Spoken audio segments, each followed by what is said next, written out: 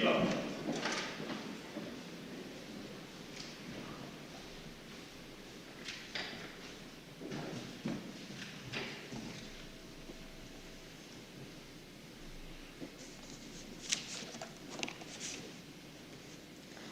Almighty God, we give thanks to you, the creator of the universe, and humbly beseech you to direct and prosper the deliberations of the members of this house here assembled for the advancement of your glory and the trust and welfare of the people of Trinidad and Tobago. Grant that peace and happiness, truth and justice may be established among us for all generations. Amen, amen, namaste.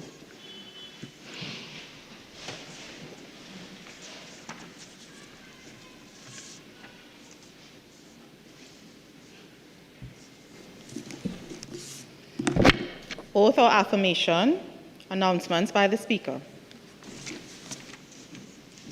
Honorable members, I have received communication from Dr. Lakram Bodo, MP, member for Faizabad, Dr. Rishad Sicharan, MP, member for Caroni East, Ms. Khadija Amin, MP, member for St. Augustine, and Mr. Ravi Ratiram, MP, member for Couva North, who have requested leave of absence from today's sitting.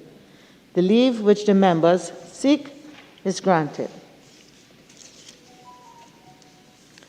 For the person with the offending device, please leave the chamber and sort it out and can return.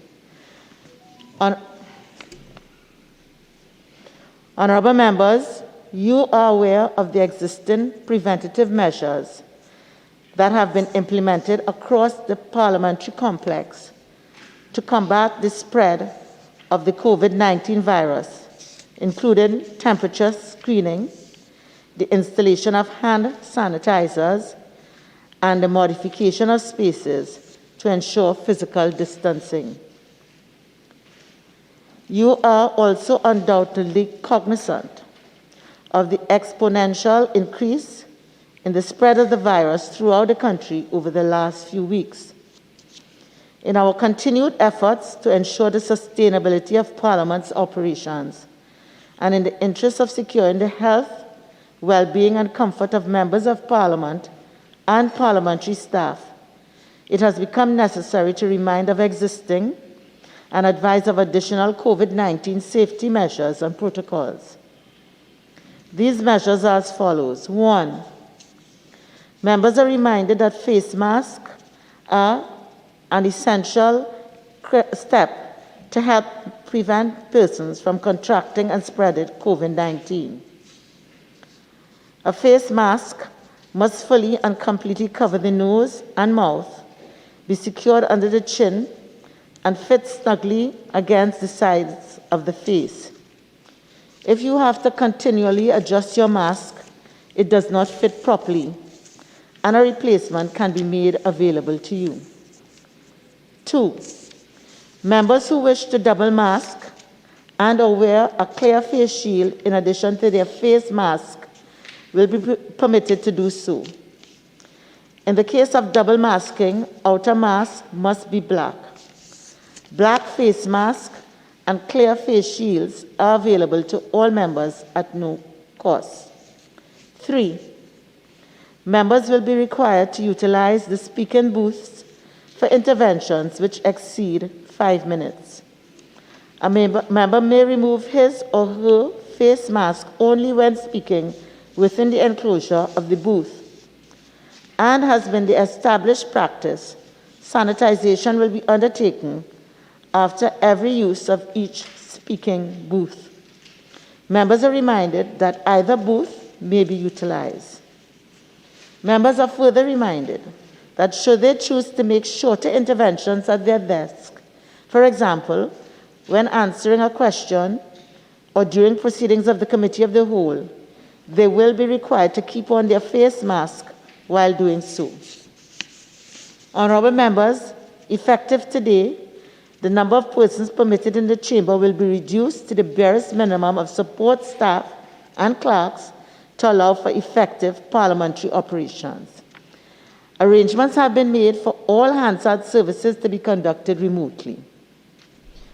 Members shall be confined to 8 government and 6 opposition members, respectively. Members are reminded that pursuant to Standing Order 10, the quorum of the House of Representatives is 12 members, excluding the Speaker. It will be the responsibility of the Leader of the House and the Whip to ensure that this quorum is maintained. 6. Additionally, a very limited number of support personnel would be available to provide support services in the parliamentary complex. As a consequence, catering and service arrangements have also been adjusted to reduce the need for interactions with the pantry staff. Members know that suitable accommodation have been provided for members throughout this parliamentary complex. However, no more than 5 members should assemble or congregate in any of these spaces at any one time. And members are also asked not to rearrange the furniture to ensure adherence to physical distancing requirements. The assigned areas include the offices assigned to certain members, the members' dining room, opposition and government caucus rooms, and the meeting rooms on level 2 of the Cabildo building. Television screens or computers have been placed in these spaces so that members can monitor the proceedings in the chamber in real time. In addition to those spaces, members may also utilize the various lounges throughout the building.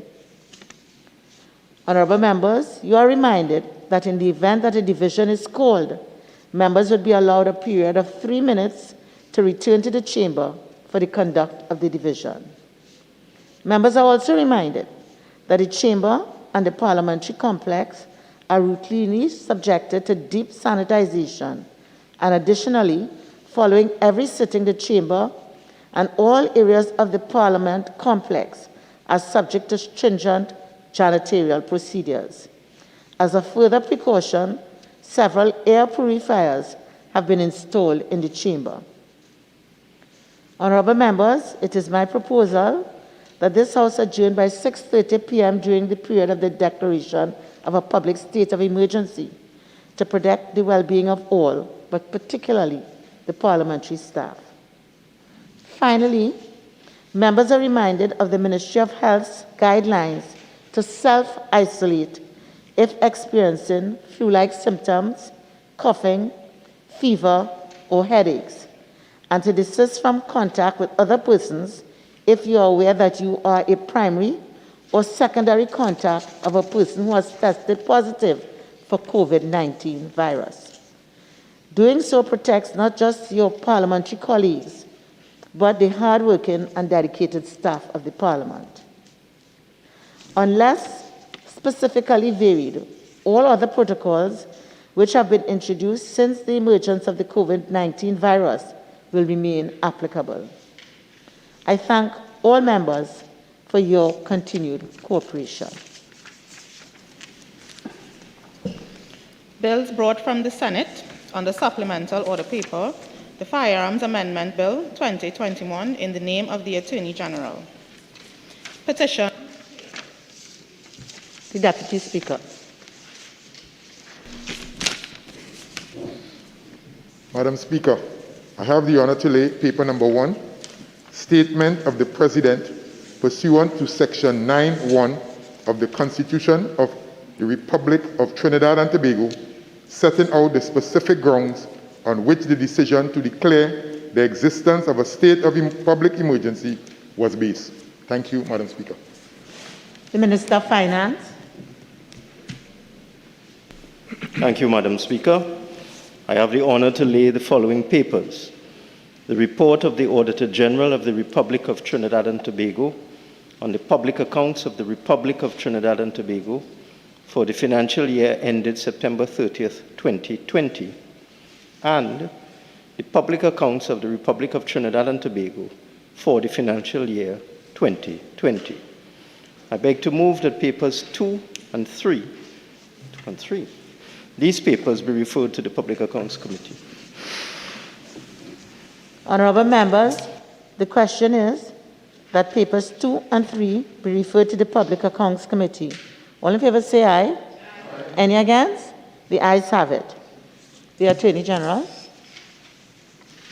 Madam Speaker, I have the honor to lay the Non-Contentious Business Amendment Rules 2021. Reports from committees, Prime Minister's questions, urgent questions.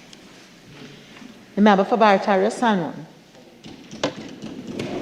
Thank you very much, Madam Speaker.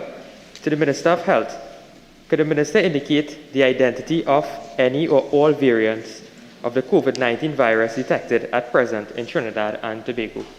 The Minister of Health. Thank you very much, Madam Speaker. Thank you for the question. Madam Speaker, genetic variants of SARS-CoV-2 are emerging all the time and circulating around the world. It's what viruses do. Variants are classified under 3 main headings: variants of interest, variants of concern, and variants of high consequence. In Trinidad and Tobago, we have identified 2 variants of concern. One, the B117 variant, and the P1 variant. Thank you very much, Madam Speaker. Member for Barataria Sanwan.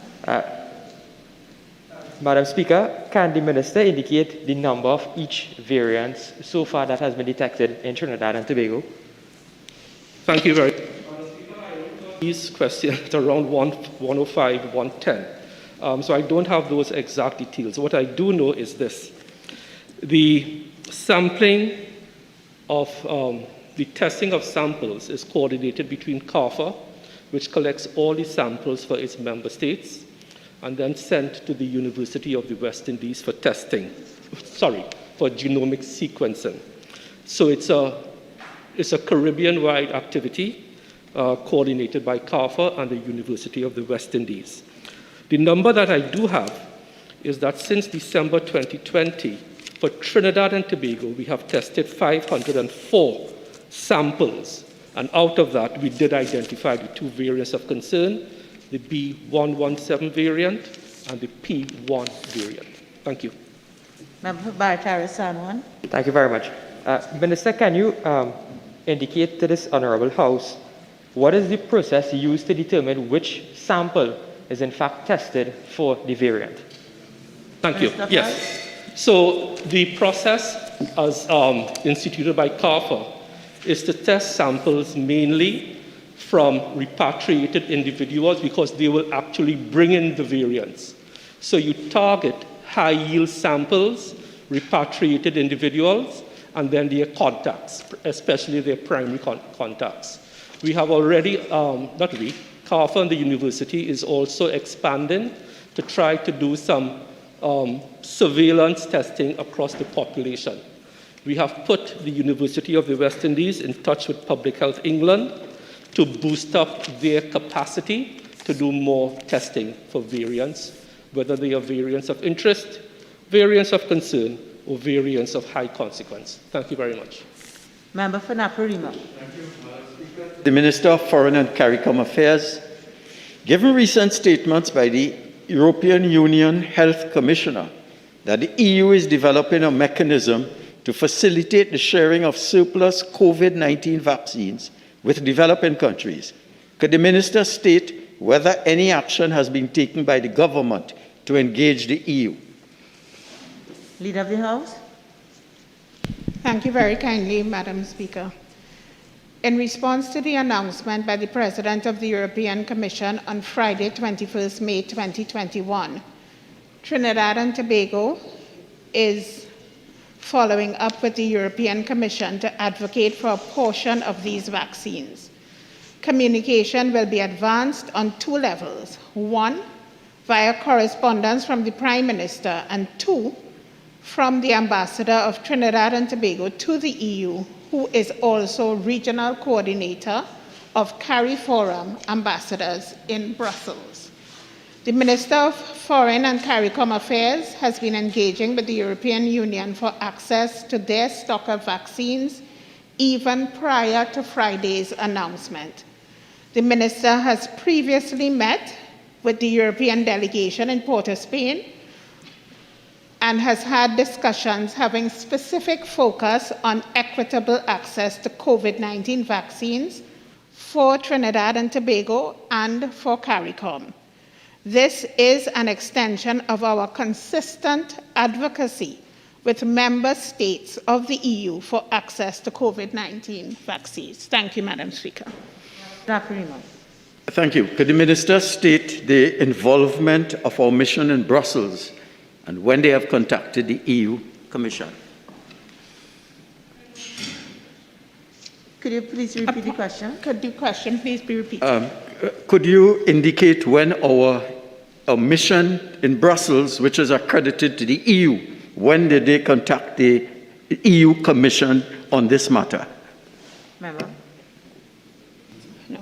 Madam Speaker, as I said, in response to the announcement by the President of the European Commission on Friday, 21st May 2021, Trinidad and Tobago is following up with the European Commission to advocate for a portion of these vaccines.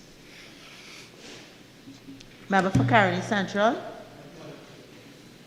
Given the government's policy decision on the importation of WHO-approved vaccine, can the Minister indicate whether this country has ordered and paid for any COVID-Shield vaccines? I would not allow that as a supplemental question under question 2, having regard to the question asked and the question and the answer. Member for Caroni Central. Thank you, Madam Speaker. To the Minister of Health. Could the Minister confirm or deny persistent reports of severe oxygen shortages at many public health locations? Minister of Health. Thank you very much, Madam Speaker. Madam Speaker, I could stand here and say categorically those reports are patently untrue. And I will give the statistics now. At the Point Fortin Hospital, we have 5 220 cubic foot cylinders that produce 220 SCF, standard cubic feet per hour. At the Urema Hospital, we have one massive 2,220 cubic foot cylinder that produces oxygen every 90 minutes. In Tobago, they are producing their own oxygen at 2 facilities, the Scarborough Hospital and also the Roxborough Hospital. For the public health system, again, Massey Gases normally supplies 3 million standard cubic feet per month.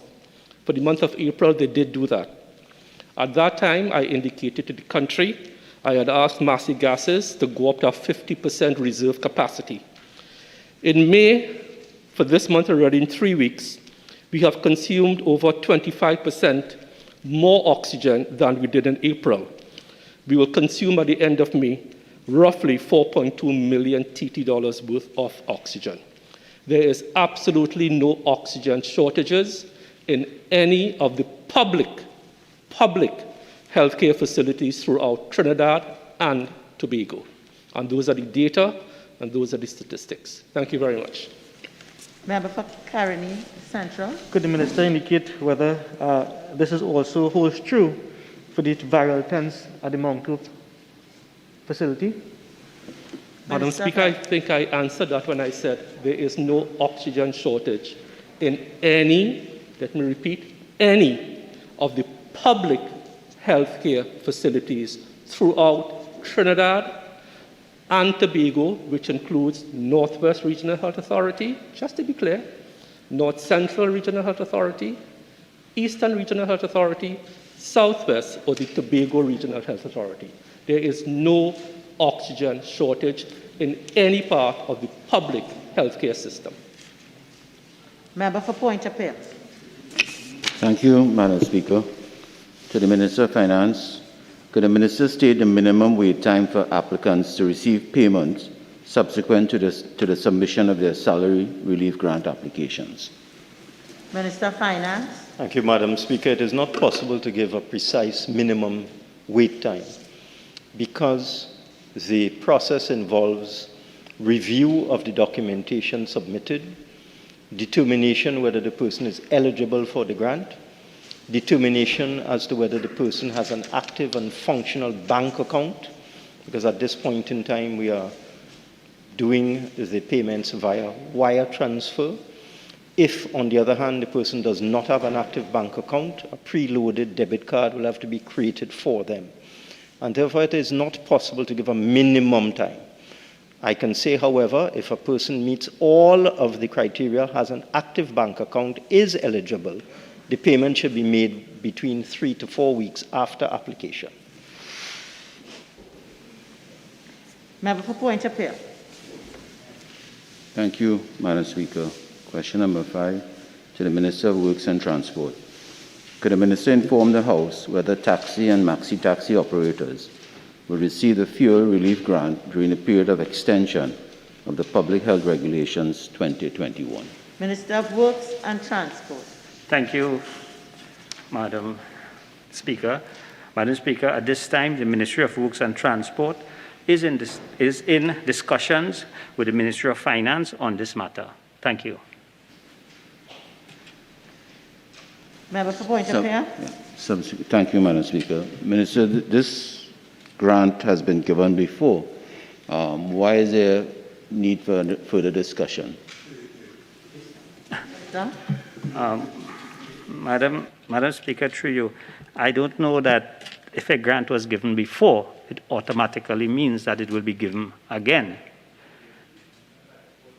So I think that's my answer to that.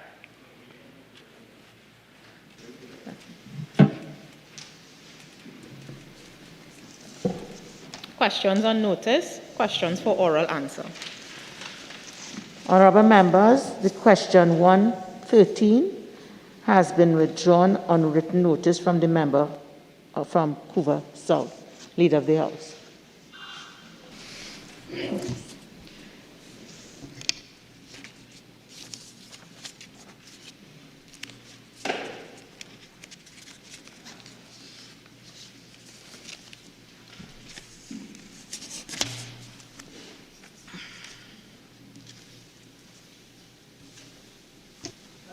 Members, I've also been advised that question 145 has also been withdrawn by the member from Point of Appeal.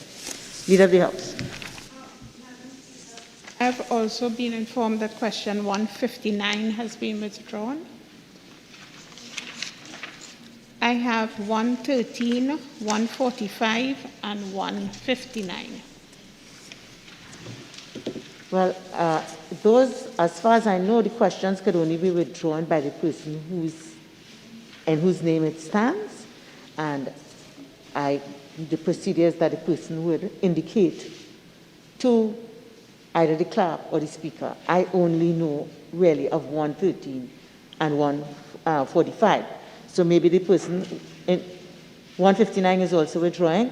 So thank you very much. All three are withdrawn.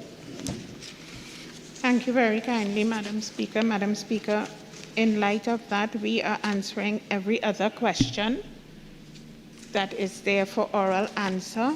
With regard to the questions that are there for written response, we will be answering all questions save and except 126 to 131. So that is 126, 127, 128, 129, 130, and 131.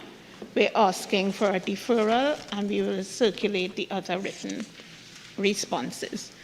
Thank you very kindly, Madam Speaker.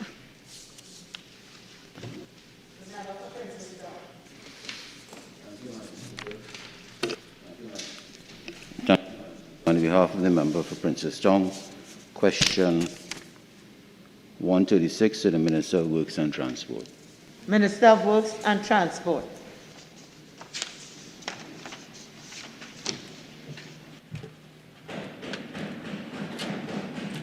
Thank you, Madam Speaker. Madam Speaker, in fiscal 2020, tenders were invited for the project for rehabilitation work on one of the critical landslips along the St. Julian Road. A contract was awarded, but the contractor failed to commence the project, despite the ministry many efforts to have him do so.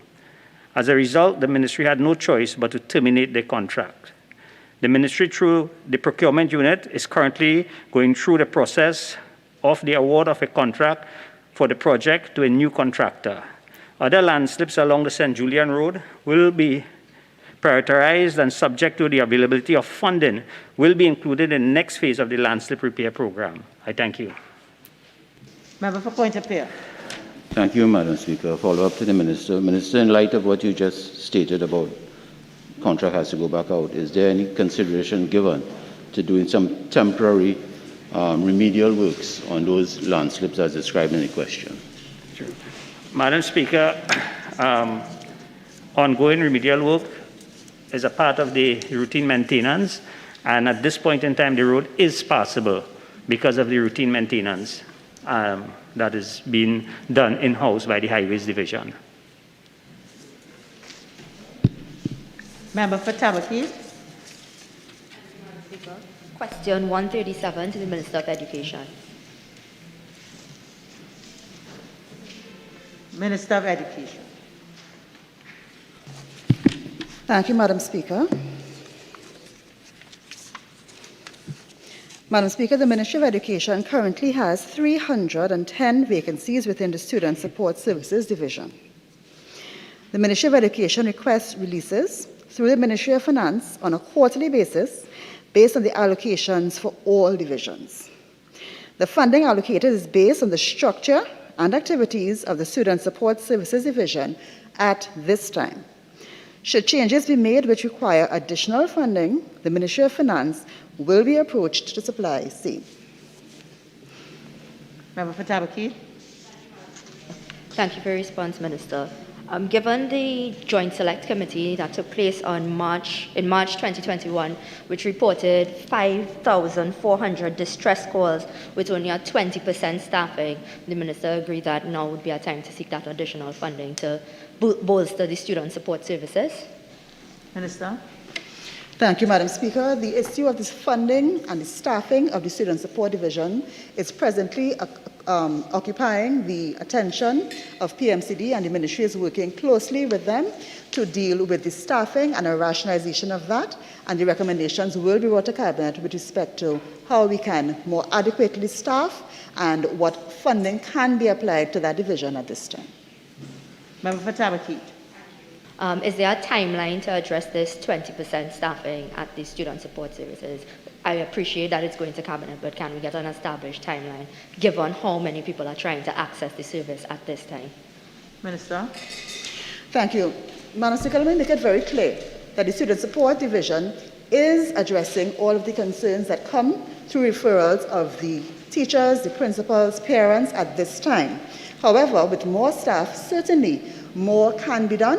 And once we receive the report from the division that is assisting with the rationalization and the assessment of the Student Support Services Division, all will be done to expeditiously bring that to the Cabinet and allow for the Cabinet to make recommendations about how further staffing and if further staffing is needed at this time. Member for Tabakis. Right, thank you, Madam Speaker. I don't believe there's a question of if there's further staffing because the PS spoke about the need to fill the vacancies. So I think it is whether or not there's a timeline to fill these vacancies given how many persons are trying to access the service at this time. But I believe that question was asked and answered. You have another question, Member for Tabakis? No, thank you. Okay. Member for St. Augustine. Thank you, Madam Speaker. On behalf of the member of St. Augustine, question number 139 to the Minister of Local Government and Rural Development. Minister of Local Government and Rural Development. Thank you very much, Madam Speaker. On behalf of the Minister of Rural Development and Local Government, the Tunapuna-Piarco Regional Corporation works collaboratively with the Ministry of Works and Transport toward flood mitigation. The region is mapped and programmed on an ongoing 3 to 4 month maintenance schedule to ensure all drains and watercourses in the district are cleaned throughout the year.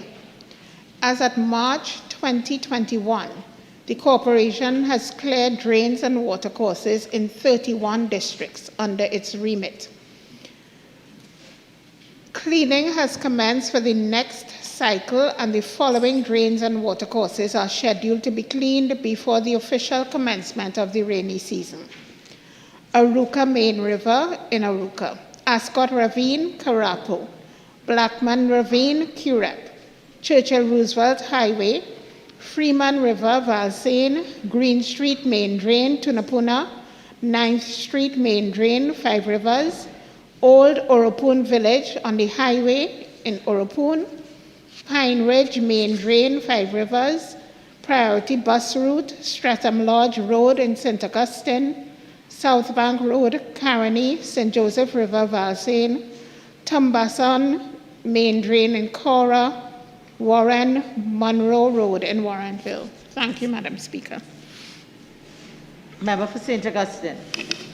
Thank you, Madam Speaker. Again, on behalf of the member for St. Augustine, question 140 to the Minister of Works and Transport. Minister of Works and Transport.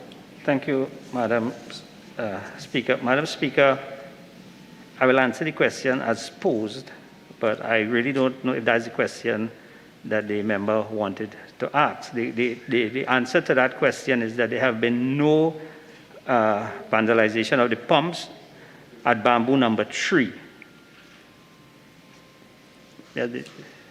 However, the vandalization took place at bamboo number 1, which falls in the St. Joseph constituency, and the member for St. Joseph has already gotten the update on those pumps. Thank you. Member for St. Augustine.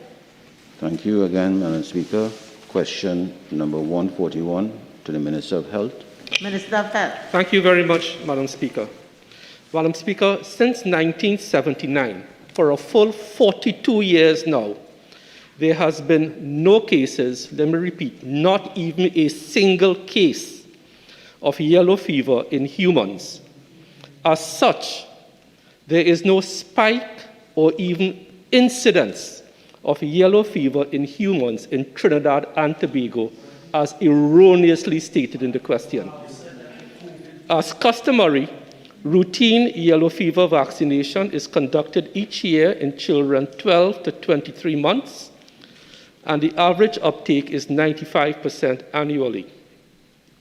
For the first quarter of 2021, 3,543 yellow fever vaccines have been administered for a quarterly target population of 3,711, or 95%. During the month of February 2021, there were isolated cases of yellow fever being reported in the counties of St. Andrew, St. David, and Nariva Mayaro in the local monkey population, and not in the human population. As a result, the Insect Vector Control Division of the Ministry of Health immediately implemented several preventative and precautionary public health measures to mitigate the risk, protect the lives of animals, and conduct surveillance to effectively reduce transmission by using ultra-low volume spraying and thermal fogging. Notably, while the high-risk activity is in the rural areas, there is no evidence of transmission to the urban areas. During the period January to April 2021, residual spraying and perifocal work were in fact conducted in the constituency of St. Augustine, with 45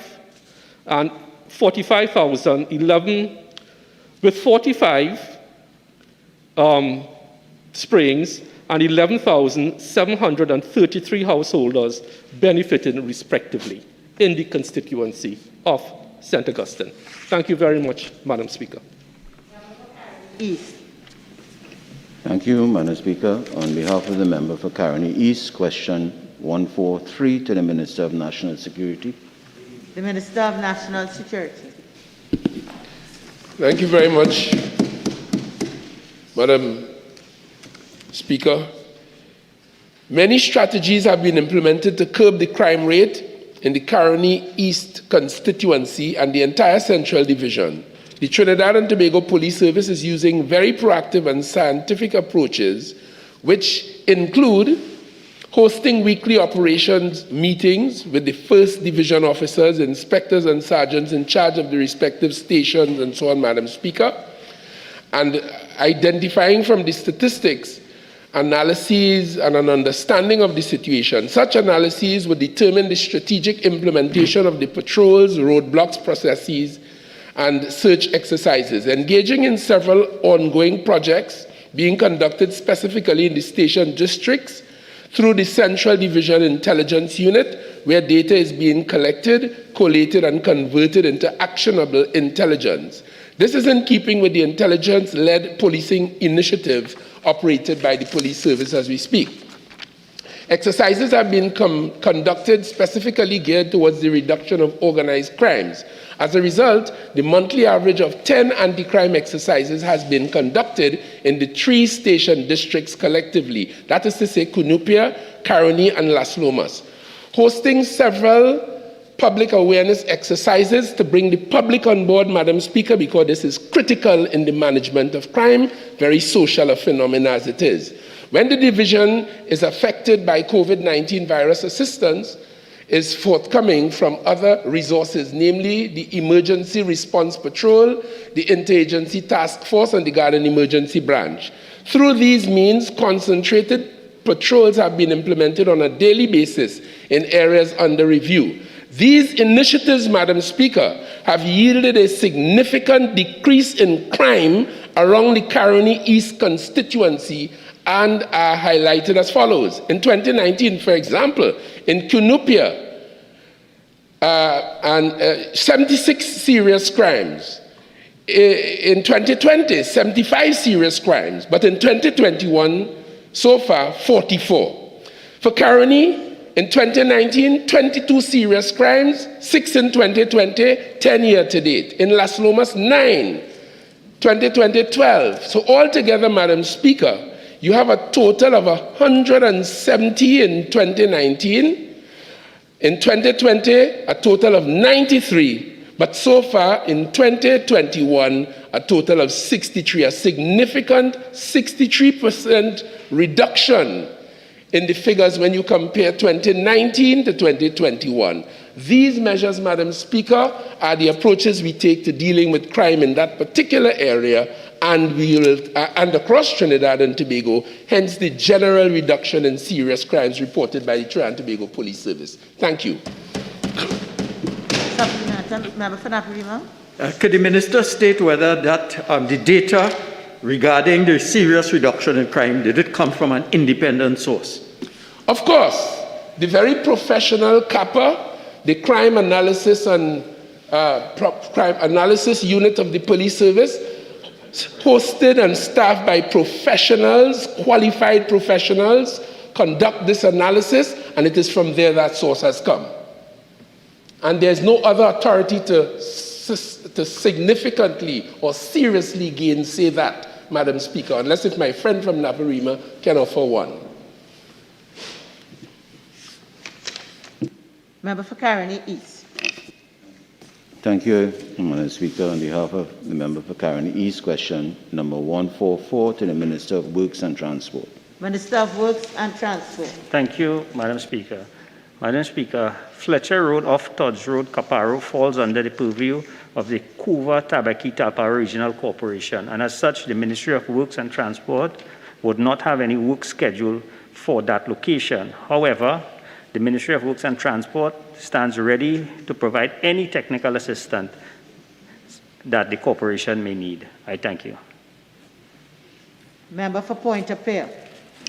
Thank you, Madam Speaker. Question number 146 to the Minister of Energy and Energy Industries.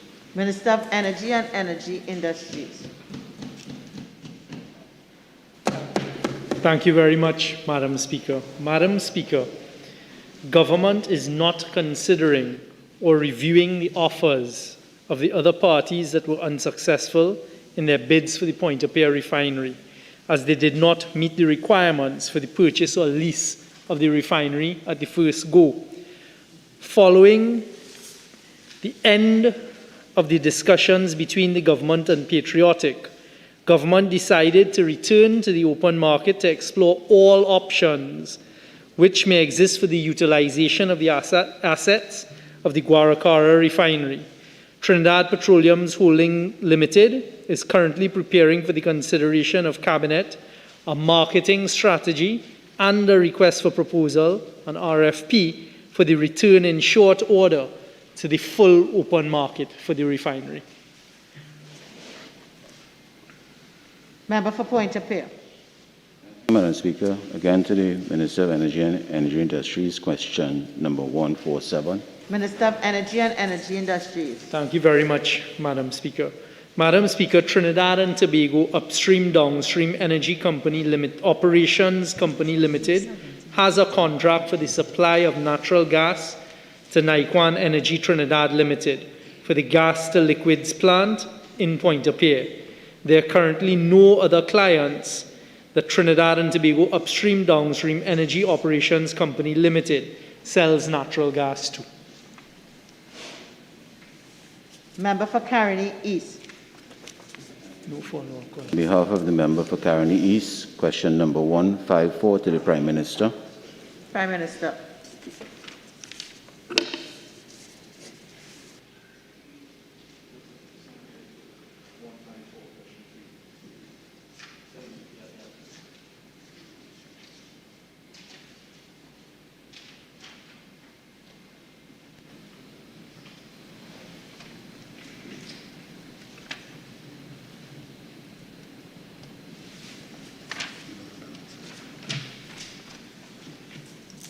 Madam Speaker, on behalf of the Prime Minister, the Red House Restoration Project was conducted utilizing a team of consultants and contractors, inclusive of CEP Limited, which undertook the civil and structural design.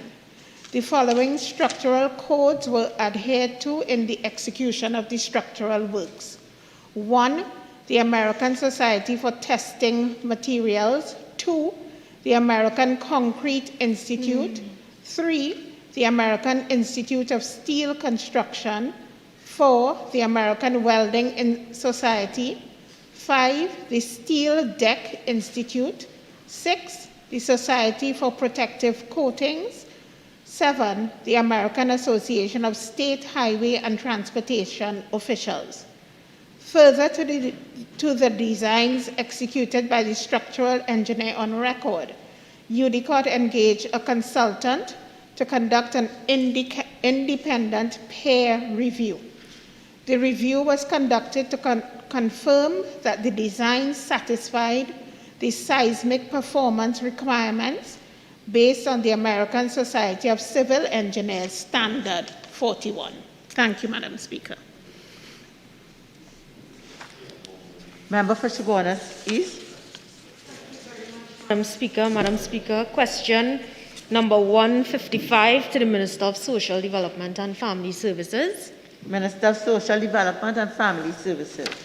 Madam Speaker, on behalf of the Minister of Social Development and Family Services, the Ministry is in the practice of expediting payments related to funeral grant applications when such applications are received.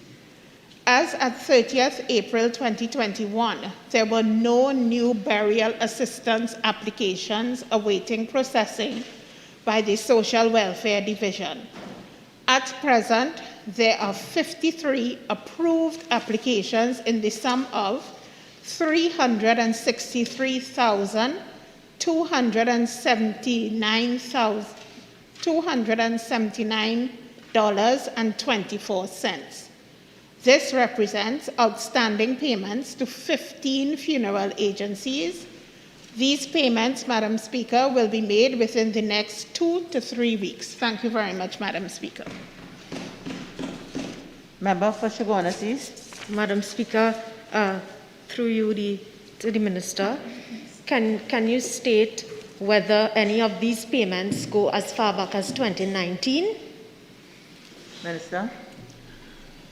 Madam Speaker, I do not have that information. Member for Chaguanas East. Madam Speaker. Madam Speaker, question number 156 to the Attorney General. Attorney General. Madam Speaker, I am pleased to inform that NALIS and the Accessible Book Consortium have, in fact, arrived at a draft document, which is being considered by the Solicitor General's Department right now. This, of course, comes as a consequence of last year having passed the law, this government having passed the law to adopt the Marrakesh Treaty to improve the situation and circumstance of our visually impaired population. We are pleased as a government, therefore, to continue to serve this very needy and important cause so that we can bring relief to all concerned. Thank you. Member for Moruga Tableland. Thank you. Question 157 to the Minister of Public Utilities. Minister of Public Utilities. Thank you very much, Madam Speaker. Madam Speaker, the Minister of Public Utilities is being asked to provide information on the number of households that do not have pipe-borne water in the constituency of Moruga Tableland. Madam Speaker, the information requested is not available. In this regard, it is to be noted, Madam Speaker, that the report of the Cabinet Subcommittee appointed to review the operations of WASA and to determine the strategy for enabling the authority to deliver on its mandate was tabled in this chamber on Friday, March 5th, 2021, and it noted inter alia, and I quote, "The authority is operating blindly. There is an absence of credible information in key areas relating to the authority's operations, example, customer database, liabilities, staffing levels, payables, location of transmission and distribution mains, and extent of the non-revenue water." It is against this backdrop, Madam Speaker, and mindful of the need for up-to-date, reliable, and accurate information to facilitate better informed project planning, optimizing the use of scarce financial resources, and the development of targeted projects for expanding the water supply system infrastructure to vulnerable communities, that I sought the assistance of all members of Parliament on both sides of this House by a letter dated March 12, 2021, to identify communities in their respective constituencies which are not provided with a supply of pipe-borne water not on the grid or receive a scheduled supply 24 hours a day less or 3 days a week. Madam Speaker, I therefore find it quite ironical, and I am bemused that the member for Moruga Tableland should pose this question to me in Parliament, given her non-response to my letter for assistance in obtaining information which is critical in developing such a database. I wish to take this opportunity to thank those MPs who responded positively to my request. And I respectfully encourage the honourable member to provide the information in response to my letter of March 12, 2021. Honourable members, question time is now spent.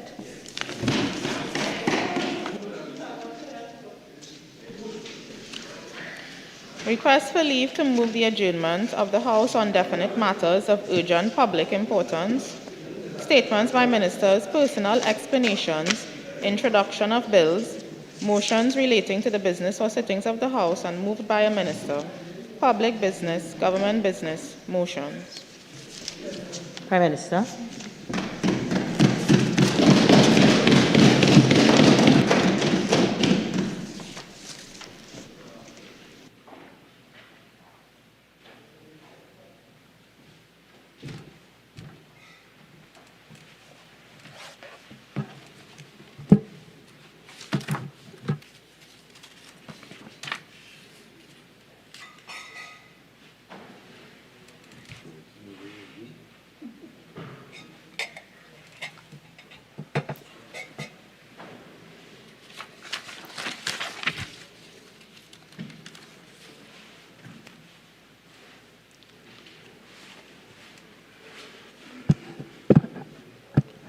Thank you very much, Madam Speaker.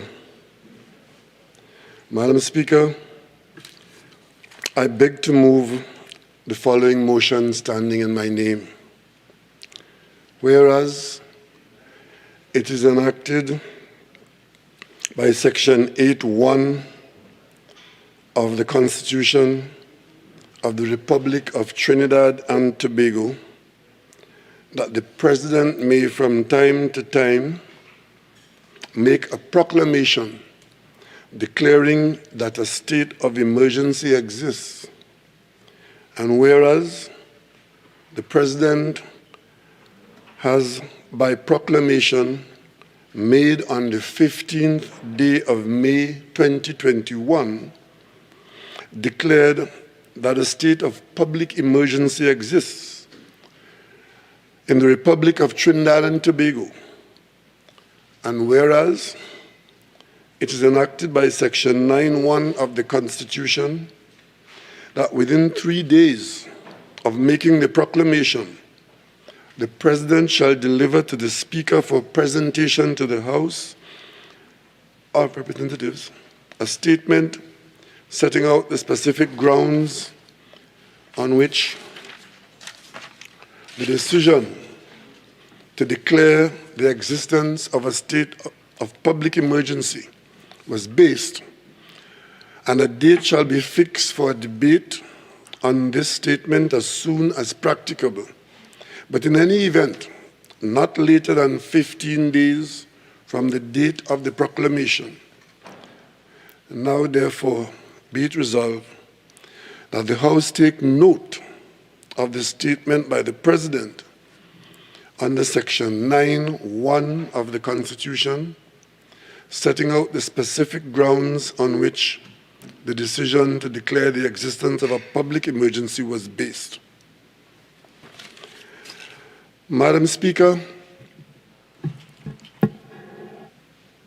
I do not know if there's any person in Trinidad and Tobago today who does not know that there is a matter of national interest with respect to a virus which is threatening human beings here in Trinidad and Tobago, and the threat being one that could make persons very sick or bring about their demise through death.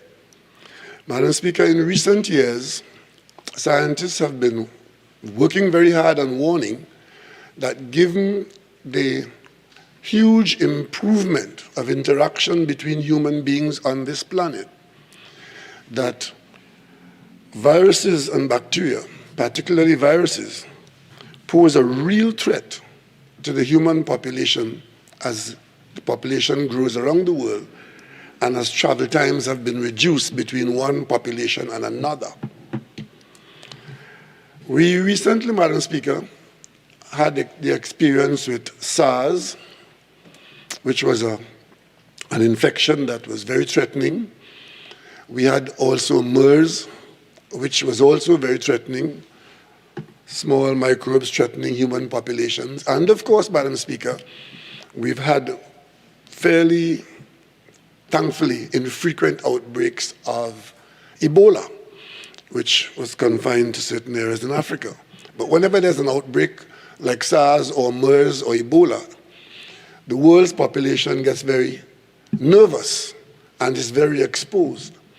So when we were informed towards the end of 2019 that there was an outbreak of a virus in China, and that outbreak was deemed to be an epidemic in one part of China, the world did take notice. But what was interesting, Madam Speaker, was that the virus which caused this outbreak in late 2019 was a new virus, meaning that it was a virus that had never been known or seen to exist in the human population anywhere in the world. And therefore, it was particularly threatening because it being new, the human population did not have inbuilt mechanisms to firstly recognize it and to react to it in a defensive way. That sort of thing, Madam Speaker, biologically around in animals and humans, usually require some time for the life forms to recognize the threat and to respond. I would not, Madam Speaker, pretend to be an expert in human biology or in medicine, but this has been described so frequently in the last year that I'm sure, Madam Speaker, that many people, or most people, have an idea of what is involved, that the virus gets into your body and your body responds to it, and if you don't respond, it could have the effect of damaging your organs, and once your organs fail, it could result in death. And sometimes, Madam Speaker, this could take place in a very short period of time. So here we were, approaching 2020, and by January 30th, 2020, the WHO declared this outbreak of the coronavirus as a public health emergency of international concern. And Madam Speaker, because we were paying attention to it here in Trinidad and Tobago, the following day, a proclamation declaring the novel coronavirus 2019 NCOV as a dangerous infectious disease. That was done, Madam Speaker, on the 31st of January. And, Madam Speaker, the rest of the world, particularly those of us who are responsible for our local populations, were paying attention to what the WHO was doing and was saying, and hoping that it remained in that part of the world. But we were quickly abused, Madam Speaker, of any expectation that it would remain in Asia, because very quickly it was picked up in Europe, and we were almost certain to be exposed to it because of our connection to Europe by way of international, particularly airline travel. On February 11th, Madam Speaker, in 2020, the virus was given a specific name, COVID-19. And 1 month later, the virus was then known to be threatening every country in the world and was therefore declared a pandemic. Madam Speaker, since then, all our lives have changed. Because, Madam Speaker, it was not something that we knew enough about. We were required to be responding to it while learning about it and while experiencing its dreadful outcome.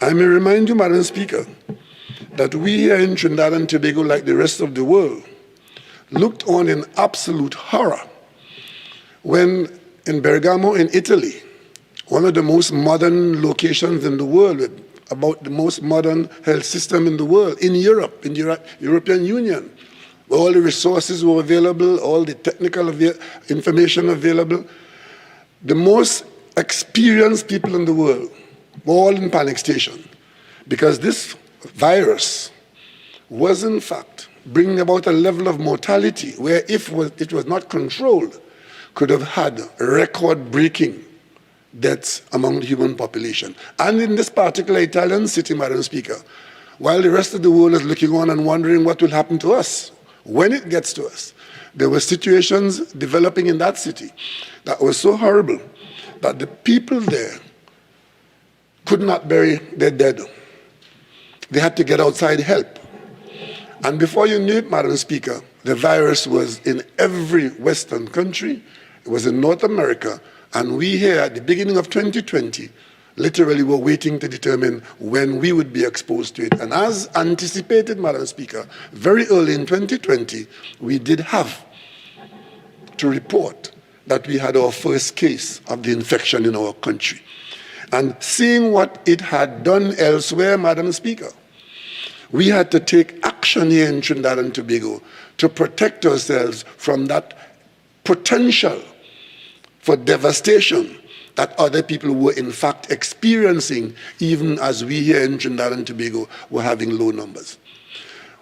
In a very short space of time, Madam Speaker, by March, we were in a situation to have to close our border, because knowing that the virus was going to come into our population from somewhere and that we could not protect ourselves in any physical way, by putting up barriers and screens and whatever, or telling people not to come and so on. What we had to do, Madam Speaker, was to close our border so as to reduce, if not eliminate, but reduce the rate at which, or the incidence at which, the virus will enter our population if international traffic was not curbed and managed. And that is what, Madam Speaker, brought about the border closure, where we were managing the entry into our population of persons who were on the outside at the time when we took that decision. Madam Speaker, I want to remind this country that our census would have shown to us at some time that we have approximately 1.3 million people inside Trinidad and Tobago. But outside, we have approximately 330,000 people, all of whom can claim access to Trinidad and Tobago by law, as citizens or residents. And of course, Madam Speaker, many of them come to us on a regular basis, especially at times like Christmas and Carnival or for family events and so on. So we do know that.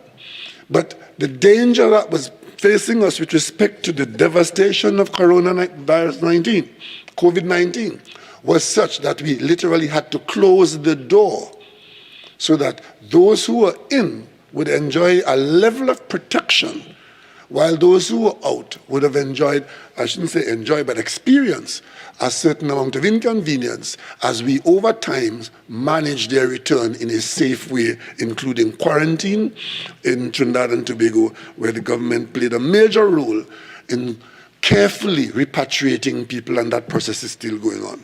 Madam Speaker, in a jiffy, we too were reporting fairly rapid numbers growing among the population, because up to then, Madam Speaker, the experts were not sure how this virus was being spread.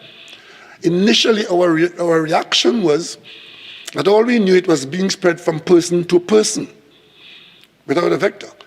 And of course, soon after, we discovered that it could be spread by individuals infecting themselves by coming into contact with the virus, which may be on surfaces.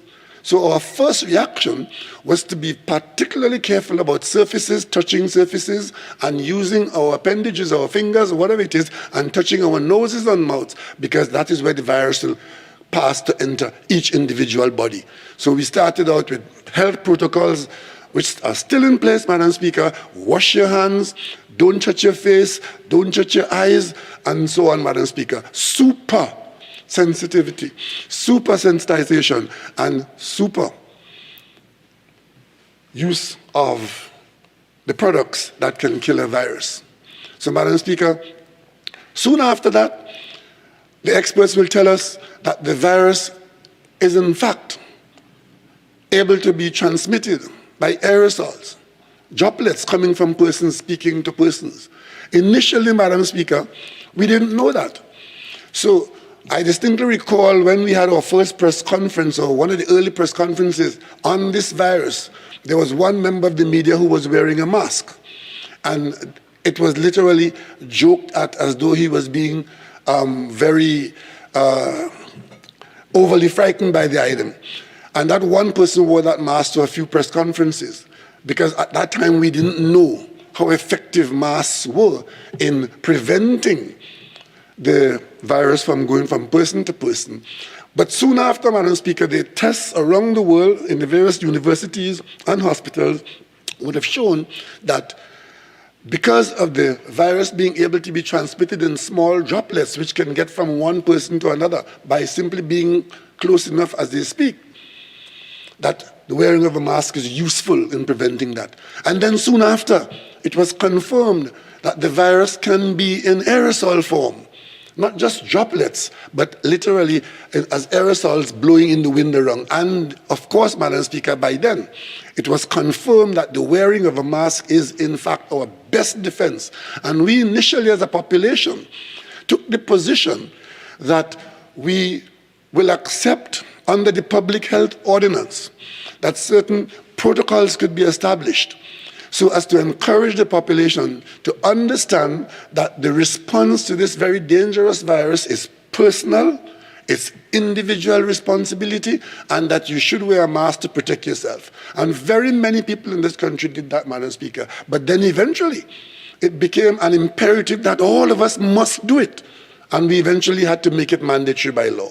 So as you see, Madam Speaker, we were learning about this threat along the way. And of course, in the meantime, Madam Speaker, we had the unpleasant announcement to be made that we had our first death. National population had to join the rest of the world, where one person had died in Trinidad and Tobago from COVID-19. And we knew then that we were, in fact, on record as being a country that was infected by COVID-19. But the government had taken a number of steps, not hesitating to take those steps to reduce the rate at which the population was infected, and also to deny the virus a free run in the population. How long that would have been, Madam Speaker, nobody knew. But what we did know in the scientific community was that if the population was vaccinated, where vaccines are items of microbial nature, very small, introduced into the body, having the same kind of gene structure as the virus, or in some instances, the inert virus introduced into the body deliberately to cause the body to respond by developing antibodies so that in the event that you get infected, you are in a better position than we were in January in the whole world, where it was the novel coronavirus affecting a human population to which the virus was completely unknown and for which the body was defenseless. So, Madam Speaker, the international scientific community started to produce or to determine what had to be produced by experiments and by tests and so. And later in 2020, we were getting the news from the particular locations that that vaccines were possible to be had, and eventually coming out of the UK from Oxford, the first vaccine was confirmed and approved. And today, Madam Speaker, there are about four or five vaccines that are approved and are in widespread use around the world. But the bottom line, Madam Speaker, is that during that period of 2020, all over the world, I cannot think of a single country which has reported confidently or at all that we are without or have not been touched by coronavirus. It had, in fact, been a true pandemic in our time. In our time, Madam Speaker. And for many of us, it is the first time that we have had to deal or to be exposed in this way. Madam Speaker,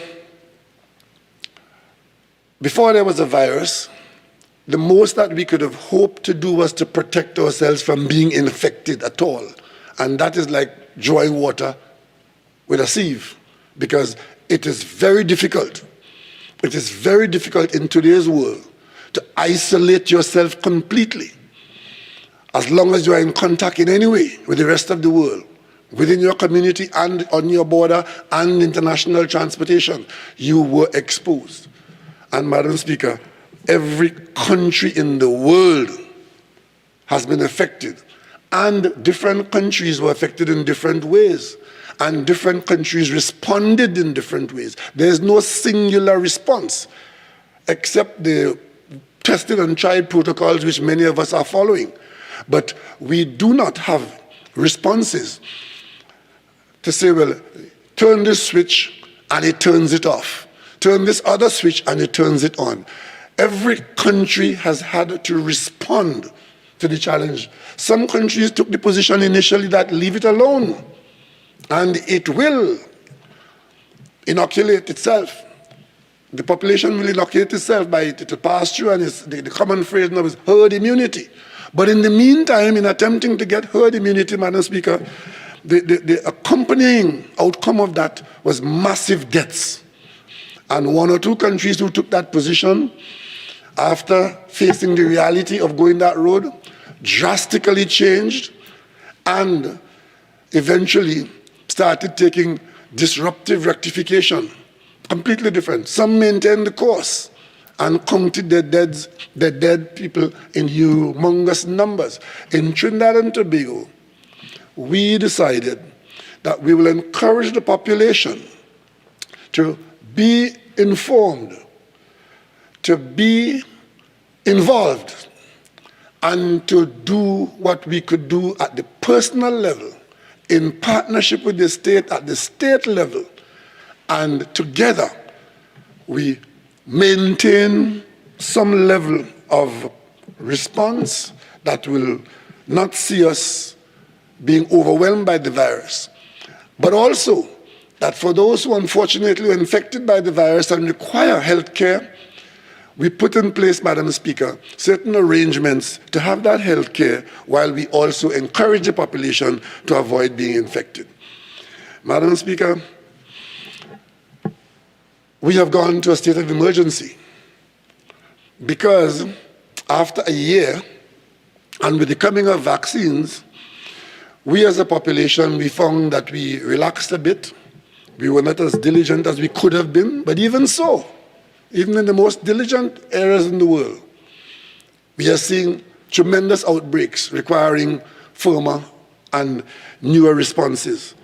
But it came to pass, Madam Speaker, that after a year of relatively low numbers of infection and low numbers of deaths, where each one was mourned and concerned about, but we did have, for example, by the time we got to February of 2021, Madam Speaker, having had a spike during August of last year, August into September, where we had the general election, and there was a bit more mixing than we could have done without. We did have a spike there, but we very quickly suppressed that, and by September into October, that was down to relatively low numbers, and we canceled Carnival because all of these, and we understood that the danger we were facing is a mixing of the population and movement of people around in a population where the virus existed. If we did have that kind of thing going on, you would have greater numbers of people infected and by extension, greater number of deaths. So we canceled Carnival, and interestingly enough, February, we had the lowest levels of infection and we had the best compliance. I think it probably must have been the missing of Carnival, or people trying deliberately to cooperate with the no Carnival, saw us in February having the best response to the virus. And soon after that, Madam Speaker, it plateaued into March, and there were activities around March. And the next thing we saw, Madam Speaker, we had to respond while we were alert to a slow rise on the curve. By the time we got, Madam Speaker, to the requirements for a state of emergency, our curves and our projections were such that had we not intervened, or if we don't intervene, we would certainly have the kinds of traumatic results of large numbers of dead people, larger numbers of sick people, and none of which would be to the benefit of Trinidad and Tobago. Yes, Madam Speaker, the responses to this virus have been very disruptive to our social life, to our economic life, but what we have been doing, Madam Speaker, is encouraging defense to a virus. We are now, with the rest of the world, participating in the vaccination program. Unfortunately, we are not the kinds of economy or scientific communities that have developed a virus and can make it here in Trinidad and Tobago. We have no such experience. We have no such equipment, and very few scientists working on that. And the end result is, Madam Speaker, we have to rely on the supply of vaccines in the national community. And in the meantime, Madam Speaker, we are required, as we seek to vaccinate our population to a level where the virus becomes something that can be managed, given the level of inoculation that would have taken place. The experts tell us 65 to 70% of the population being inoculated would result in movement of the virus that would be not sufficiently concerning, because at that level, it would be difficult for the virus to spread with any amount of, I think, vigor. But we are not there yet. And currently, Madam Speaker, we are holding the line on infection while we also work towards a higher level of vaccination. Unfortunately, vaccines are not as easily available as we would have liked, because the discovery and approval of a vaccine meant that all of us in the world were starting from zero, because once it is approved, then it starts to be produced, because nobody was going to go and produce a warehouse full of vaccines before it was approved to be used. The production came after the approval. And as soon as the approval was had, well, of course, Madam Speaker, those who had more authority, those who are richer, those who had control over the production systems, actually took control of the outputs of the factories. And it was horrible to observe, Madam Speaker, where the vast majority of people in the world who live in lower income or poorer countries, as I speak to you now, Madam Speaker, they have had access either largely by small purchases or by gifts to less than 1% of the vaccines that have been made available.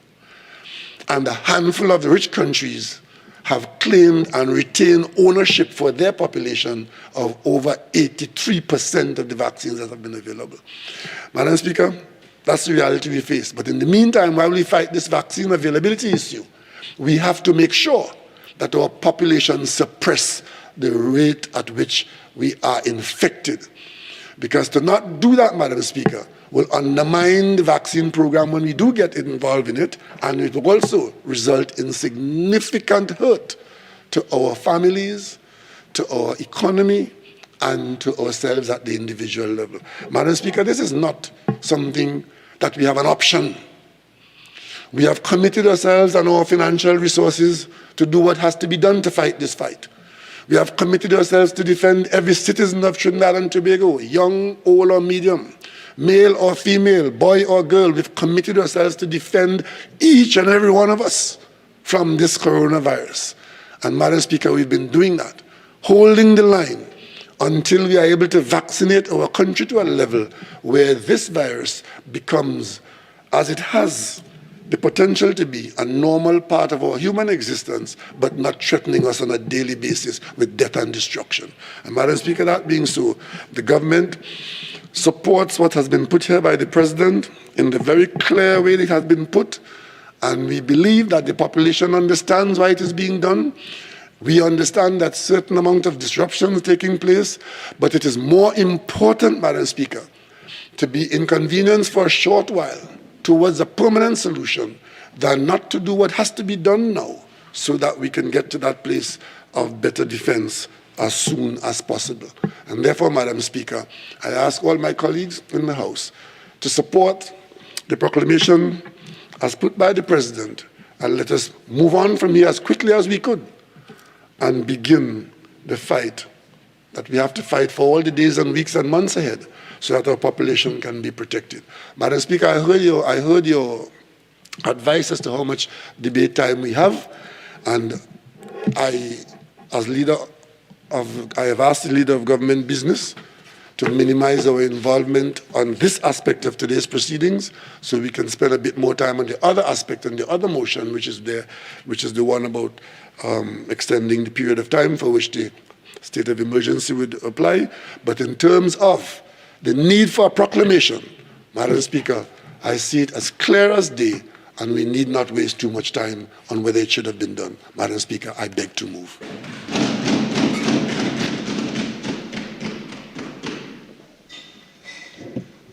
Honourable members, I will now propose the question for debate. Be it resolved that the House take note of the statement by the President under Section 9(1) of the Constitution, setting out the specific grounds on which the decision to declare the existence of a state of public emergency was based. Member for Superior.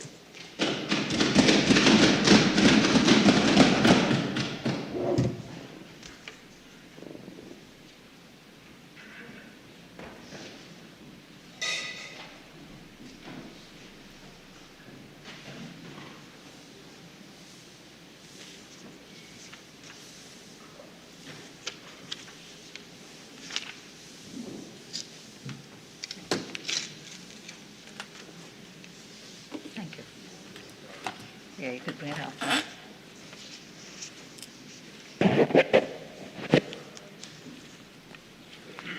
Thank you very much, Madam Speaker, for allowing me to join the debate today. And after I listened to the Honourable Prime Minister, I've heard nothing new, nothing different, no plans to go forward.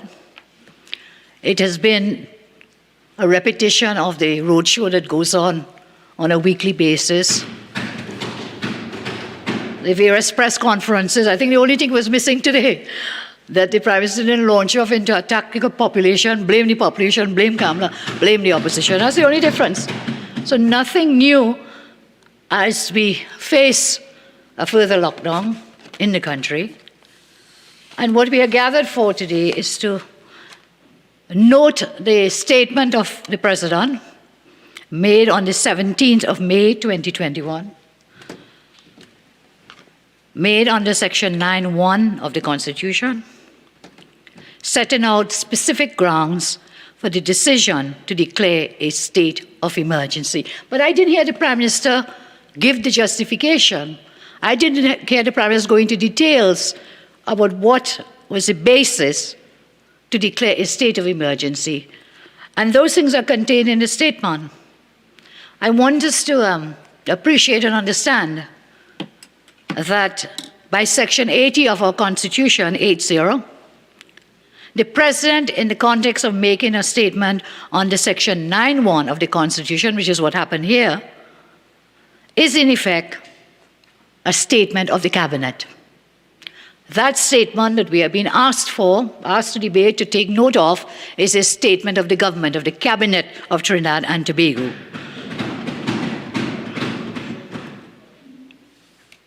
Now, this SOE is novel in itself, Madam, just as the novel coronavirus, because it seeks to address, for the first time in our country, I think we had about 5 other states of emergency, this is the first one that deals with a health crisis, and therefore it would differ from others that have gone before.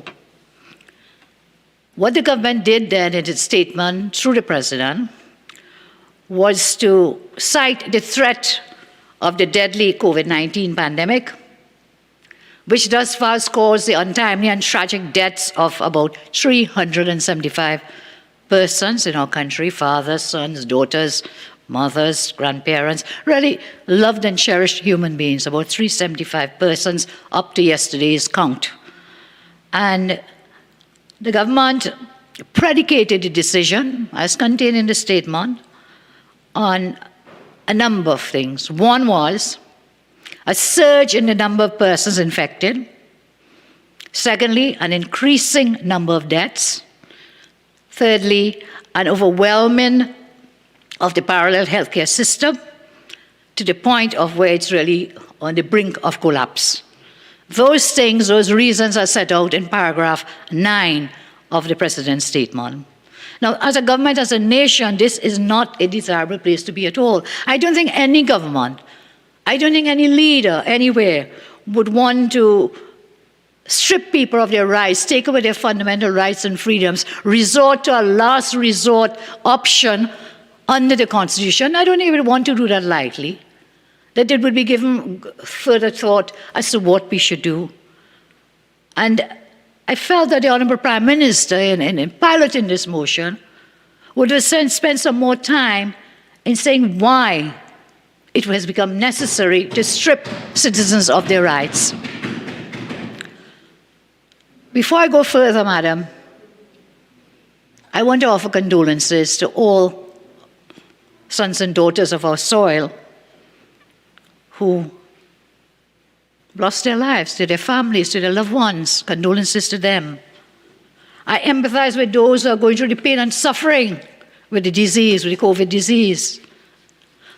And there are those others who we have to empathize with who don't have the money to provide for their families because they've lost their jobs in this lockdown. But at the same time, we have so much to be grateful for and to give thanks for. The frontline medical workers, the frontline members of the TTPS, the TTDF, prison, and other essential workers. To all other workers, Good Samaritans, all these persons out there, their daily efforts are invaluable to the well-being and survival of our country. We say thank you to them. And let me state at the outset, so there is no misunderstanding, the opposition has no objection to the state of emergency. Given the grim and dire circumstances that the government has placed the country in, this is where we are now because of the mismanagement and incompetence of the government.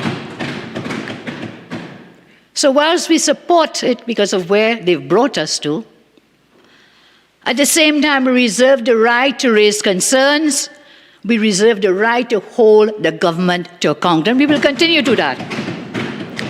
In fact, from the very outset of the pandemic, since January 2020, when we alerted others, government and the population through various channels about the impending danger of the pandemic, we made it very clear that we were willing to meet and adopt a bipartisan approach to battle the pandemic's worst effects. But what happened?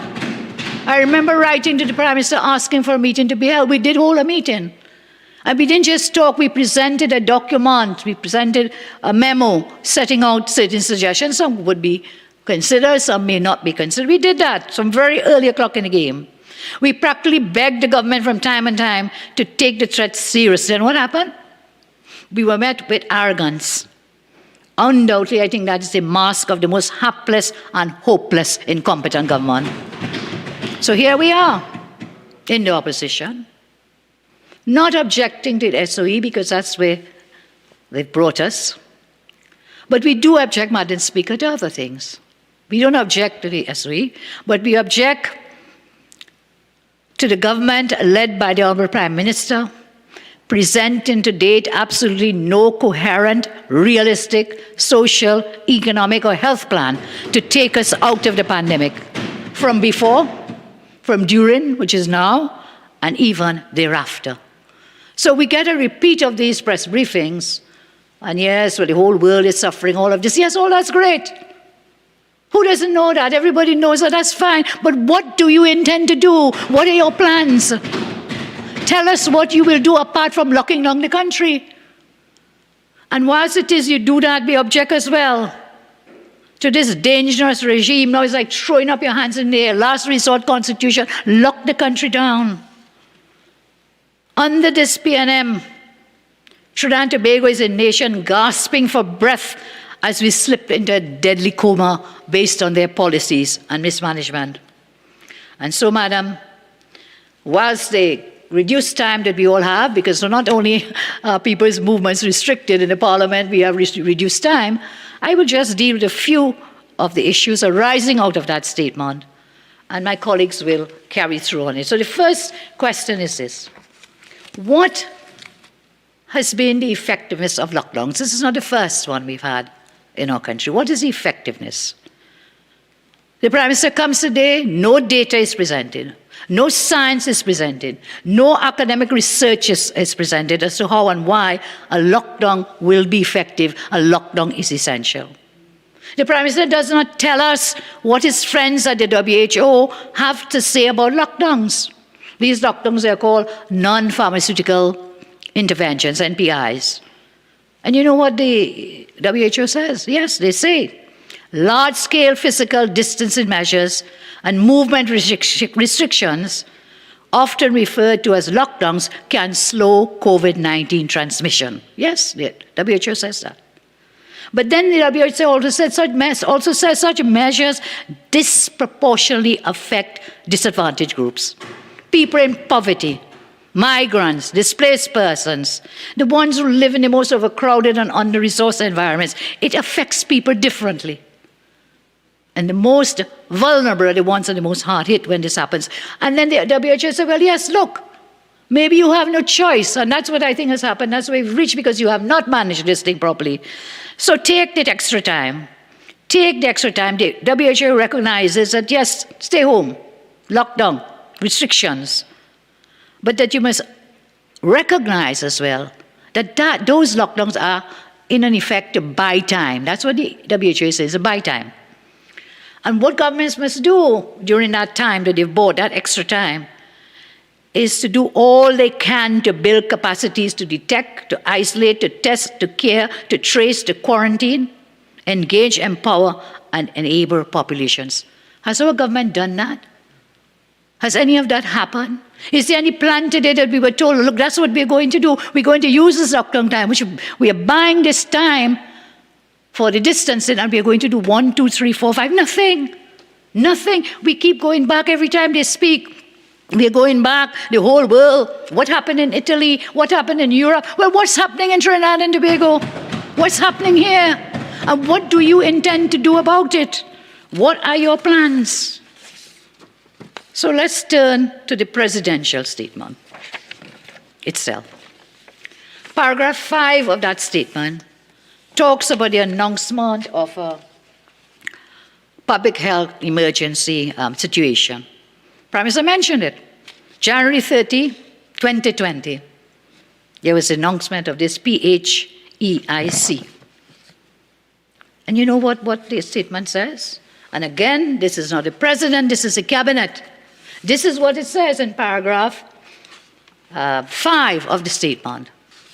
From the announcement of the PHEIC, the nation's public health machinery has been in overdrive, led by the Minister of Health, doctors, healthcare workers. Madam, that is totally untrue. Because the date of the announcement of the PHEIC was January 30, 2020. That's when they were in this parliament denying us the right to debate the matters urgent. That's when the Minister of Health told this parliament, look, that thing not going to explode in Trinidad. That's when the CMOH, in answer to Dr. Bowden at JSC, said, no, that's not coming here. So at January 30, when we were raising this matter, to the government it was not important. To the parliament here it was not important. So to say that from the announcement of this, Speaker, which was 30 January 2020. Madam Speaker,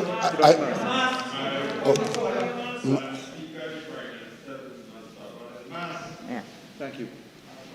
You finished? Yeah. Madam Speaker, Yes, I rise on 48.1.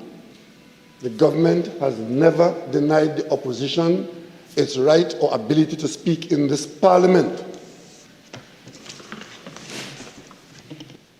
Please continue. Thank you, Madam Speaker. The motion did not qualify under the then standing orders. In this parliament here, in this House, in the Senate likewise, was held that it did not qualify. So it was never debated. To say that on the 30th of January, wow, government was busy, they were in overdrive, is furthest from the truth, Madam Speaker. We continue. The presidential statement, paragraphs 6 and 10, speaks about a public information program. The president's statement talked about a public information program was instituted, particularly by means of regular media briefings, paragraph 6. And then paragraph 10 talks about, while some have followed the urgings of the guidelines and protocols, about the spread of the virus, this is what the President's statement says. It is either they have not received the messaging or are unable or unwilling to abide by it. So here it is a statement from the government that's telling us, hey, we had a great public education program. And here's it always telling us, like, people didn't want to hear it, boy. They didn't listen. They're not following it. But then you see you can't carry out a public information program by buffing people. It doesn't work. You can't do that. Your track record, the public doesn't trust anything you say. From the start, you gave mixed messages about the seriousness of this virus. From the very start, government downplayed the threat of the virus. Yes, they did have daily briefings at first. Now I think it's like 3 times per week. But this has evolved into a kind of political platform where officials resort to blaming everybody and everything except themselves. We saw that up to Saturday. We saw that. So in a public education program, the PAHO, Pan American World Organization, guidelines for communicating about the virus talks about the importance of trust is stressed. Trust is stressed. PAHO notes that to maintain stress, to have to maintain trust, you must do certain things. One international crisis communication specialist, Dr. Rebecca Rice, has said in an interview with Guardian Media recently, respect is an important aspect of crisis communication. One thing I would say about asking public to take action through a crisis situation is to show empathy. Show empathy. Don't shame public into obeying COVID protocols. Article in the Trinidad Guardian of Wednesday, May 19th. In an editorial published May 16, 2021, about the SOE curfew misstep, the Express says one constant in government's management of the COVID-19 pandemic has been the utter lack of communication in a crisis.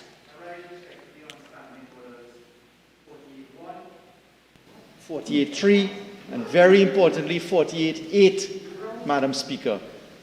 If you wish me to elucidate, I'd be very happy to.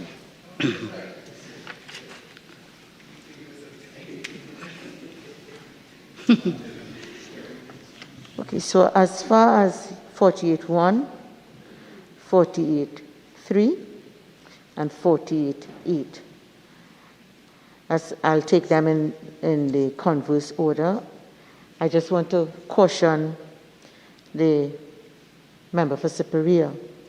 While I've heard what you initially said with respect to what President means, we have to be guided by Standing Order 48.8. This is still an instrument under the hand of Her Excellency, and therefore we are guided by that, and whose conduct we can't question. As far as Standing Order 48.1, I overrule the Attorney General, and as far as 48.1, 48.3, I also overrule the Attorney General. So I uphold 48.8. I am guided, Madam, and maybe the AG has not read the statement of the President, but these matters is clearly with paragraphs 6 and 10 of it. I'm guided by your ruling, Madam, and perhaps next time the Honourable Attorney General might pick up the whole Standing Order book and belt it at us. But we will not stop speaking, you know. And I'll take the ruling from the Speaker. We will not stop speaking. So your public information exercise, again, has been one that is not to engender trust, one that people are not receiving, they're not taking the message. This was said in the statement itself. People are not receiving the message, and...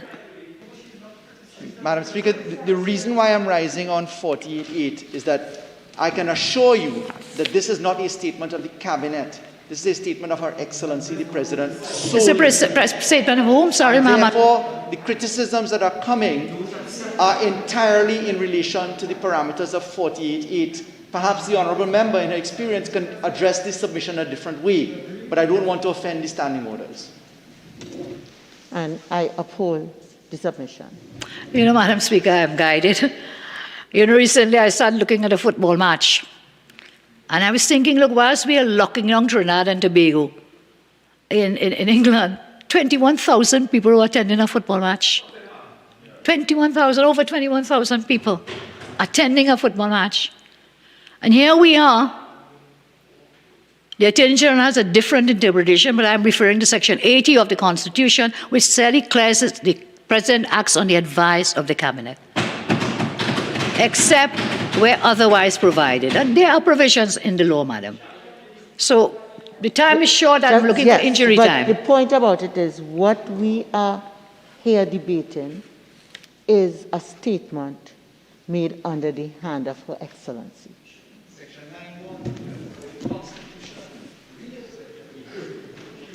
Madam Speaker, I was talking about football, and I hope we will get some injury time for these matters that are rising in such a short 30 minutes that we have, which is speeding fast. In the President's statement, again, paragraph 4C, paragraph 8, in the President's statement, which we have to take note of today, it speaks about the fact one of the reasons is, look, we've had this Brazilian variant, and that's one of the reasons matters have spiked, the cases have risen, deaths and so on. But, Madam, this is just, looking at one side of it.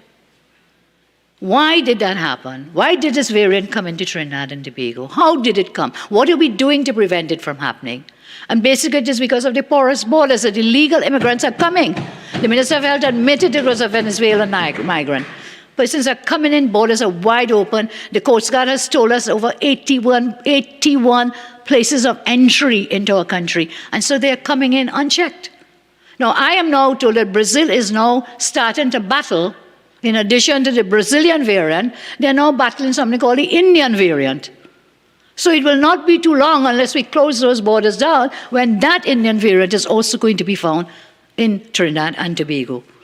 So again, where does it come from? How does it happen? What has the government done? And what is the government planning to do about these porous borders? I look at paragraph 8, where the President's statement talks about our circumstances have taken a sudden and distressing turn. Paragraph 8 also speaks to other matters, sudden and distressing turn, as a surge and so on. Why did these things happen? Why? What has been done by government? What do they intend to do? So yes, state of emergency. I want to say clearly it is a result of the incompetence and mismanagement of the government. We're here today because of their inability to deal with this virus. At every step of the way, we've bungled in this matter. Sudden. This administration spent the past year playing politics, I think, with the COVID-19. As I said before, from the very beginning, we tried to get this matter raised. So how did we go from Oxford #1, last year 2020, to now a lockdown and a state emergency? How did we go from we beat COVID, hashtag we beat COVID last year, to state of emergency? Again, I say, one of the major reasons has to do with the lack of vaccines for the population. And paragraph 11 of the President's statement speaks to vaccinations. It speaks about the fact that we know, it says internationally, it is known that vaccination is the answer to dealing with the COVID. The Prime Minister repeatedly tells us that, we can't get vaccines and every country. How come Barbados got? How come they have vaccinated more of their population than we have? A higher percentage of their population. How come all these small islands around us, they don't have our per capita income, they don't have our GDP? You know what they also don't have, Madam Speaker, you know what they also don't have? They don't have the PNM as a government. So they manage better with the testing, they manage better with the vaccinations, they manage better with the number of deaths, the number of infections. And so at Easter we saw a surge. The Prime Minister said, things were low down in February, but when we came to Easter, they use the word Easter down in March and so on. But when you look at the numbers that they put out, it is clear that there was a spike after Easter. And who was the one telling everybody, come to Tobago? Come to Tobago. Tobago is open for business. And when Minister Rohanson said, over 50,000 people traveling, I was amazed. I was watching the TV one night, and I saw the Prime Minister said, nobody said that. Rohanson and Minister's voice is there for everyone to hear, and his face to see 50,000. And then when the CMOH said, he gave a warning, he gave advice. He gave advice. In March, we're looking at, we're spiking, we have to do something. Who did he give this warning to? Whom was it given to and who ignored it? Was it the Minister of Health? Was it the Honourable Prime Minister? Whom did the CMOH warn that, look, this spike is coming?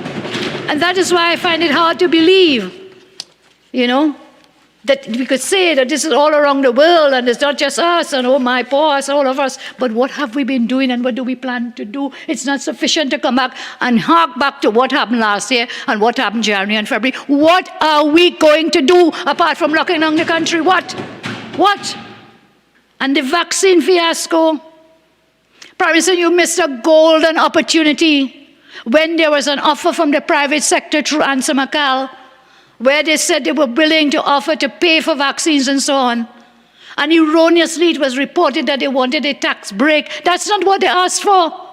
They said, I will have to pay X amount of dollars in taxes, so I will take the money and buy the vaccines for the country. There was an offer from Pfizer, we can buy those. We will buy them.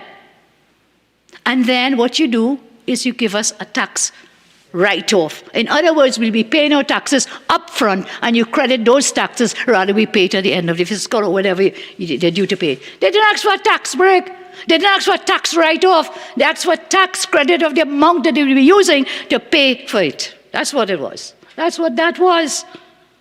And then, I raised it one night in a meeting, and thereafter, busy minister meeting with them, and they said they will work with private sector business. All that happened, up to now, not a word coming out of that.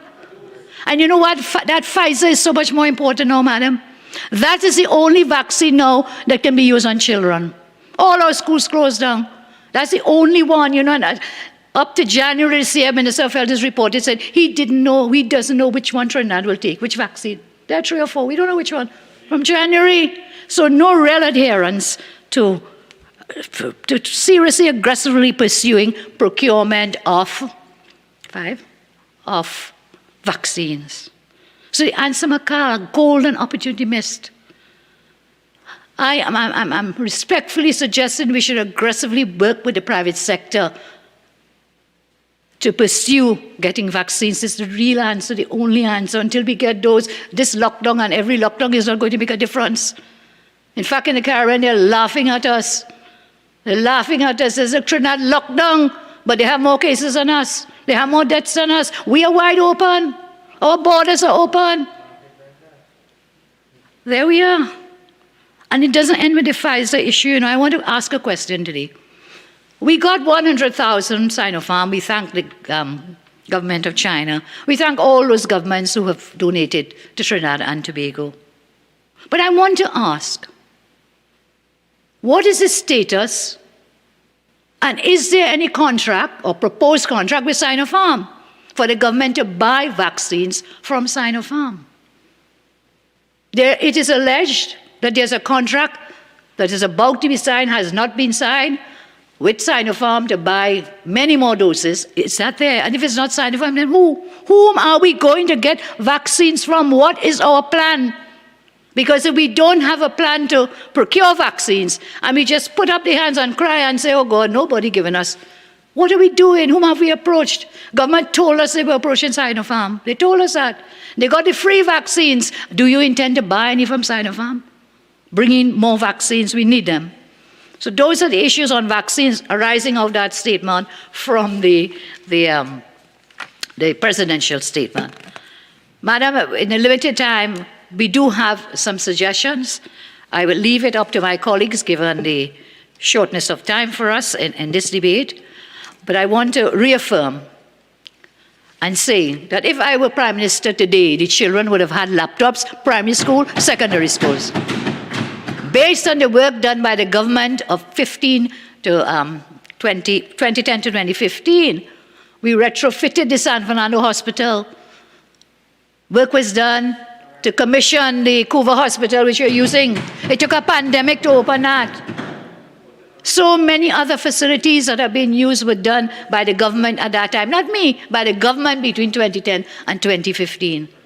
What have you done? A Riemann Point 14 were already on the books to be built. Those also being used for COVID. So what are your plans? I ask again.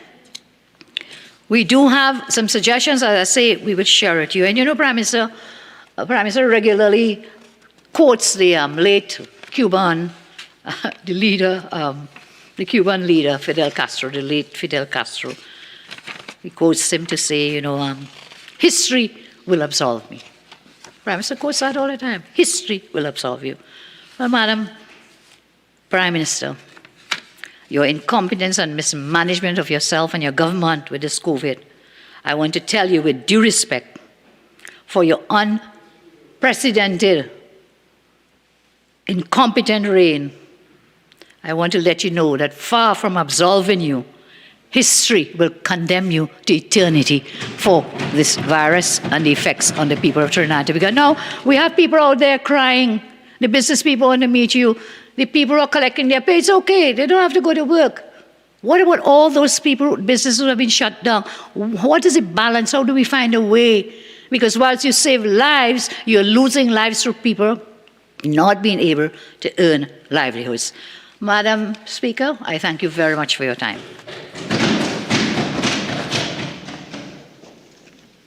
Member for Point. Okay.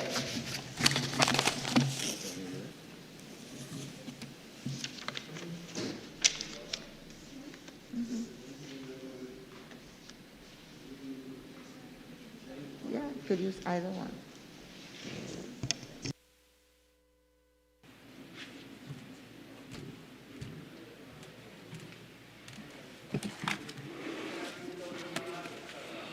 Thank you, Madam Speaker, for allowing me to join this debate this afternoon. First, let me congratulate my opposition leader, Member Superior, for her presentation here this afternoon. Really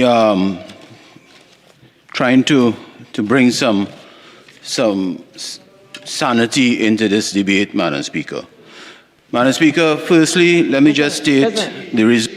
Wait a minute. Members, we have to remember, even though we are masked, we still have to maintain the physical distancing. All right? And also, I know it might be difficult for us to remember, but before we leave the speaking booth, we have to put on our mask.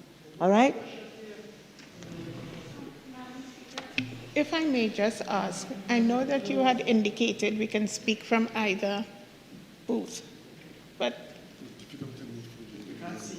we can't see the member. Well, who is speaking opposite us. Well, what I will ask is if members could slightly adjust their seats, because in the interest of time, we may need to double up in the interest of time. Member, please proceed. Thank you, Madam Speaker. Madam Speaker, let me, as I said, I joined this debate after the member for Superior. And just to go through motion number 1, which says, proceed, be it resolved that the House take note of the statement by the President under Section 9(1) of the Constitution, setting out the specific grounds on which the decision to declare the existence of a state of a public emergency was based. And Madam Speaker, I have to ask through you to the government, how did we get in this crisis and how do we recover, Madam Speaker? And I will just, in my short time here, I will just try to go through some of my views and my topics that I would have researched for this motion number 1. And really and truly is about time for saving lives and accountability and honesty, Madam Speaker.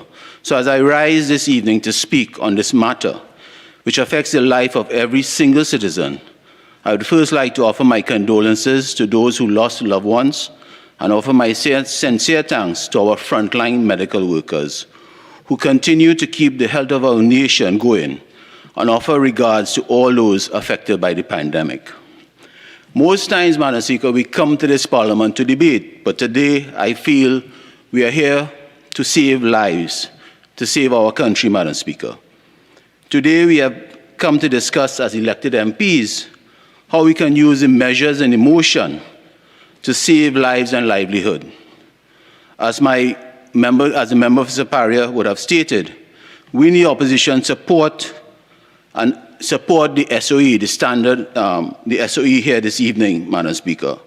But we must ask the question, how did we arrive at this crisis and how we can recover, Madam Speaker? Madam Speaker, I just want to go back and not bring in the President. She made a powerful statement in her New Year's message earlier this year. And I would just like, through you, Madam Speaker, just to quote that message because it is a powerful statement by the President. And I quote, "Public officials have to stop being so secretive, except in the interest of national security, paranoid and dismissive of the anxieties of our citizens. They make decisions and take action under our authority and on our behalf. And we are therefore entitled to be kept in the loop about relevant developments." Madam Speaker. Madam Speaker, I found when I listened to that statement, it is really reflective of us as legislatures and the government being accountable and really reporting to the people of Trinidad and Tobago, Madam Speaker. Therefore, we take note of the Excellencies, the President's statement here this afternoon, and commit to actions which are aimed at saving lives, and we must do so with transparency and honesty, Madam Speaker.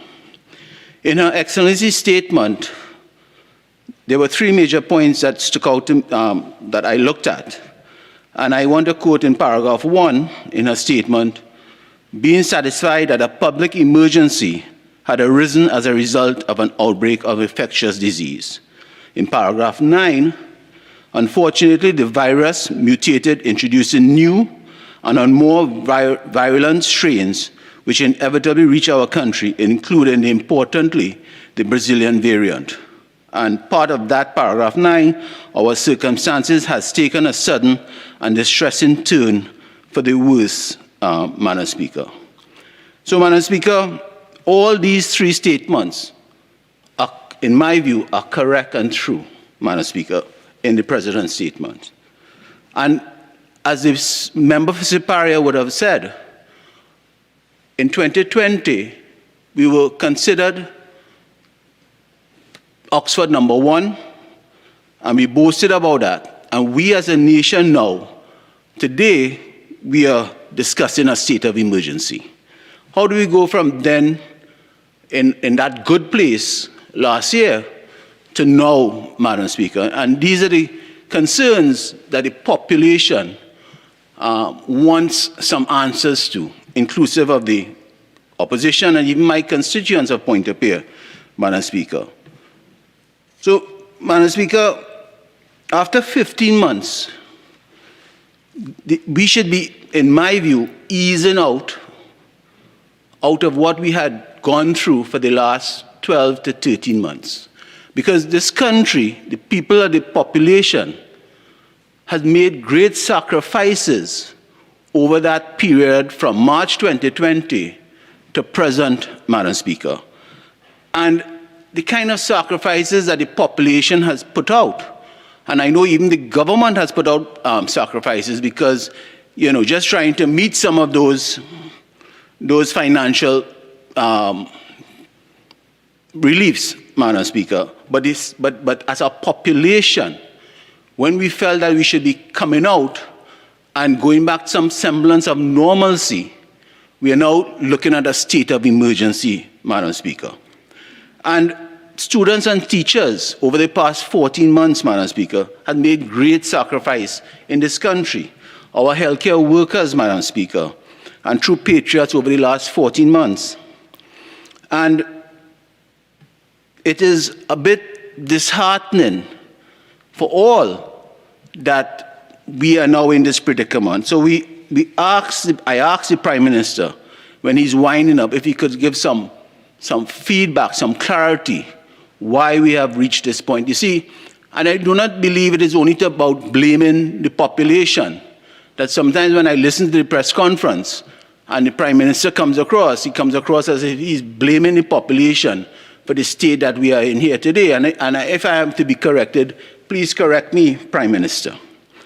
And in my view, Madam Speaker, this government played politics with COVID-19. And I will clarify that, Madam Speaker. Because if you go back to the Excellency statement, in paragraph 8, after efforts from many quarters, the nation appeared to have flattened the curve.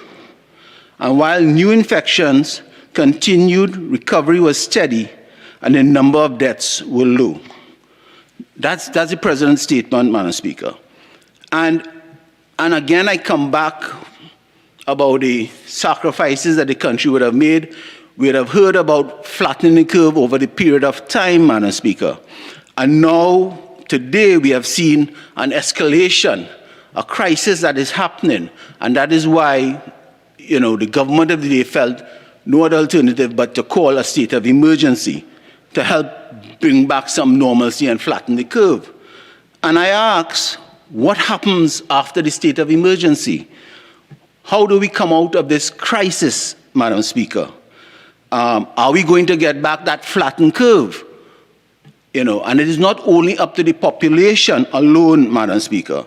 So, and I come back, I'm asking if the government played politics with COVID-19, because I want to read in the PNM manifesto, the Prime Minister's message, in the PNM 2020 manifesto, Madam Speaker, and I quote, "Crisis truly brings out the best in us, as is the case at the present time, as we show the world how a little country with just 1.3 million people can perform beyond expectations in dealing with a global pandemic and be ranked first in the world in terms of the systems we have put in place to prevent the spread of coronavirus."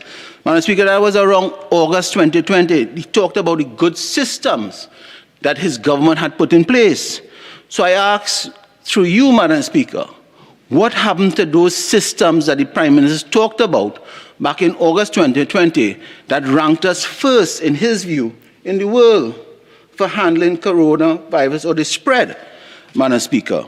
So, through you, Madam Speaker, I ask the Prime Minister, could you tell us, this country, what happened to that system that was in place back in August 2020?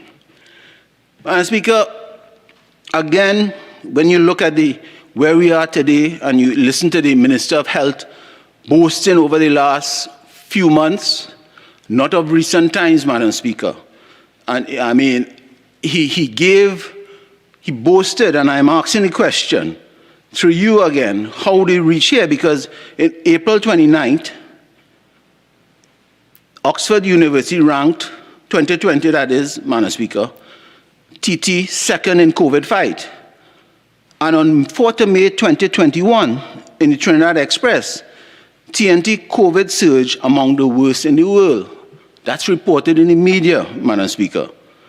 And I'm asking how, again, through you, because the population wants to know. You see, when we listen to these press conferences, the population is not getting the answers that they deserve, Madam Speaker.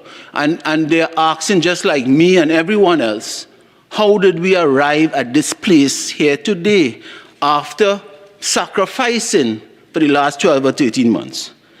Madam Speaker, again, the President, in her statement, she's, and I quote, being satisfied that a public emergency had arisen as a result of an outbreak of infectious disease. Now, Madam Speaker, we want the best for our people. Of course, we want the best for our people, not because I am debating that doesn't mean that we want the best for the country, Attorney General, through you, Madam Speaker. But we have to ask certain questions, and again, I ask, how did we reach here? Now, some people might not like this, what I'm going to say, but maybe there's some sort of inquiry in the handling of COVID-19 needs to take place, because maybe there is a time, there is a need to have a public inquiry of where we are today. Because you see in the President's statement, and I quote, "It is accepted internationally that COVID-19 will only be brought under control," this is her statement, "if and when a sufficient number of members of our population have been effectively vaccinated." And that, I agree with the President. I agree that she talks about vaccination for the population, Madam Speaker. And when we go back into the vaccination aspect, I want to go back to a media article that I read, I think it was May 11th, Madam Speaker, where the Minister of Finance, in a press conference, would have talked about a loan from China, that a facility loan was being given to this country. And part of that loan facility, an order was placed for approximately 1.5 million vaccines for the population. And that would have been paid out of that loan facility from the China government, Madam Speaker. And I asked the Prime Minister today, what is the status of the balance or that order of that Sinopharm vaccines that was stated in a press conference held by the Minister of Finance, I think around May 11th, just a few days ago, Madam Speaker. Because again, I agree with the President that vaccination is the only thing that will help us come back and bring back this country to some normalcy. Because coming out of the state of emergency, what happens next? And if we don't have that strong vaccination program, we will go back to square one, Madam Speaker. So I asked the Prime Minister in his wind-up to tell this country about that order of approximately 1.5 million vaccines from Sinopharm through the Chinese government, Madam Speaker. Madam Speaker, I want to turn to something that is troubling, and I think in the the President's statement, she talked about, the President that is, sorry, public health regulations were implemented and responsive to changes, Madam Speaker. And the President talked about public health regulations. And there's an article in the Express, Madam Speaker, the 18th of May 2021, and the title of that article is Life in Limbo, Am I a COVID Case? And it is about a veteran Express journalist, Dunstan Bond, who in that article had been 14 days in quarantine and facing a criminal action, a fine of 50,000 imprisonment if I breach the COVID protocols, Madam Speaker. Because he was tested for COVID, and I wouldn't take up much of my time on this article. He was tested for COVID, Madam Speaker, and he was waiting his time out under quarantine, and he was not getting, firstly, his test results on a timely basis, and he wasn't being communicated to by the frontline healthcare workers. And I want to stick a pin here, because I do not think I'm not blaming the frontline healthcare workers, but there has been a breakdown, and the Minister of Health has a responsibility, in my view, to ensure that the management and the communication aspect of these regulations that is coming out of his government, their government, is properly entrenched, and the proper systems and the personnel and the staffing is given to ensure that people who have concerns can really be not as stressed as they are during what they are going through at this point in time, Madam Speaker. So, Madam Speaker, Dunstan Bond is not an isolated case, because I have heard many other stories where systems are breaking down, even the parallel system in the hospital that the Minister of Health boasted about, and maybe at that point in time last year, it was so. And I asked the question, why that parallel system is not in the same working or the same effective manner that it was boasted about last year, Madam Speaker. And these are real live issues, Madam Speaker. So, again, I ask the Prime Minister to give this country some comfort about the communication aspects, the parallel system in the hospital system, and the personnel they have enough personnel to assist the frontline workers, Madam Speaker. Madam Speaker, the President, in her statement in paragraph 10, talked about our parallel health care system is being stretched to its limit in terms of both human and material resources. And I asked the question, I remember reading an article back in May 2nd, 2020, Madam Speaker, and I think it's the Loop TT, where 12 Cuban nurses arrived in Trinidad and Tobago to assist and train our nurses locally in the area of ICU training. That was back in May 2nd, 2020, 12 Cuban nurses. And I asked through you, Madam Speaker, to the Minister of Health, what has happened with that training of our ICU staffing locally, Madam Speaker? Because we really have not heard anything about that training aspect from the Cuban nurses, Madam Speaker. Are they still here in Trinidad and Tobago training our ICU staff, Madam Speaker. Because, Madam Speaker, on the Trinidad Express Wednesday 19, 2021, there's an article called Nurses Under Stress, where nurses are mentally and physically drained, Madam Speaker. And I really hope that some that article, and it's a real live where nurses are now stressed out, they're mentally and physically overworked, that something is put in place through the Minister of Health to ensure that their safety. And thank you, Madam Speaker.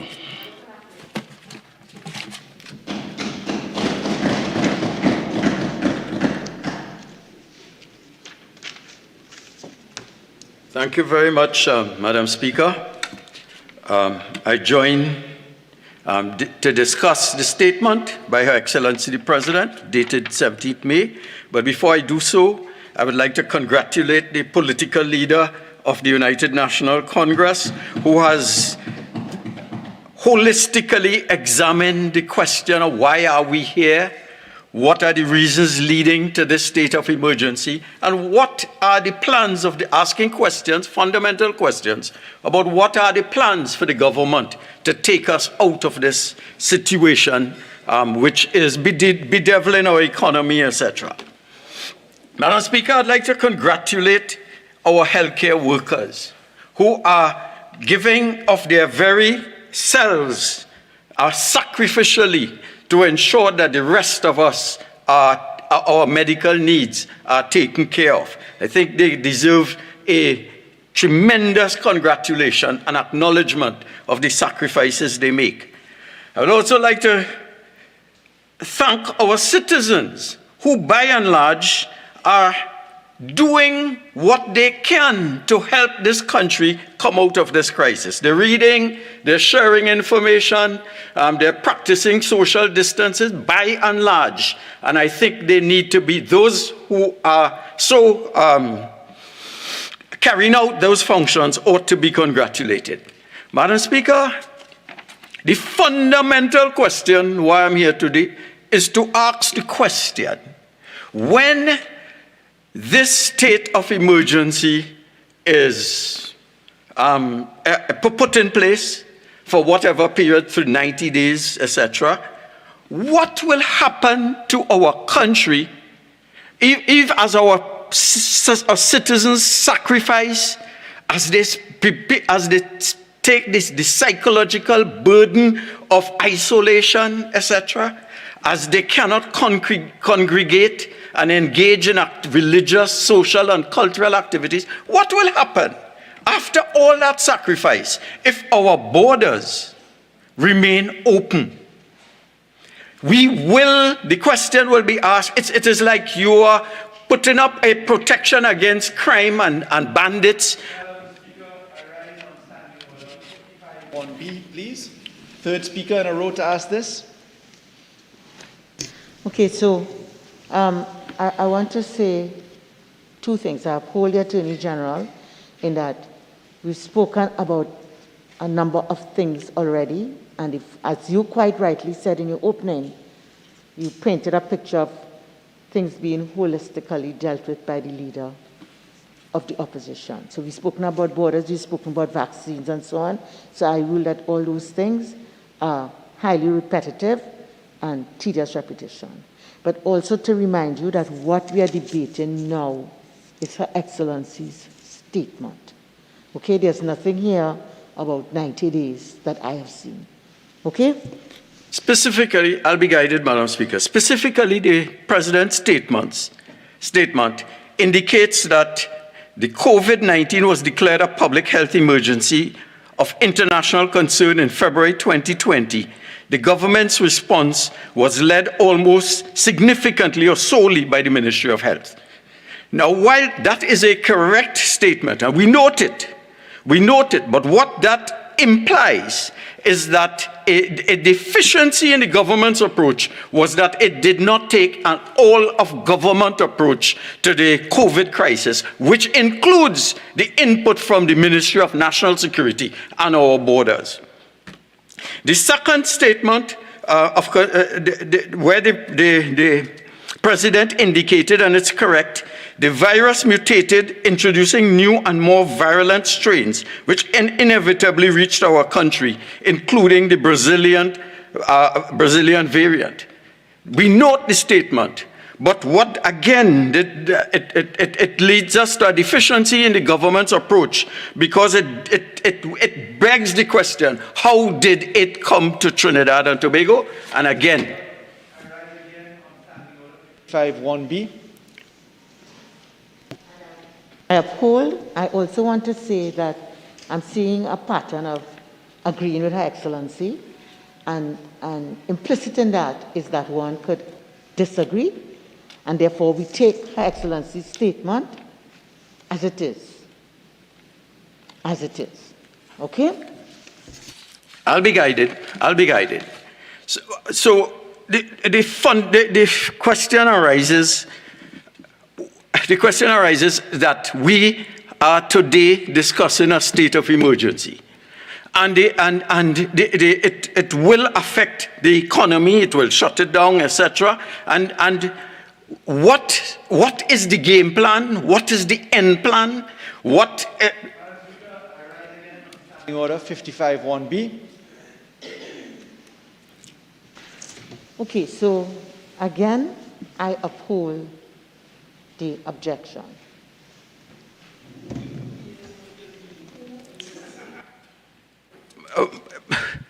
Madam Speaker,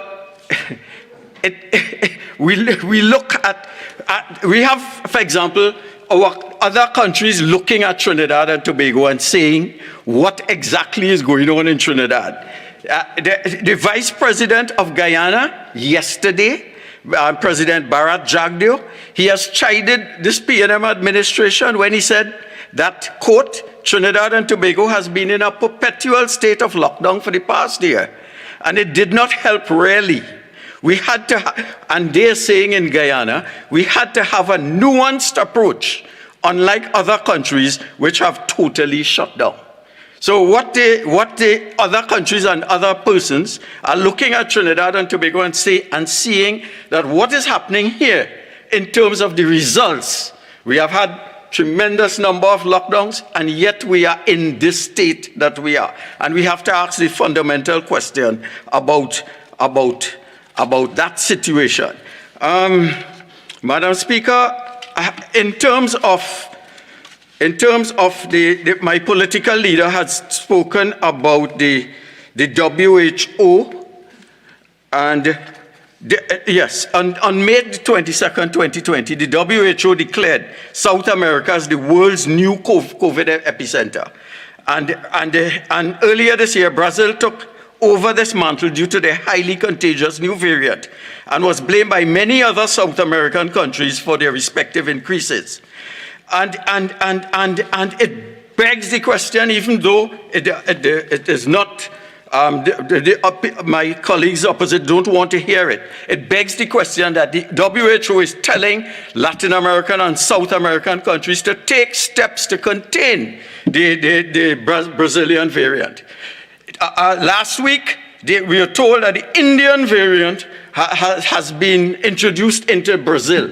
And Madam Speaker, I will not detain you. I'll leave right after making the statement, and it's fundamental. Unless we protect our borders, unless we stop the variants and the strains from coming into Trinidad and Tobago, then crapo smoke or pipe. I thank you.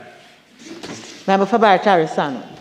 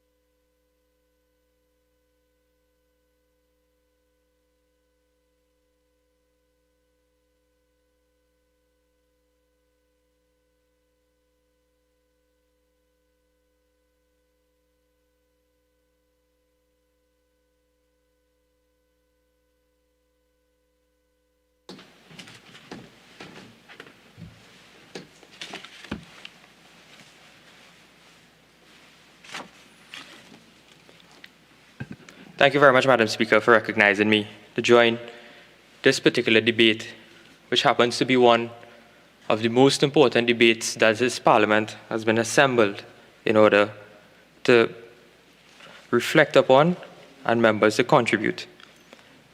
Madam Speaker, we are at a very critical juncture in our nation's history in terms of this will be the 5th time in our nation's history that a government since independence has declared a state of emergency in Trinidad and Tobago. And this time, Madam Speaker, we are seeing an invisible, deadly, infectious, highly transmittable disease called COVID-19 that has ravaged through the world. And the last time I checked, Madam Speaker, it took with it 3.4 million lives. And right here in our Twin Island Republic, as of the last update we had from the Ministry of Health, it took 375 of our citizens, our brothers and sisters. And I express my deepest condolences to the families of all of those persons who have lost their loved ones due to this deadly virus.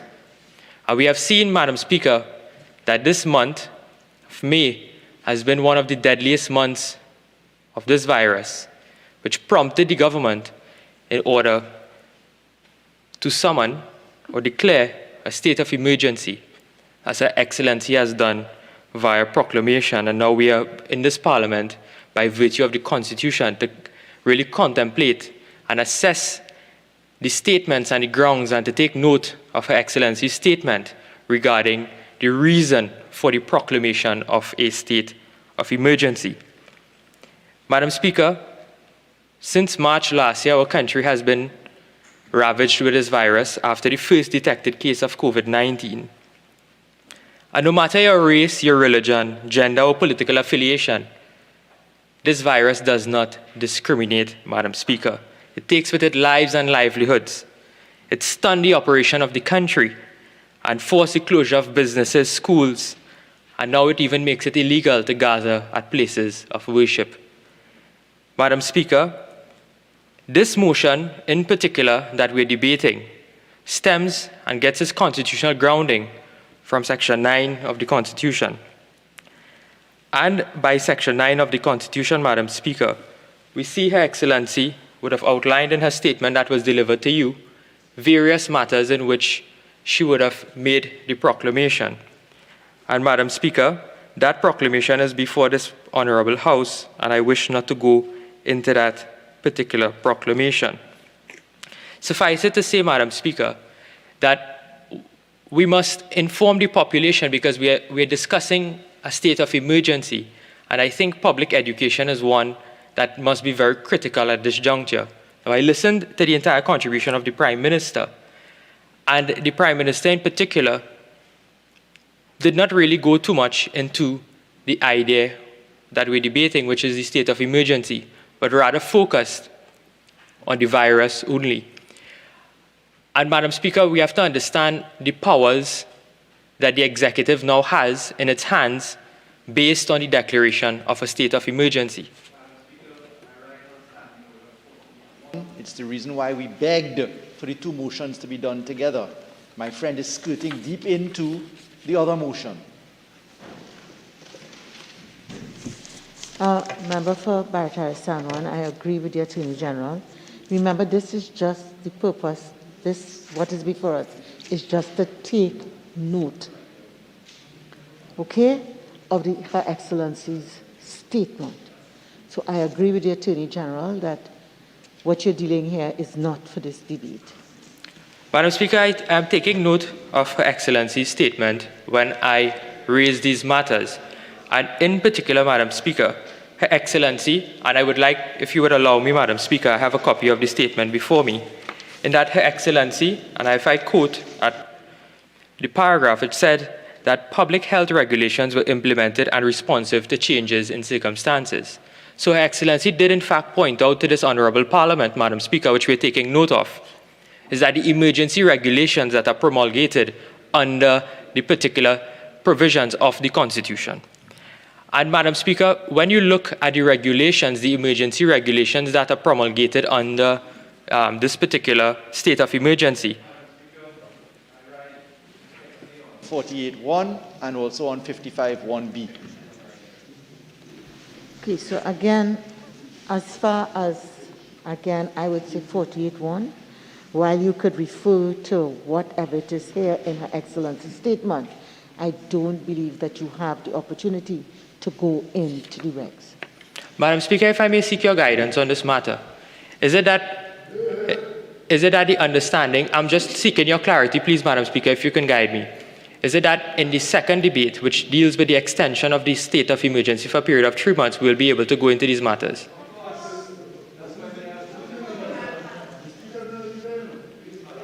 I didn't ask you, Prime Minister. Members, okay, so one member, as much as I would like to assist, I'm constrained in my ability to assist in the way that you ask. But what I say to you again, the resolution before us is just to take note of Her Excellency's statement. There is another motion that comes, that we all are aware of on the order paper, which to me is a different type of debate to this, okay? Where you may want to widen on other things. This is just to take note of Her Excellency's statement, which contains her reasons. Madam Speaker, if that is the ruling of the chair, Madam Speaker, may I continue, please? Madam Speaker, I am guided by your ruling, and I'm I am not really ruling. I have said to you, you've asked me a question, seeking guidance. I can't give you the guidance that you wish. All I'm saying is that you look at what you're being asked to do in this debate. All right? I ruled on the Attorney General's objection. I upheld it. So please go along in accordance with where I've ruled. Madam Speaker, I am grateful for your ruling. And Madam Speaker, based on that particular ruling, I just want to make these 3 points. The points that I wish to make is that the lockdowns alone will not solve the problem. And I want to rebut a point that the Prime Minister would have raised. In the Prime Minister's contribution, he would have indicated that we must inoculate at least 60 to 65% of the population before we could see some level of the virus not spreading as vigorously as it should. Madam Speaker, we have no indication. The debate today? Yes, please, Madam Speaker. I have no recollection. Maybe you could check Hansard, but I don't recollect that in the debate today. Madam Speaker, okay? I made a note of what the Prime Minister would have said, but we got no targets or deadlines, Madam Speaker, for when the country will be 60% inoculated. Madam Speaker, all we have before us is public statements made by the Minister of Health, where he indicated that by August, 10% of the population would in fact be inoculated. Madam Speaker, that is totally unacceptable. The government cannot, I rise on standing order 48.1 and skirting as well 55.1b. Not in the President's statement. So, as I said before, we dealt with vaccines. I'm going to give you a little leeway to find your way, because since you stood up, we've interrupted. But please, be guided by what is before us to debate, yes, and please, what the resolution has asked us to do. Yes, please. And Madam Speaker, as I take note of Her Excellency's statement, I would leave with these statements in that the lockdown is not the solution. The government must have an aggressive plan to procure vaccines, Madam Speaker. Madam Speaker, we cannot continue to risk the lives. Madam. And that is tedious repetition. Exactly. Everybody who's spoken before you has said that. So please go on to another point. Madam Speaker, we cannot continue to risk the lives of the citizens of the Republic of Trinidad and Tobago. And Madam Speaker, I hope that I am recognized to join the second debate on the extension of the state of emergency. I thank you very much.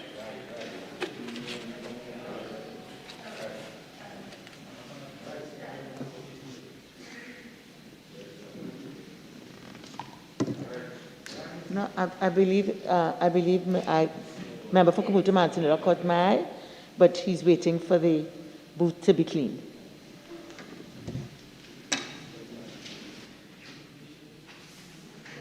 Waste of time. Waste.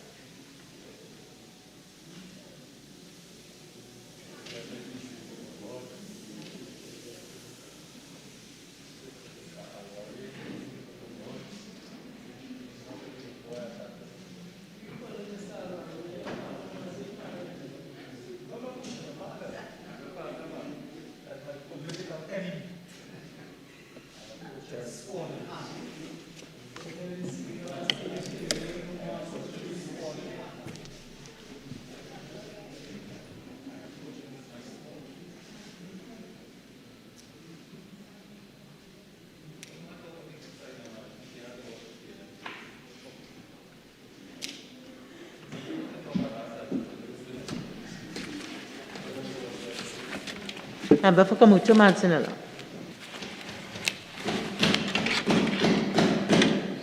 Thank you, Madam Speaker. Good afternoon, members of the House. It would be remiss of me to not compliment our frontline healthcare workers for their hard work, their selfless service, and their resilience. Their personal sacrifice, what they do on a daily basis. As a physician, I know what it is about. I want to pay condolences to those who are in the front line who have passed. Condolences to the families who have lost their loved ones. It is not nice, Madam Speaker, what is happening out there. Trinidad and Tobago and the world at large is not a nice place now with COVID-19.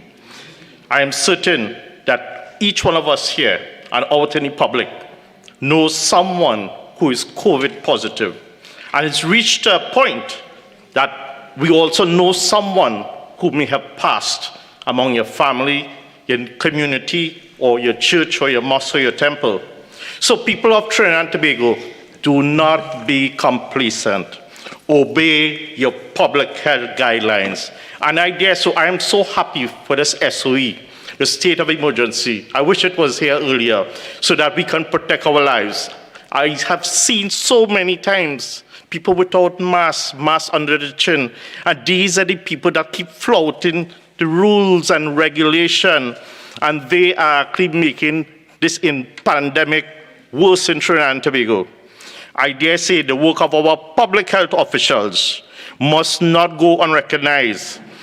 They work tirelessly 24/7, Madam Speaker, such as the Chief Medical Officer, Dr. Hinds, Dr. Trotman, Dr. Richards, and the country thanks these people for working like that. And Honorable Minister of Health, I say, I know it's a difficult job, but together, I say, let us put partisan politics aside and let the country see that the government bench and the opposition bench, Madam Speaker, work together for the betterment of the people of Trinidad and Tobago. That's what we need to do, and devote our energies to fight this war. Yes, we're in a war and we need to win this war. And I say, today is a day we are here after a little lull in Parliament. We practicing COVID guidelines here. And some of us will go home, and I'll tell you what we do. We have members of our family, of our friends, our community, people who we pray with. They will come to your house, and because we love them and there's so much, you don't realize that 1 in 3, Madam Speaker, who are COVID positive have no symptoms. I will repeat, 1 in 3 persons who are COVID positive have no symptoms. That means that no sore throat. Member for Kamuta, member, while I really can't stand on 55, for your contribution, I want to again remind you what we're debating here is the statement to take note. So maybe you could tie your contribution to the statement. Thank you. Thank you, Madam Speaker, and I'm so guided. So, just to say, to add to that, that our people outside there, as they're suffering, now the state of emergency is timely, and I actually applaud the President for a timely response to actually having this state of emergency. There is no more middle class. The middle class have become like the lower class, as you were saying, in society, because now COVID-19, the game changer, is termed the great equalizer. What that means, you look at a COVID hospital now, that's all over the country. So here is a man with modest means, Madam Speaker. He gets COVID, he lays in a hospital bed. There is another man with all the amenities money can buy. He gets COVID, and he's right next to the man. The poor man drinking bush medicine, the neem, the tulsi, the saffron, the ginger, and the fever grass. Guess what? The rich man drinking the same thing as well. And they may die. So there is no... Member, again, I just want to caution you as before. I think what you're saying is very valuable, but we have to be guided by Standing Order 48.1. All right, so I will ask you again to be mindful of what is before us. It's not just COVID-19 of open context. Okay? Thank you, Madam Speaker, and I'm so guided. I will continue. We are not prepared for this pandemic. No country in the world is prepared for this pandemic. So how do we move forward? We move forward as a people to continue practicing our guidelines. We continue practicing what we do from our home, our families. They have so much of mental stress in the homes. You know what is sad? I'm seeing now that even with the state of emergency during the days, I'm seeing so many people crowding around the supermarkets. You're seeing so many people going to the regular markets, and people realize that the curfew is 9 to 5, 9 p.m. to 5 a.m., so they can do whatever. But I understand the Commissioner of Police decides to pick up the slack where people have fallen short. Our Caribbean neighbors have actually gone ahead and procured the vaccine earlier. Now, our source of a vaccine, it must be WHO approved. So we had the AstraZeneca, we have Sinopharm. As I said, I have to caution you, and this is the last attempt I can make to ask you to become relevant for the exercise that we are in. Okay, so you have a few more minutes left, and I'll ask you to please be relevant to the nature of the debate and what the resolution has asked. All right, so I really would not like to have to intervene on another occasion. Thank you, Madam Speaker, and I'm guided. And with that, actually, I conclude. Thank you very much. Member for Oakwood West.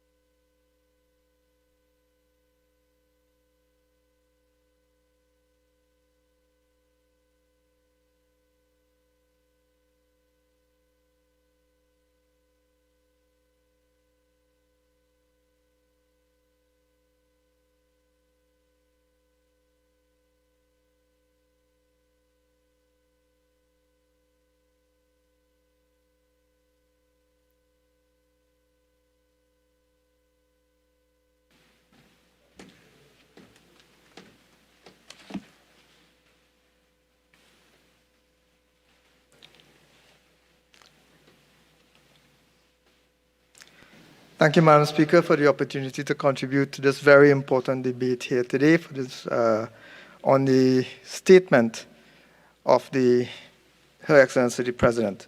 Madam Speaker, I'm dealing specifically with paragraph 9 of the statement, in which Madam President identified two critical factors which impacted her decision to call a state of emergency. Specifically, and just for the record, two matters are of particular concern. The first is that the demographic of the infected appears to be widening.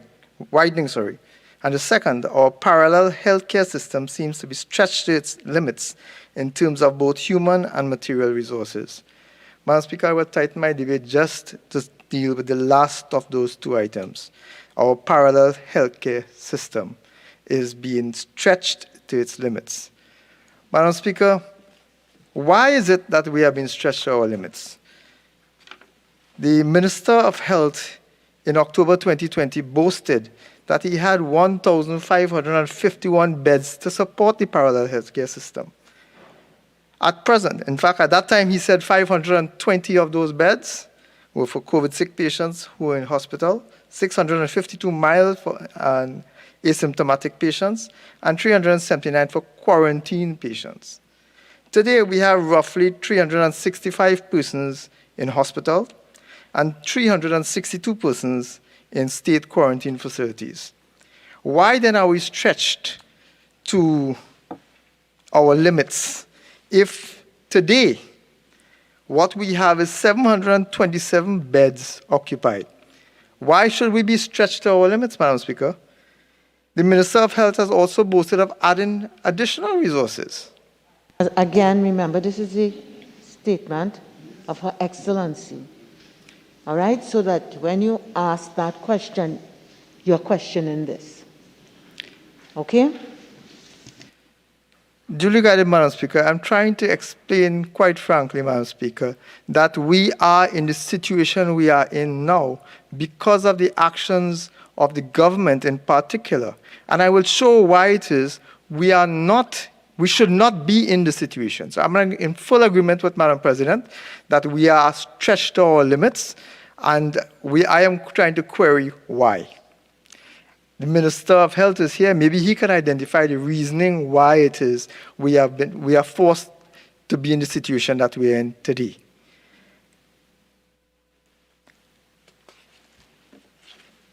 Madam President, Her Excellency the President spoke about us being stretched for resources, material and human resources. Madam Speaker, why should we be stretched when the Minister of Finance has just recently boasted of having in excess of 94 million US dollars, that's 611 million TT dollars, sitting in his hands still. The Minister of Health recently advised that we still have 50 million US dollars from CAF, 20 million US dollars from the World Bank, 24 million US dollars. I have never said that. You said the Minister of Health. Minister of Health, if you stand, you have to stand. I don't stand in order. Ask your friend an opportunity to interject. I never said that. No. So, Minister of Health, if you wish, you'll get an opportunity to respond, but that's not the way it's done. Please continue. Just to clarify for the Honourable Minister, the Minister of Finance said that we still have in our hands, the government still has unspent in its hands 94 million US dollars. Why is it that we are still in a situation where we are stretched for resources? Why is the healthcare system collapsing if the minister already has this information? The minister said that in a press conference this weekend going here. 611 million TT dollars not yet disbursed, and that does not include the 1.3 billion TT dollars from the Chinese loan. Madam Speaker, we are stretched because the government has not used the resources that it has had at its disposal, and therefore I agree with Madam President. We are stretched for their purpose. 1 and 55(1)(b, Madam Speaker, most respectfully. Okay, so Member for Oropouche West, I'll give you a little leeway to see where you're going with this. All right? So please proceed. Madam Speaker, if I may help my colleagues opposite. As I conclude, I wish to re-emphasize that the members of the government are the reason why we are where we are in the crisis that we are in, because they have not made sufficient use of the funding or the other resources that they have at their disposal to date. Thank you, Madam Speaker, for the opportunity to contribute. Prime Minister.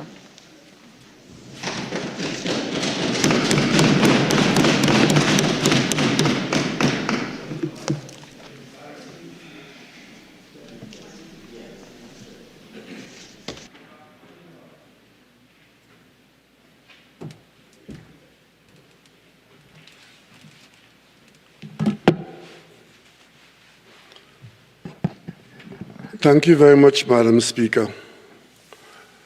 Madam Speaker, I know that you shouldn't be brought into the debate, but I appeal to my colleagues all who are present here today that if, as leader of a team in this Parliament, you ever see me in the position as my colleague on the other side is today, having misled so many people, please take me to Sharon Rowley and pension me off.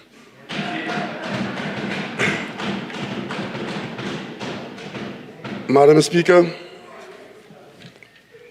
I'm keeping my eyes on the clock because I know we really want to finish early, but I really must not allow one or two points that were made to remain unchallenged on the Hansard.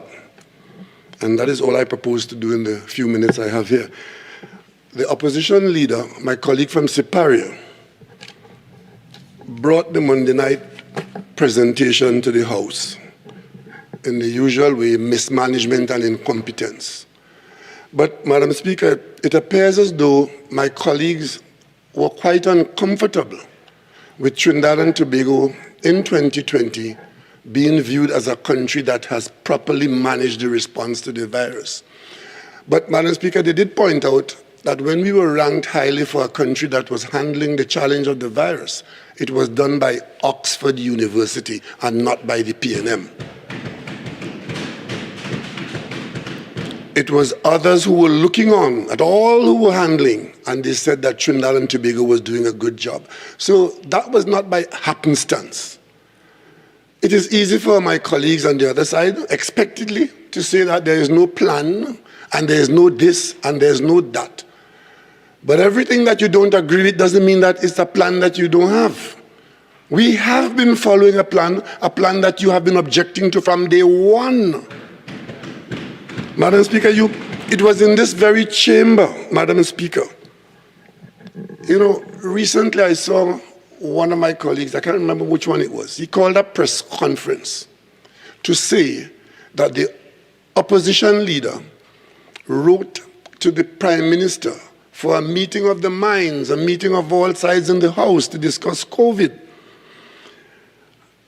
And today I hear it being mentioned here again that they were willing to meet and they want to meet and so on. And the colleague who called that press conference, I think it was last week, he went on to say that 1 year later, the Prime Minister has not responded to the opposition leader's letter. When, Madam Speaker, what were the facts?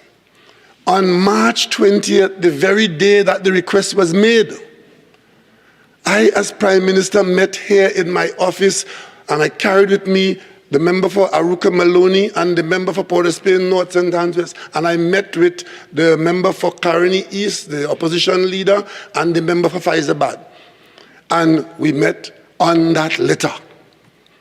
I can't believe how one of my colleagues could call a press conference to say 1 year later there's no response. But that is the gist of what is being presented here today. The opposition is taking the position to create doubt, create a new reality, and give the impression that there's something else happening in Trinidad and Tobago where the government is to be held accountable. If that is how you want to conduct your business, conduct it so. But don't review it and revise it in a way that is far from a fact. In that fateful meeting on March 20th, when the government and the opposition met here on COVID management and ideas, you know what was the singular matter that came out of that, Madam Speaker? The singular outcome was that the opposition insisted that the government buy a stock of some chemical called hydroxychloroquine, which was a treatment for COVID. At that time, the whole world, led by WHO, was saying COVID-19, there was no cure, and hydroxychloroquine was dangerous to be used in that process. We had that. In a debate in this house, when we came here, in a debate, and we announced that we are going to do certain things, and we took certain actions, a simple action like closing bars, which was optional. People were congregating to have a drink and giving the virus the opportunity to spread. As we all know, Madam Speaker, it's a congregation of infected human beings that gives the virus an ability to spread. And Madam Speaker, we're taking note of the President's statement.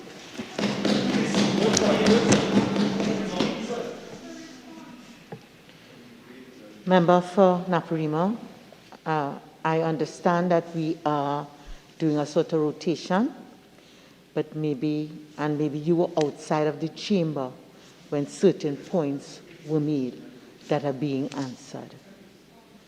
All right? Mr. Speaker, I will try to make your assignment as easy as possible by only referring to what has been said in this debate. I'm simply responding to what has been said. And what was said, that they were willing to meet, and I was speaking with respect to having met and having extracted.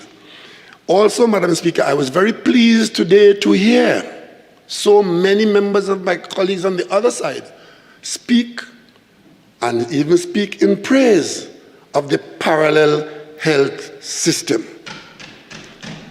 Because up until now, and from the very beginning, they were the same ones who were saying, what parallel health system? There was no parallel healthcare system. That was government old talk, propaganda. But today, a year and a half later, they are putting on Hansard the admiration for the parallel healthcare system. I would like to ask, Madam Speaker, if any of my colleagues could point me to a single country where any government is pointing to a parallel healthcare system to fight COVID.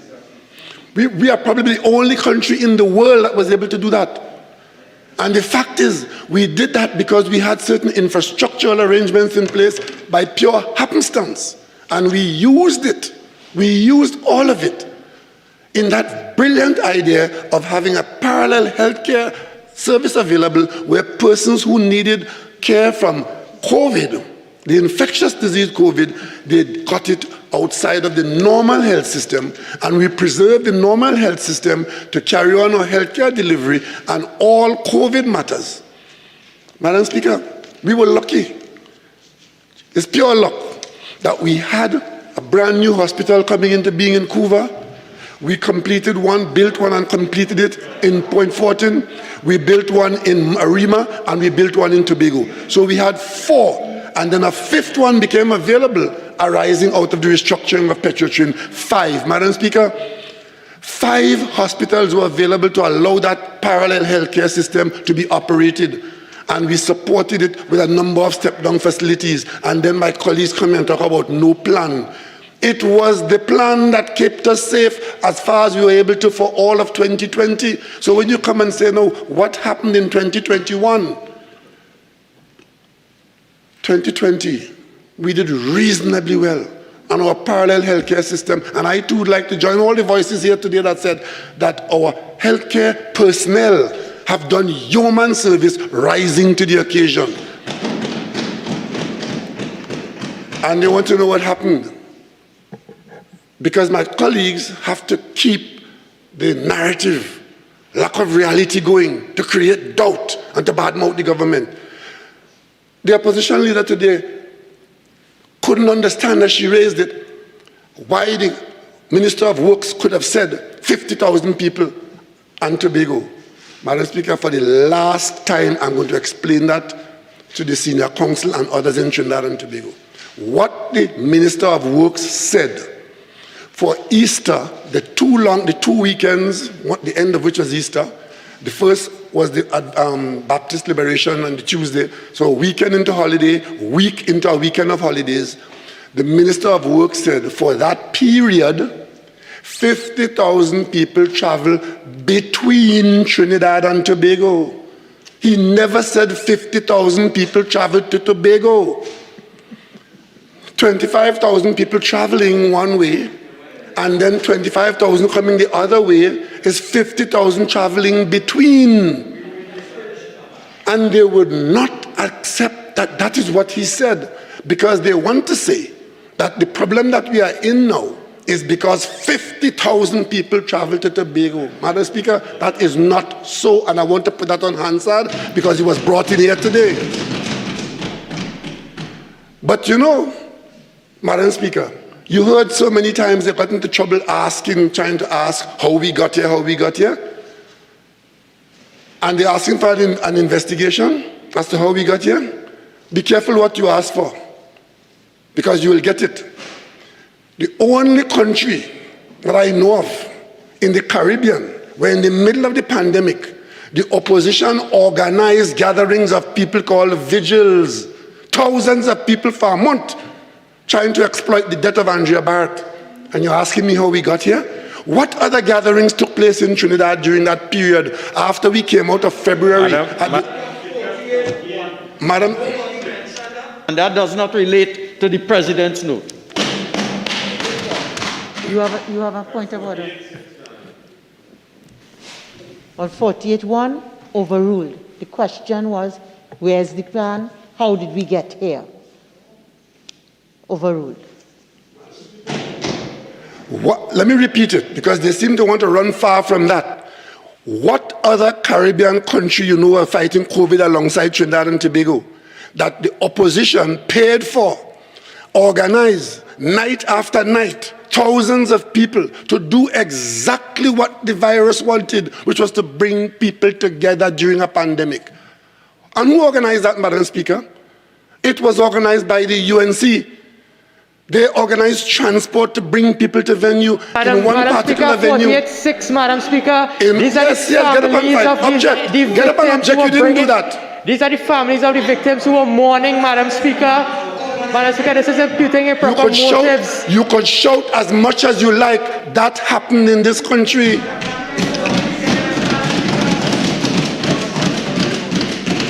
And talking about taking the threat seriously, you advised the government to take the threat seriously, and we didn't. Madam Speaker, another piece of misinformation in that narrative is that the opposition raised the matter here and were not allowed. We, Madam Speaker, as you know, we operate under standing orders in this House.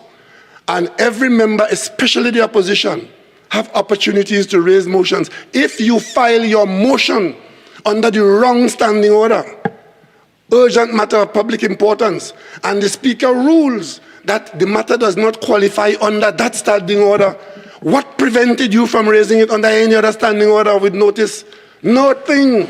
But you want to go and say that the Speaker and the government prevented you from speaking in the Parliament because it is all part of the misinformation that is peddled to the country. I spent 3 terms in opposition, and I know that if I move a motion under urgent matter and it doesn't qualify, I can file it immediately under another standing order and nothing could prevent you. And what is peculiar about urgent matter of public importance is because you want to stop the day's proceedings to handle that matter. And if the Speaker rules, that is the ruling. But you could bring it the other day, and the other day, and the other day. They never did that because they want to accuse the Speaker and the government. We reject that out of hand. Madam Speaker, we know that there's a football match in England with 25,000 people. But, Madam Speaker, if the English keep all the vaccines made in the country for themselves and didn't share it with CARICOM, and they vaccinate the people, they could go and play as much football as they want. That doesn't help us. Pointing out to me that the English play in football, what you should be pointing out is joining with the government to say to the English that you shouldn't be doing that. We should be sharing the vaccine worldwide. But instead of working with the government, you choose to do otherwise. Porous borders, Madam Speaker. The last person in this country who should be talking about porous borders is the member for Siparia and O'Crowd. And it's not 60 places for people to land in this country, it's 200 plus. Any person entering here illegally in a small boat could try to enter into any bay, whether it's in Blanchisseuse, in Chagaramas, in Tobago. That's what we're saying. And if your position is that you will build a fence with galvanized or with a mesh or so to protect the country, everybody will know you're to be laughed at. Madam Speaker, our Coast Guard, our Defense Force and our police, we have been relentlessly treating with illegal immigrants in this country. But interestingly enough, Madam Speaker, as we pick them up and carry them to the court to return them, who, Madam Speaker, are the biggest defense in Trinidad and Tobago? Who runs to the court to argue all? My friend from Naparima, he has distinguished himself here. He is Mr.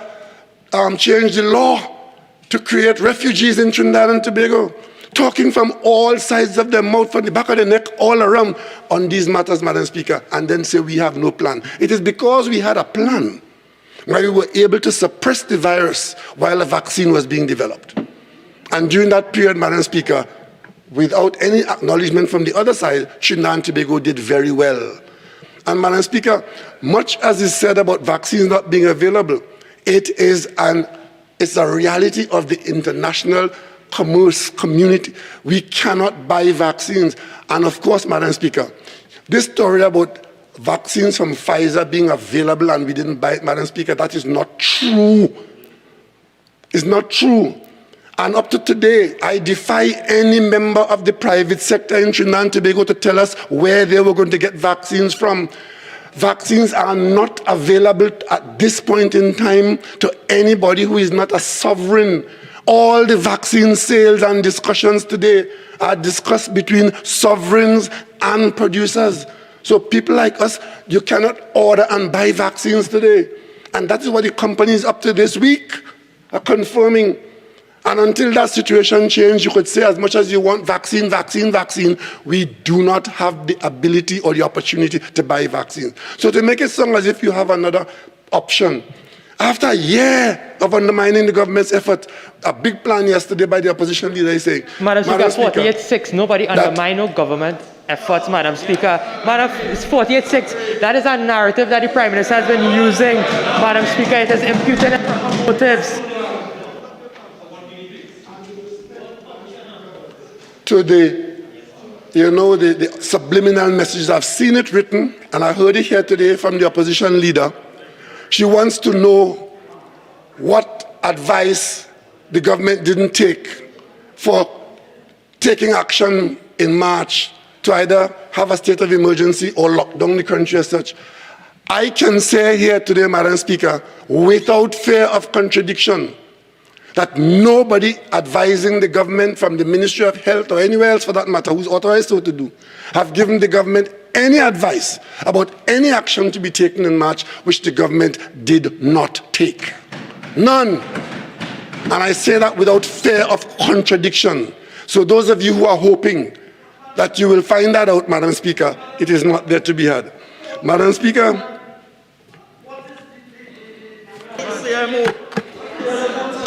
Member, you stood up on a standing order. I ruled. Please continue. Madam Speaker, I also heard today it's being said that Cuban nurses, 12 nurses turned up here. And I simply want to say, Madam Speaker, that 12 nurses in Cuba didn't just decide to go to Trinidad and Tobago. And to come here to train IC nurses, they must have been part of a plan, a government plan, to prepare to treat with an increase in the number of people who would require intensive care in a hospital. That's all part of the plan. So when you say there's no plan, what you just mentioned there is a part of the plan. Madam Speaker, with respect to a comment being made by one of our colleagues in CARICOM, that Trinidad and Tobago has been in a perpetual state of lockdown. They could say what they want, you know. And I wouldn't join that conversation. But what I could say, that even at our deepest hour of withdrawal in Trinidad and Tobago, our energy sector was untouched. We went and suppressed the virus with a period of lockdown, one period, not perpetual. We then opened back up our manufacturing sector. We suppressed the virus with our plan until we got to the point of bringing children out to school after Christmas. And in fact, we would have brought children out to school in April had this outbreak not taken place. And all of you who want to know what happened, go and examine what happened in March. Understand that? That's where the plan was derailed. And in any case, we looked at what happened elsewhere in the world to understand what might happen to us. Where was Taiwan?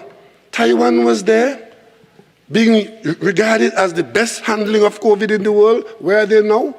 Fighting a major outbreak. Major outbreak. And of course, Madam Speaker, as I said earlier on, different countries have had different experiences. We have had an experience in Trinidad and Tobago for almost a year and close to a year and a half. We have done very, very well. We are now fighting a widespread community spread, and with the action that we have taken to encourage people to stay at home, to encourage people not to congregate, to withdraw a bit more inwards and allow the virus not to propagate, we are confident that if we get the cooperation, especially from persons who we anticipated from, that we expect that our numbers would fall, the number of deaths would fall. It is disruptive, it is costly, it is painful. But as we do it, Madam Speaker, we expect a healing after. Madam Speaker, I beg to move.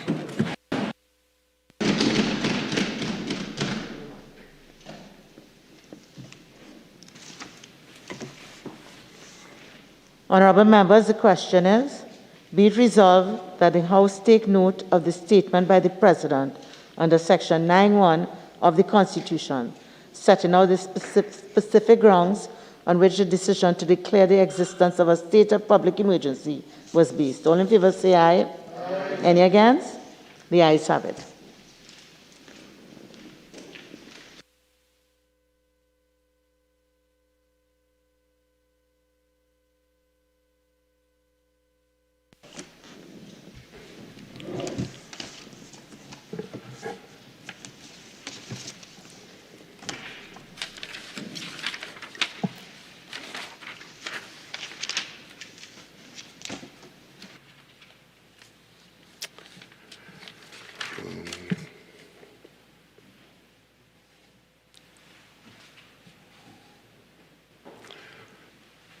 I beg to.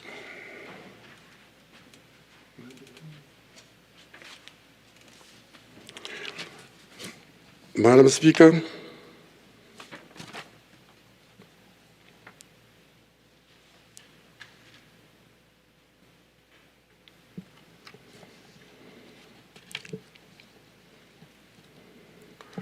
I beg to move. Motion number 2. Huh?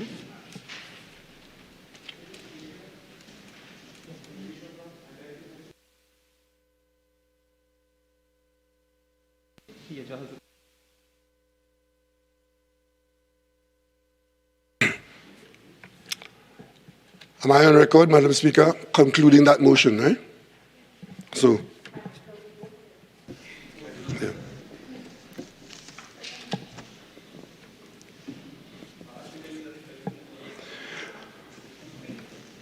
I don't believe anything was read.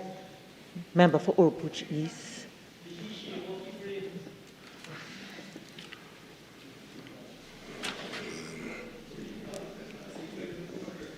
Okay. The resolution. The resolution.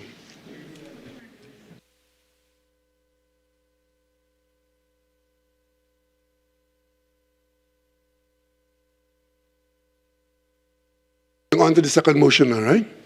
Madam Speaker, I beg to move that the following motion, I beg to move the following motion standing in my name. Whereas it is enacted by Section 8(1) of the Constitution of the Republic of Trinidad and Tobago that the President may from time to time make a proclamation declaring that a state of emergency exists, and whereas the President has by proclamation made on the 15th day of May 2021 declared that a state of emergency exists in the Republic of Trinidad and Tobago, and whereas it is enacted by Section 9(2) of the Constitution that a proclamation made by the President for the purposes of and in accordance with Section 8 shall, unless previously revoked, remain in force for 15 days. And whereas it is enacted by Section 10(1) of the Constitution that before its expiration, the proclamation may be extended from time to time by resolution supported by a simple majority of the House of Representatives. So, however, that no extension exceeds 3 months, and the extension do not in the aggregate exceed 6 months. And whereas it is necessary and expedient that the proclamation made by the President on the 15th day of May 2021, declaring that a state of public emergency exists in the Republic of Trinidad and Tobago, should be extended for a further period, not exceeding 3 months. Now, therefore, be it resolved that the proclamation made by the President on the 15th day of May 2021, declaring that a state of public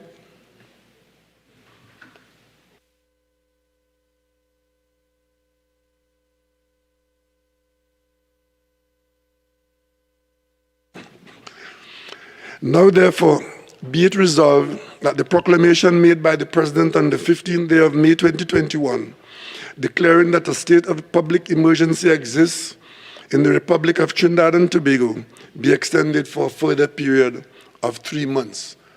Madam Speaker, given what we are dealing with, given what we anticipate, given what we know, it is very unlikely that in the next week, which is the rest of the 15-day period, in the next week, we will come to a position where the provisions of this emergency would not be required. And therefore, Madam Speaker, it flows automatically that the government would require to get the permission of this Parliament and the authority of law to maintain the conditions of the state of emergency for a further period.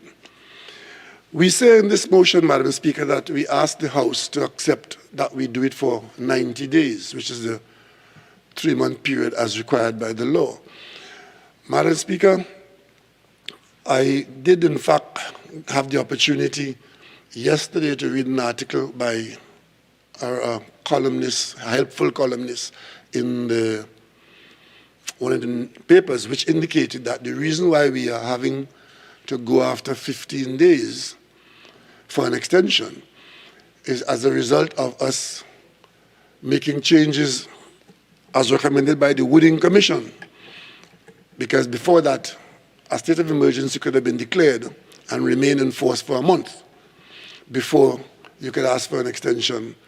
But then it was deemed that a month was too long for the Parliament not to take note of it, and it was shortened in our Republican Constitution in 1976. So now we are living that where after 14 days, or within that 14-day period, the Parliament must take note and be involved in the process. But given this public health emergency, which we have been fighting for a year and a half, and we do not know how much longer we will be fighting it, because as much as we would like to be in a position to say we have come out of it, Madam Speaker, we are not, and are not likely to say so within the next month or two. What we do know is that we are required to respond in the way that we are responding now for a while longer. I want to give the country the assurance that at the first opportunity that our circumstances allow us to look at our numbers, the level of activity with respect to persons in the hospitals and so on, as soon as that return to a condition that the Cabinet is of the view that we could manage without these regulations, Madam Speaker, we will terminate it as law provides for. So it is not to say that today we are going for 90 days. It may be, and we are hoping that we will be able to terminate this inside the 90-day period. But, Madam Speaker, I want to caution that, heaven forbid, if we find ourselves as some other countries have found themselves when they were fighting widespread community spread, that if by the 90-day period we are in a difficult position, we will have to take a decision then as to what do we do. It was raised here today as to whether the measures have been working and whether they have worked at all. I would like to say to the population, yes, the measures that we have taken place, the measures that we have initiated have worked, by and large, worked well. Because when we very early closed our border to people coming from China, it was because we understood that that was the source of the infection at that time, and the thing to do was to close the border. We were one of the first countries in the world to have taken that action. In fact, it didn't find favor with a lot of people, but the bottom line is, when we did that, it was an action with a purpose, and for that purpose, we said that persons coming from China, you must have left China more than 14 days ago before you can be allowed to come to Trinidad and Tobago. And that was done because the science then was saying to us that the incubation period for a person who was exposed to the virus was somewhere within 14 days. If you had not picked up an infection after 14 days, having been exposed, then it may be that you had not been infected. But during that 14-day period, unless you had observed it closely, you are to view yourself as being a threat. And we closed our border to people from China. And then later on, we had to close the border and manage it tightly for persons coming into the country from everywhere. And we are in that state, Madam Speaker. However, Madam Speaker, as we vaccinate now, we expect to be able to manage that a bit better. And I want to mention one other point, Madam Speaker. It was said here today that the government said that we are doing 100,000 people and that cannot be enough. Certainly cannot be enough. But that figure that is mentioned by the Minister of Health is in the context of vaccines that are available to us now. But we expect that during the period going forward, as more vaccines become available, that figure would increase, and our target figure of 60 to 70% of the population, the adult population, that is taken from the science, where it is said that if you do have that amount of people in the population vaccinated and producing a response to the vaccine, then we are in a relatively good biological position. Is called herd immunity, where the population is deemed to be sufficiently responsive to the virus that the virus does not pose this existential threat that it poses. So, Madam Speaker, we are being guided. And I could point to a number of instances of what we have done according to the plan. Locking the country down as we did, closing the bars that were objected to, disregarding the objections of some people. It was all part of a plan, and the plan worked because we did move to a state where, as I mentioned, by February of this year, Trinidad and Tobago was in a good position in a pandemic. We have been a bit derailed. We are going to continue with the plan, and the plan remains. Wash your hands, wear your mask, do not congregate, and get vaccinated by the vaccines that are available to you. And if we do those things, Madam Speaker, that plan will work to improve our condition both at the social and economic level. Madam Speaker, I beg to move.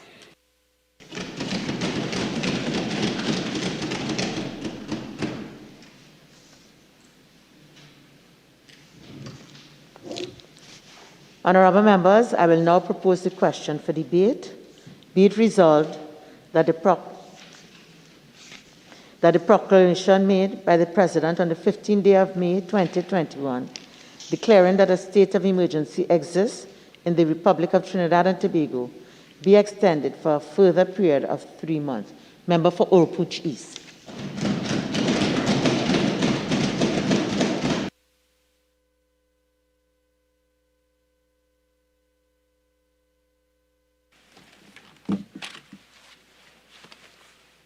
Thank you. Thank you very much, Madam Speaker, for the opportunity to contribute on this second motion of the day, an extremely critical motion in the name of the Prime Minister. Be it now, therefore, be it resolved that the proclamation made by the President on the 15th day of May 2021, declaring that a state of public emergency exists in the Republic of Trinidad and Tobago, be extended for a further period of 3 months. Madam Speaker, today, of course, is a signal day in our history. It is not often that the Parliament meets to discuss a state of public emergency, to extend the period of a public emergency. It is very rare. Our understanding is this has happened in our independent history on more or less 5 occasions. Madam Speaker, it is not something to be taken lightly, since this matter involves the suspension of fundamental rights to citizens in the context of a disaster, of fear, of risk.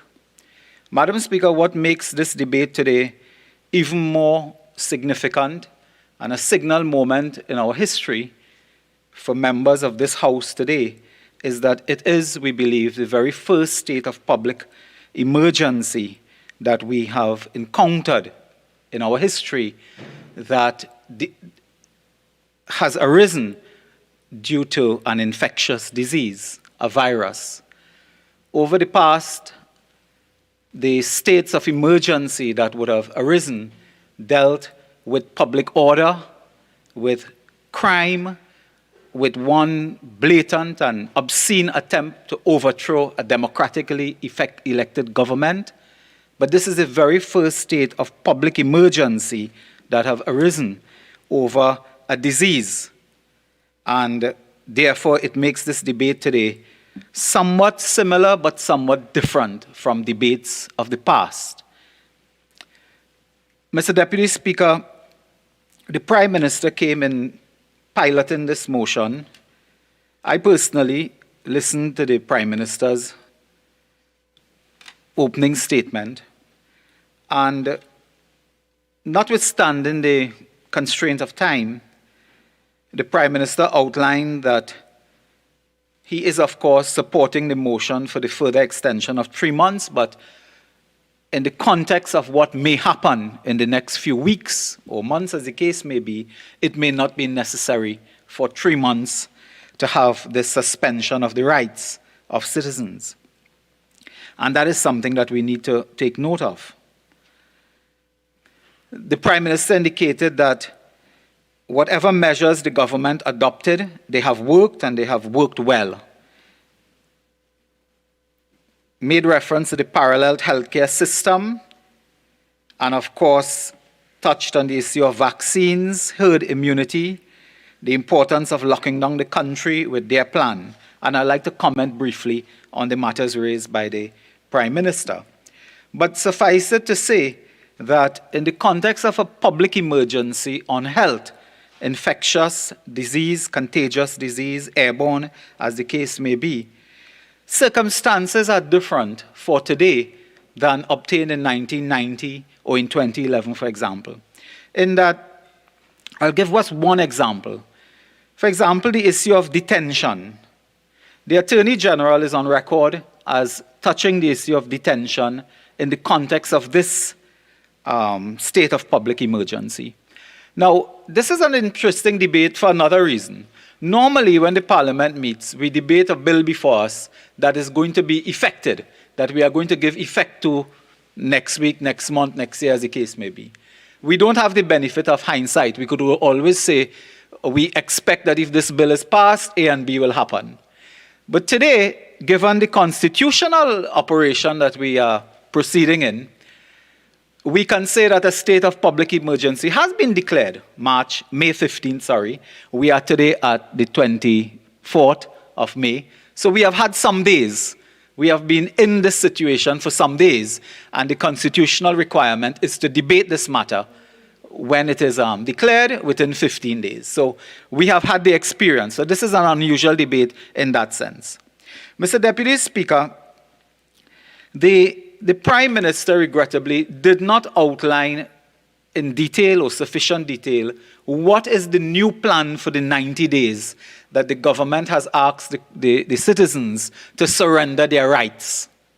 The Prime Minister said the objective of surrendering your rights is that we will deal with an infectious disease, but never told us what are your steps, what are you going to do beyond wearing masks, washing hands, and socially distancing ourselves, which are international guidelines all over the world. What specific steps do we take in 90 days to deal with this matter? You see, since this, the May, and it is in the motion, I look at the second recital, since the proclamation made on the 15th of May 2021, we have had no signal at all from the daily data emerging that infection rate is going down. Regrettably, before I came to this podium, I was informed that there were 15 souls lost today, in 24 hours. 15 souls have gone. For the month of May, as today, the 24th, I believe in excess of 150 lives have been lost. We have had thousands of cases in the month of May, after the 15th as well. So, the question begs itself, would a state of emergency this way, is it helping at all? Or were you doing something else that may be helpful? The state of emergency, given the operation of the law, the state of emergency give rise to a curfew. You can operate a curfew under state of emergency. I took note in the Sunday newspaper that one senior counsel, a former independent senator as well in our chamber, indicated that over the years we should have taken a step to separate a state of emergency from a curfew so that you can embark upon a curfew without declaring a state of public emergency, which removes fundamental and constitutional rights. And that is something, of course, that one would like to look at for the future. But what would the state of emergency and what would the curfew do in 90 days that did not happen in the last 10 days or so? What would happen? We have a curfew in place from 9 p.m. to 5 a.m. There's no data to suggest that 50% of the population comes out in the night after 9 p.m., 20%, 10%, that the contagious part of this, the contagion, the touching, the mingling, happens after 9 necessarily, as opposed to 12 midday, 1 o'clock, 2 o'clock, 3 o'clock. We don't have that type of data. It appears that the government has embarked upon this because it appears to be a good thing to do. Before this, we were hearing from several sectors of the national community, we need curfew, we need curfew, we need state of emergency. It appears to be something the government feels, look, we can do it. But without data, without some type of empirical evidence as what we have faced and what we are likely to face in the coming days, we don't know whether this will help or not. Because over the last 10 days or so, I don't think anyone can tell us that because of a state of emergency, because of this curfew, instead of 700 cases, we would have had 1,200 cases. Instead of the 500 cases on the weekend, we would have had 1,000. The cases have gone down today, notably. I believe on weekends, there's less testing by some institutions, I don't know. But the cases have decreased, but the death rate is still high and climbing even. So the government has a duty today to indicate to us what are the steps. What will you achieve by this that under the public health regulations you could not achieve? Because every week we get public health regulations pursuant to a colonial ordinance in which members of the government told us that there are laws that the police can go and the police can enter private property and warn and so on. They told us that. What do you hope to achieve? For example, rights are suspended. There's a tribunal established for detention. But there are no, in the process here, Mr. Attorney General, there are no processes being outlined for detention during a state of public emergency. I believe in the state of public emergency before 2011 or thereabout, there were actually outlined processes for detention. There is no specific process for detention in the emergency regulations today, but there's a tribunal established to deal with that. Now, that is an interesting question that they can probably look at. And I think other colleagues on my side will speak to that issue as well. But when the Prime Minister says in his opening address, the plan has worked, it has worked well. What is the Prime Minister talking about? What plan exactly? The plan to tell persons wash their hands, wear masks, social distancing. It cannot be a plan of vaccination. And I've heard the Prime Minister speak about this matter, and maybe it is that some of us are obsessed with this matter of vaccination, because when we look around, we see places in the world that are opening up.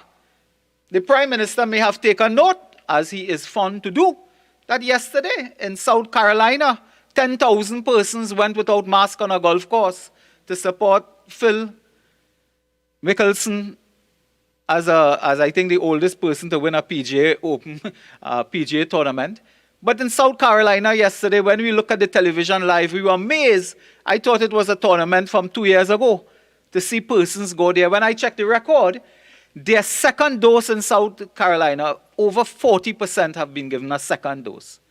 So you cannot put a state of emergency in place, have a so-called lockdown, and don't have a plan for vaccination, which we all recognize would be the one major approach to deal with this crisis. You cannot do that. And it is not enough for the Prime Minister to say, as he stated today, I don't think it is enough for a head of government to say, we're giving out what we have.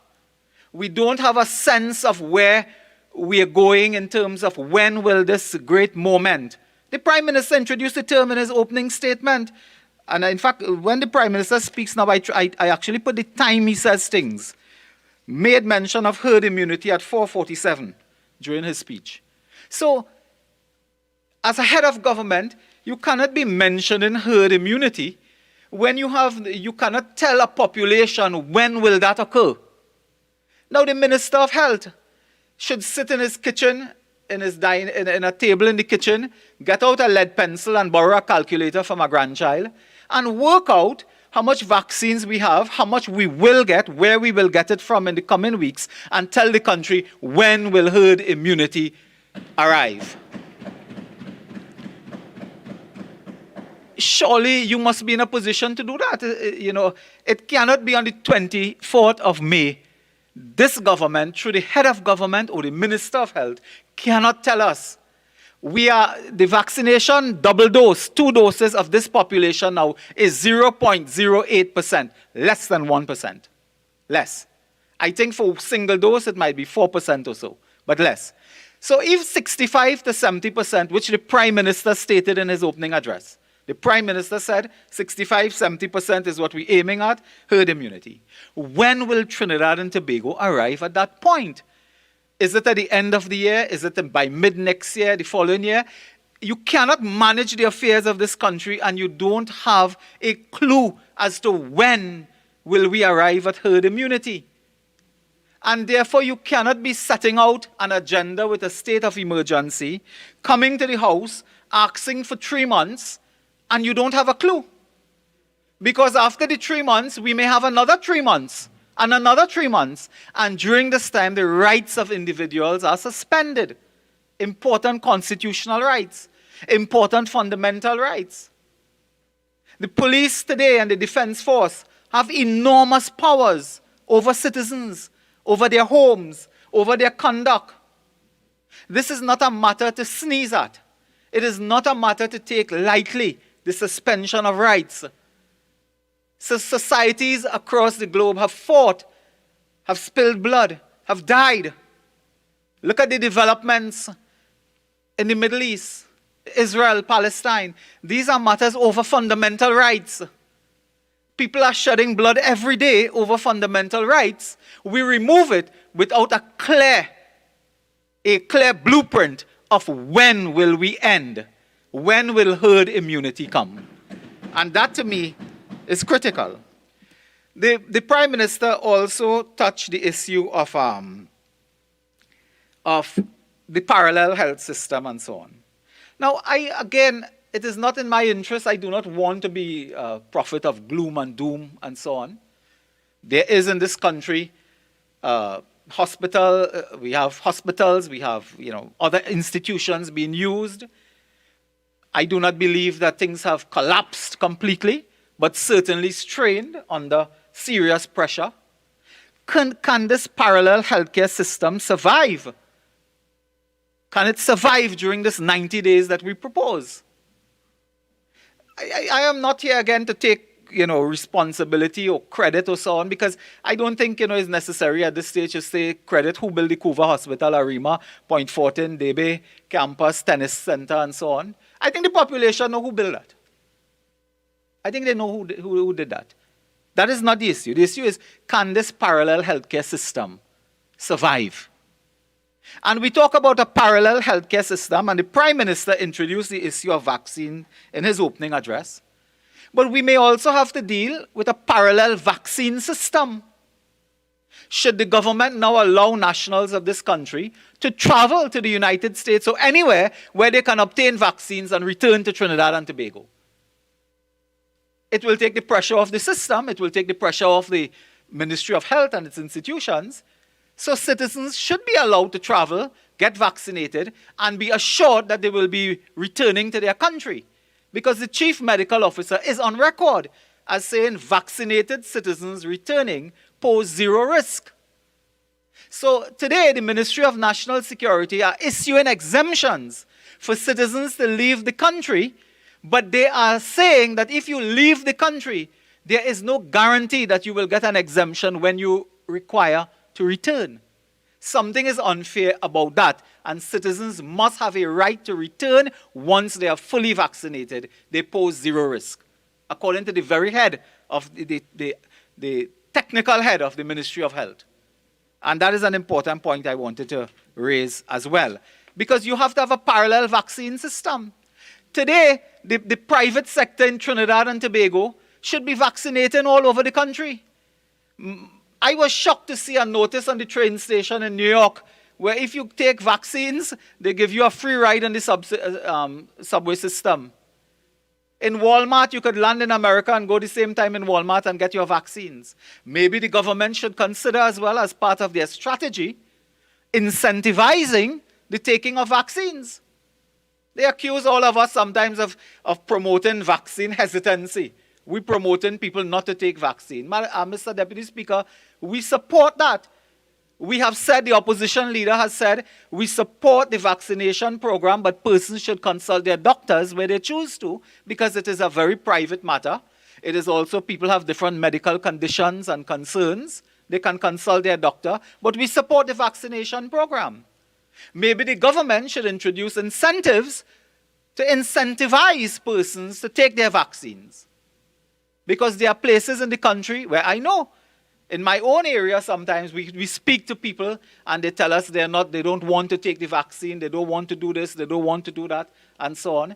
So incentivizing for vaccination is a strategy that the government can look at. But the Prime Minister needs to focus on these details and plans to get to herd immunity, rather than coming carte blanche and saying, give us 90 days of a state of emergency. Give us 90 days. Because in a state of emergency, a lot of rights are suspended. And I want to quote from the Prime Minister himself. The member for Diego Martin West replied as opposition leader in 2011 to a state of emergency declaration in a debate. And the member for Diego Martin West raised an important issue on that day. I sat opposite.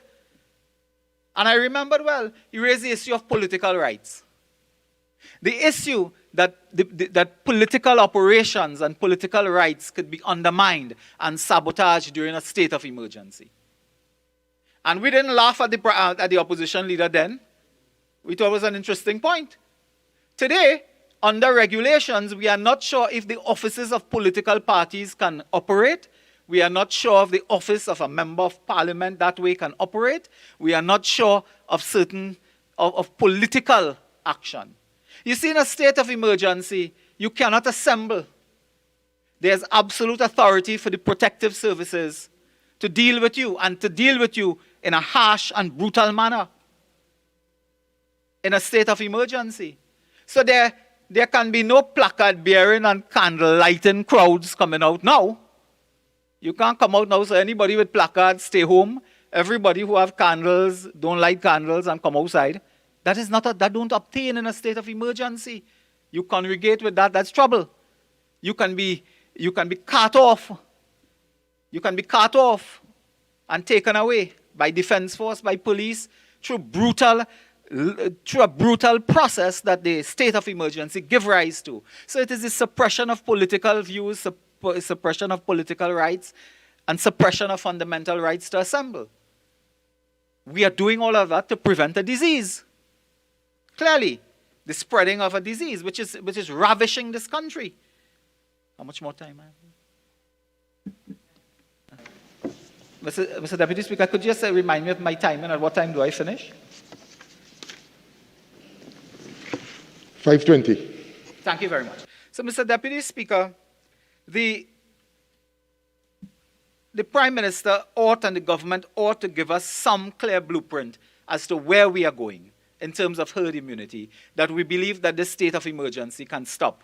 We can withdraw, as the Prime Minister said, this motion and bring it to an end and return to our full constitutional rights. Because otherwise, no attempt to suppress rights over a period of time will meet with success. And the Prime Minister in his opening statement, close borders, we close, we lock down. Lock down what border? Lock down what border? Everyone south of the Caroni River, anybody from the Southwest Peninsula would tell you, boatloads of people jump off the boat, they jump in the water, make a run, and you're on Trinidad and Tobago soil. There's nobody waiting with a thermometer, nobody waiting with a bottle of sanitizer, nobody waiting to meet you, to greet you, to tell you, could you test? We want to see your temperature. Could you take a swab? It will not obtain. And therefore, the government confirmed in one of their press conferences that this Brazilian variant came from an illegal immigrant. That was confirmed. But we don't have any other information on the incidence of those variants. But we hear about closed borders. But closed borders is not the Piarco International Airport. A closed border is not the Piarco International Airport. Today, for example, the Prime Minister could have told us that in the state of emergency, this country, our rights have been curtailed, our movements have been restricted. Are the illegal migrants coming into this country, are they also restricted in the Southwest Peninsula? Or can they just flow in as usual, without restrictions? And for years we have been raising this issue because we recognize the security issue, but we recognize the health issue associated with this. We recognize the health issue associated with this matter. So, Mr. Deputy Speaker, a related problem in the planning of the government during this period of state of emergency, vaccination, of course. And I just want to remind the Attorney General that this matter of detention is a serious matter because, again, during a health emergency, why would you want to detain persons? Now, if you are facing a crisis where a group of people have risen up against the state, they are against the state and taking action against the state and a state of emergency. Detaining people has to do with intelligence gathering, has to do with preventing serious offenses against the state. But when you detain persons in a state of emergency, in a context of an infectious disease, you could be creating more problem by throwing people in a cell, throwing them in remand yard, where they could spread the disease more. So detention is not the same as detention under another state of emergency. In fact, you don't want to detain people now. Look at the figures for the police. I was appalled by the state of with 200 police officers, I believe, as of last week, infected by the COVID. There are certain areas where police are understandably cautious. There was an incident in St. Helena recently where a migrant was attempting to break into a house. This is on the record in the police station. And when the police went to nab the person, they caught him in the act actually trying to break into a house. The police had to stand by, ensure they had all their protective equipment and so on, because the person was not wearing a mask, was not speaking English, and they had not a clue as to what the person was, who the person was, and unprotected this way. so that the police also face serious challenges. So our issue clearly today is that we are not here to necessarily knock this a state of emergency or to protest violently against the period of time, but to have a clear idea on what is going to happen in terms of dealing with this crisis. There's another area of this crisis, and I'll make this my concluding point, is vaccines. Now, I am, again, don't misinterpret me again, I'm not condemning any vaccine. If the vaccine has been accepted by the World Health Organization, if that is the standard, well, we go. Regardless of the efficacy rate, there's something called the effectiveness rate, to use a word that you could understand. And vaccines carry different effectiveness rate. In fact, there's a vaccine not approved by the World Health Organization yet that has a higher efficacy rate than even ones we're using. And that's the Russian vaccine, incidentally. So it has to do with the different rates. And if the World Health Organization approve, well, you take that because that is your international standard and so on. But you know, the world is being divided now. The world is being divided by vaccine passports, where in the United States, if you have vaccines from one country, you can't come there. In the European Union, if you are not vaccinated by what they consider to be the vaccines of choice, you can't go Europe. So we are creating a world where if you're in Trinidad, you can't go to America, you can't go to Europe, and the Chinese have said you can't come to China unless you are vaccinated by a Chinese-made vaccine. So you see what is happening in the world today, and that is a serious crisis that we will face in the coming days. And it's a matter that foreign affairs and a government has to look at, because our business community, apart from tourism and so on, the business community is very concerned about travel. It's a fundamental element of business. And the world is being divided up almost like a pizza between vaccines and who can go here, who can go there, who will welcome this, who will not welcome that, and so on. So, Mr. Deputy Speaker, the point I make is that we have arrived at one of the most serious and deadly moments in our history. I make no excuses, none, when I say that today this country is on its knees because of the inaction of this government. The country is on its knees. We could have been saved this. I personally cannot understand how a prime minister could have found himself in a boardroom in Houston to negotiate gas prices, in a shipyard in Australia to buy boat, but could not leverage diplomatic and political power to get vaccines for the population. Could not leverage that. Could not leverage that. This is a country where the very prime minister boasted once, we punch above our weight. We are so powerful in the Caribbean, we punch above our weight. It's a boxing analogy. So we couldn't punch above our weight to get vaccine? We couldn't use some type of leverage that we share and we hold? This country that boasts about being a commercial and energy, a merchant, the merchant capital of the Caribbean, had to be taking gifts from Bermuda, St. Vincent, belatedly from India, Barbados, and could not purchase. And if today the government tell us that no private sector offered to purchase 351,000 vaccines, high-quality vaccines of Pfizer, then tell us what was that interaction on February 17th about, where a top conglomerate put out a public ad to say that they were prepared to use their own money to purchase 351,000 high-quality vaccines, and that entire deal collapsed, that entire arrangement collapsed. And where is that 351,000?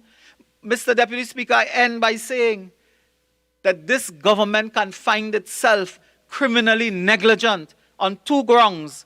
One, the failure to work with the private sector to procure 351,000 vaccines. And secondly, when the entire Caribbean were getting huge gifts of vaccines at that time from the government of India, we said we're not begging for vaccine. We could have received 300,000 vaccines at that time.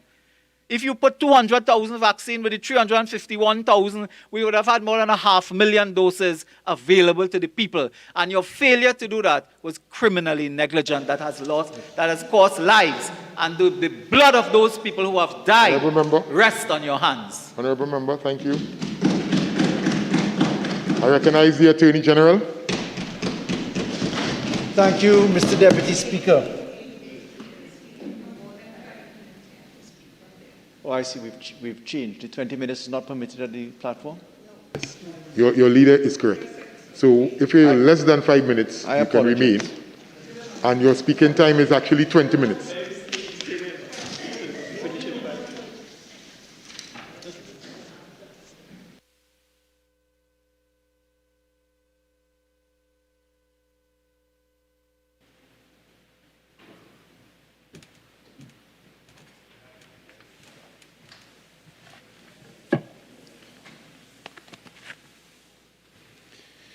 Thank you, Mr. Deputy Speaker, as I now start the clock, having come to the correct point. Mr. Deputy Speaker, to put it quite plainly, it would be nice to live in the land of the UNC, where you could say and do anything with no consequences, where logic just defies reality, where you can complain in a situation of gross inconsistency and there's no political fallout. Let me explain why I've started off that way, Mr. Deputy Speaker. We are under a state of emergency. It was open to us to debate two motions together. That was not the case by the choice of the member for Pointe-a-Pierre and the choice of the member for Siparia. So we are in two debates today on one subject. We're in a debate where the member for Oropouche East just spoke and asked for data. And in that data, the member speaks about there being no material to speak about what happens after 9 o'clock with the virus and what happens after the situation of going to work during the daylight hours happens. The member went on to say that we were not told by the Honorable Prime Minister where the data is taking us to, etc. I'd like to put on record, Mr. Deputy Speaker, that the Honorable Member should do more than just pay lip service, as they did earlier today, to the members of the healthcare professional sector involvement. Mr. Deputy Speaker, Dr. Avery Hinds, who is the Chief Epidemiologist, has spoken with graphic information, literally with graphs, to demonstrate exactly what the measures of circulation in non-curfew hours and curfew hours look like. And Dr. Hinds said to the nation very plainly that we are 1 week into the epidemiological cycle. Dr. Hinds pointed out the trajectory of the mapping, showed us exactly where we would be if we didn't take measures. He went into great detail to show, with the closure of bars and with restaurants, exactly how the numbers reduced from the trajectory point. And yet today, we are regaled by the members of the opposition telling us they have no data. Mr. Deputy Speaker, I just respectfully cannot accept that. So let's deal with the state of emergency, the resolution before the House. Let's deal with the law, and let's touch on some of the points raised by Oropouche East. Number one, the Republic of Trinidad and Tobago in January 2020 first came to understand that there was a SARS-type virus, later called the COVID-19 virus. Trinidad and Tobago took steps in January 2020 to stop the unlimited movement from China. We took later steps in February and in March to limit the number of jurisdictions that came into our country freely, without quarantine or cool-off period. In March 2020, 3 options were available to the government. Number one, call a state of emergency under the provisions of Section 8 of the Constitution for the fact that we have a dangerous infectious disease. Number 2, use the Disaster Measures Act and declare Trinidad and Tobago in parts, if you could, as under a state of disaster, because again, health reasons fall there. And number 3, use the public health regulations. Mr. Deputy Speaker, as a matter of law, we looked at the state of emergency, and the Honorable Prime Minister and the Cabinet decided that the suspension of rights enshrined under the Constitution, in particular Section 4 and 5, the free movement, etc., the right to private life, that those should not be interrupted by a state of emergency. We looked at the Disaster Measures Act, and there's a limitation in that law where you cannot declare Trinidad and Tobago as a whole as an area of disaster. And furthermore, any disaster declared there, even if you could, would be subject to the payment of damages, which is something that a state does not consider under a state of emergency or under the public health regulations. So we elected the public health regulations. Mr. Deputy Speaker, in the proclamation of a state of emergency for health reasons, in seeking to cause an extension today for 30 days, as we're allowed to under Section 10 of the Constitution, we have in existence regulations issued by the President for the state of emergency. These regulations are not uncommon. They are not a feature that we are unaccustomed to, because they resemble in large part the public health regulations, except that they allow for an enlargement of certain aspects. What are they? The state of emergency regulations issued under Section 7 of the Constitution allow for the utilization of a curfew period. They allow for the entry into private property by the law enforcement agencies, including the Trinidad and Tobago Defense Service. And, Mr. Deputy Speaker, they are built upon a formula which is very different from other states of emergency. Permit me to answer Oropuch East. Number one, they do not provide a mechanism for breaches of regulations other than by way of summary offenses. If you breach a regulation under the state of emergency, you are subjected to an offense which is a summary offense. You go to the magistrate's court. Number two, they do not include preventive detention, as every other state of emergency had in 1970, in all of the years going forward in the states of emergencies that we've had, 2008, 2011, 1990, 1970, there were preventative detention mechanisms. These regulations do not have that. Question is, why did we use the provisions of Section 11 of the Constitution to establish a tribunal? Because the Constitution says that you ought to have a tribunal. We took the opportunity to create that tribunal. And if you look to Regulation 4 of that establishment of tribunal, we say that in the event that there is a circumstance under regulations, yet, including regulations yet to be proclaimed or issued, that this is the tribunal. The simple position is, certainly from my point of view as Attorney General, that there is no reason to attend before the tribunal for any summary offense. Mr. Deputy Speaker, I want to remind that the state of emergency and the regulations issued under the state of emergency operate alongside the public health regulations. The public health regulations still provide for quarantine provisions, and they still provide for mask wearing and penalties, etc.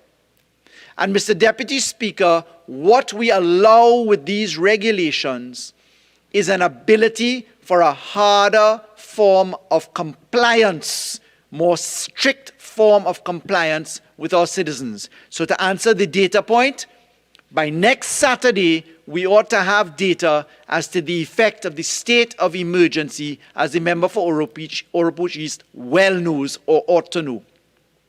Secondly, the measures do not include provisions for detention. Thirdly, it is beyond intellectually ridiculous for any member of this House opposite to say that political organizations can't operate. One need only look at the histrionics protestations of the member for Barataria San Juan, who made a song and a dance, a cry and a plea for hampers in his constituency office. It is a fact that all constituency offices are in operation because we provide for the assistance to the impoverished and our community offices in social development, etc. All of that is at work. Mr. Deputy Speaker, it is also absolutely plain for anybody to see that the regulations do not include the prohibitions against political gatherings, or the prohibitions against publications, or the use of loudspeakers. And again, the regulations do not prohibit the dissemination of dangerous information, and therefore it is again an intellectual ridiculousness for someone to suggest that there's a suppression of political parties in the manner that Oropouche East suggested. Mr. Deputy Speaker, it is very important for us to note that it is not true, it is patently untrue to say that if you have vaccinations, for instance, the Pfizer vaccine, the AstraZeneca vaccine, the Johnson & Johnson vaccine, any vaccine, it is untrue to say that there is no risk of transmission. The World Health Organization has made that pellucidly clear in saying that there is always a risk of transmission. For example, Mr. Deputy Speaker, the Brazilian variant is now in India.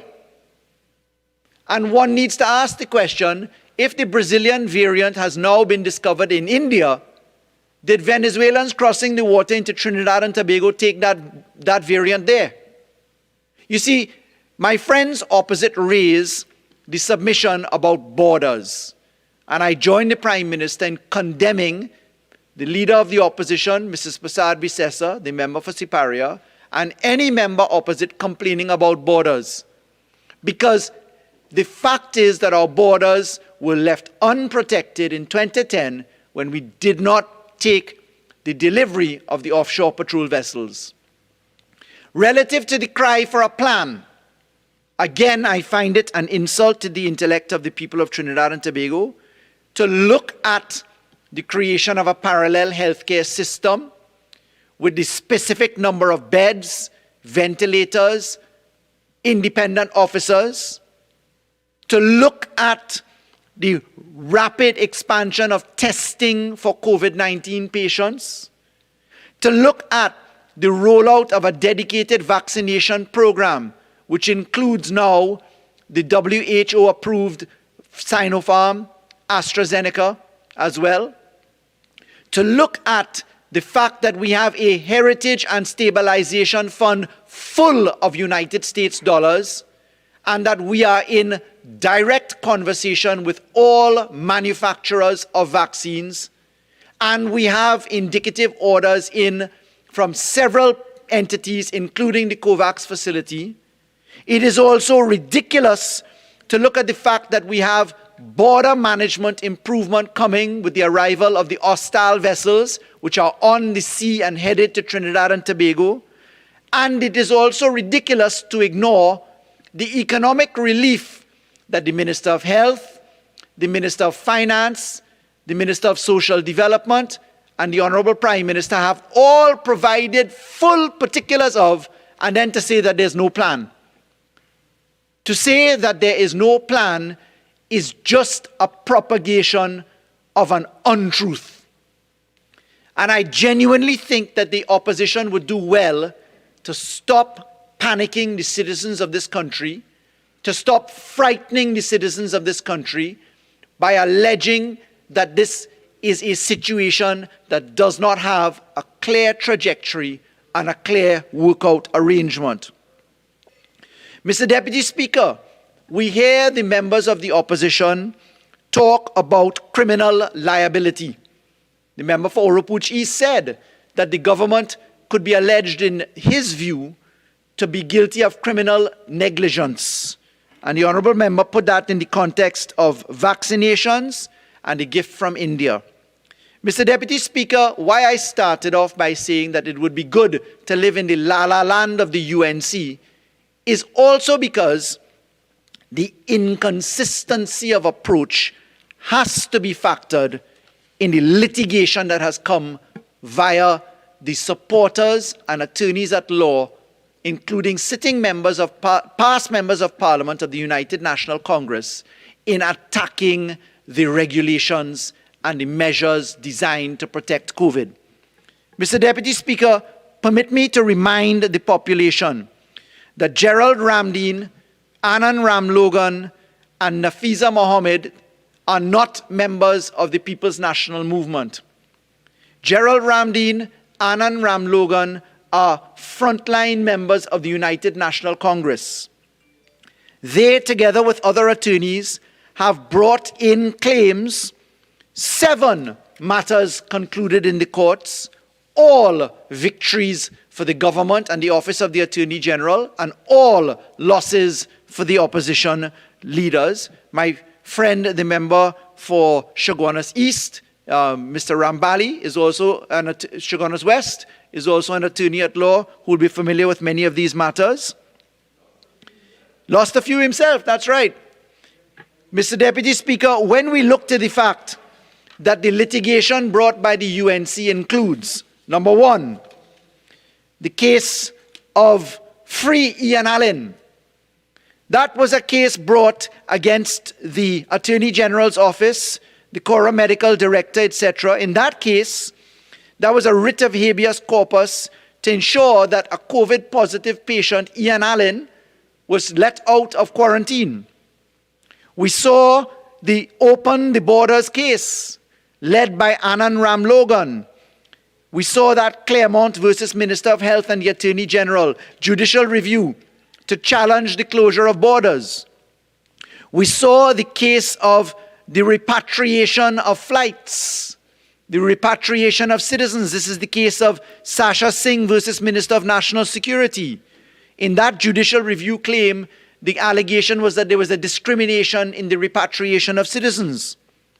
We saw the challenge to the public health regulations in a matter of Dominic Suraj, where the attempt to strike out the very ground on which the public health regulation stands to say that they are not saved law was brought by none other than Anand Ramlogan. We saw the case of Devant Maraj in the allegation of discrimination, again by attorney Anand Ramlogan, saying as to who is a journalist and who is not. We saw the Open Liquor Marts litigation, again brought by members of the UNC. And then we have today on offer the allegation that we are not protecting the borders and not causing positions of control. Mr. Deputy Speaker, we have had hundreds of habeas corpus applications, that is, bring the body applications, brought by leading members of the United National Congress to ensure that migrants who enter this country illegally stay in this country or have the benefit of uncontrolled management of our borders, just simply sidestepping the regulations of Trinidad and Tobago. So in that world of the United National Congress, you get to say, we're all serious about COVID, but open bars, open borders, don't repatriate illegal immigrants. In the la-la land of the UNC logic, you get to say, strike out the COVID pandemic rules and regulations, destroy the public health regulations. You get to see all of the inconsistencies in that luxury of just making it up as you go along, Mr. Deputy Speaker. Mr. Deputy Speaker, I will say to the people of Trinidad and Tobago that every measure required to be implemented will be applied. These public health regulations issued under Section 7 of the Constitution, which will be in existence by virtue of an extension of the arrangements under the state of emergency by this resolution today, these can easily be removed by a further proclamation. We can return to the public health regulations. but that is entirely dependent upon curbing the attitude of our citizens and corralling them. Mr. Deputy Speaker, I'd like to say this. Member, you have 2 more minutes. It is conspicuous that the only leader in the Republic of Trinidad and Tobago who is not calling upon citizens of the Republic to simply comply with the laws in a plain and straightforward fashion, respectfully in my view, is the member for Siparia. That is the voice that is most silent, to the point where the editor of the Express on the Eid celebration called upon the Prime Minister to hold the leader of the opposition's hand to tell her to talk to her people. Mr. Deputy Speaker, any leader worth his salt or her salt ought to understand it is plain and obvious that everybody must do their part. Whilst we are all fatigued, there is COVID fatigue, we need to hold on. The extension by way of resolution today of the state of emergency is a necessary and proportionate mechanism which I wholeheartedly support. I wish to offer condolences to persons who have lost loved ones in this time of difficulty, and I wish to offer hope to the citizens of Trinidad and Tobago that there will be better and brighter days as we will get through this pandemic. I thank you, Mr. Deputy Speaker. I recognize the member for Chaguanas West. Thank you. Thank you, Mr. Deputy Speaker, for allowing me to join in this debate. Mr. Deputy Speaker, I have listened to my friend, the Honorable Attorney General, and he started off by saying it must be great to live a life in UNC La La Land. Well, I want to tell him that it will be, and it has been great, to live a life in UNC land. And no, we're not talking about UNC La La Land. We're talking about UNC land. And I want to say that UNC has never ruled this country as though it was UNC land. UNC has ruled this country as it was the citizenry of the Republic of Trinidad and Tobago. But if he wants to coin that phrase UNC La La Land, I want to say that life, not La La Land, life in UNC land is a life where children have laptops, where citizens don't have to depend on hampers, handouts, because they don't have bank accounts to which monies will go. They will not be denied because they lack bank accounts, where citizens won't be locked out of their home country for 14 months and literally dying to come home, where debates in Parliament aren't avoided via any sleight of hand legislation.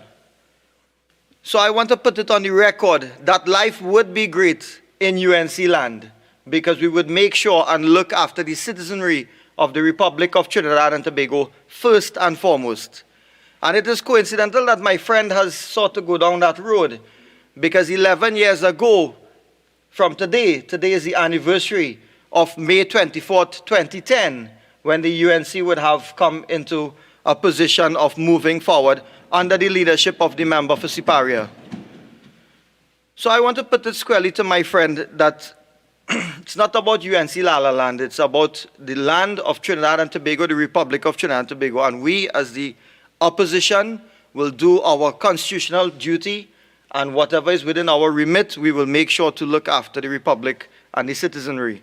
Now I want to go quickly that my learned friend, the Honorable Attorney General, he made some references which I really didn't want to get into. But I want to deal with these court cases he has referred to. And I want to make it clear that it continues to be the right of a citizen to retain an attorney at law. It continues to be your entrenched common law and your constitutional right to be able to challenge any piece of law before the courts of Trinidad and Tobago. And if you don't succeed, you can go to the Court of Appeal, and if you don't succeed at the Court of Appeal, you can go to the Privy Council. And maybe I should start with the particular case. The Honorable Attorney General called out a lot of cases, and 7 cases, supporters of the UNC, lawyers who support the UNC, frontline members lost. But what he didn't do, he did not deal with the most contemporaneous case, and that case is Privy Council Appeal number 0112 of 2019. The citation is 2021 UK PC 13. The name of that case is Commissioner of Prisons and Another versus Persad and Another. The Privy Council delivered this decision, Madam Speaker. The Privy Council delivered the decision only this morning. And in that matter, I have to say, Attorney General, it was the state, the government had lost that case. And why I raised that case is because you have cited others. And why it was lost, it is very clear. The case is a right to the protection of the law. And here it is, Madam Speaker. This is the fundamental misconception of members on that side, particularly Attorney General. The problem is you don't understand that there is a rule of law. You have fundamental rights, and therefore people can challenge if they so choose. It is a matter of the rule of law, the right to the protection of the law. So you may disagree. And I hear some mumbling on the other side. It is the right to the protection of the law. The reason why the case went to the Privy Council was because people felt that they had rights which they wanted to channel. So I think the case, just for the Hansard purposes, Madam Speaker, this was a case where the court ruled that the unlawful remand violated their rights. This is the litigants in this matter. The court ruled that the unlawful remand of these persons violated their rights to the protection of the law as guaranteed by Section 4B of the Constitution. So I know my friend wants to say that you could have dealt with it when you were dealing with those other 7 cases. But this is a loss to you, Attorney General. The case was won before the High Court. It went to the Court of Appeal and it reached the Privy Council. And at the Privy Council, the ultimate arbiter, the case was lost by the government. So, no, I'm not giving way. I barely have time. Madam Speaker, I'm not giving way.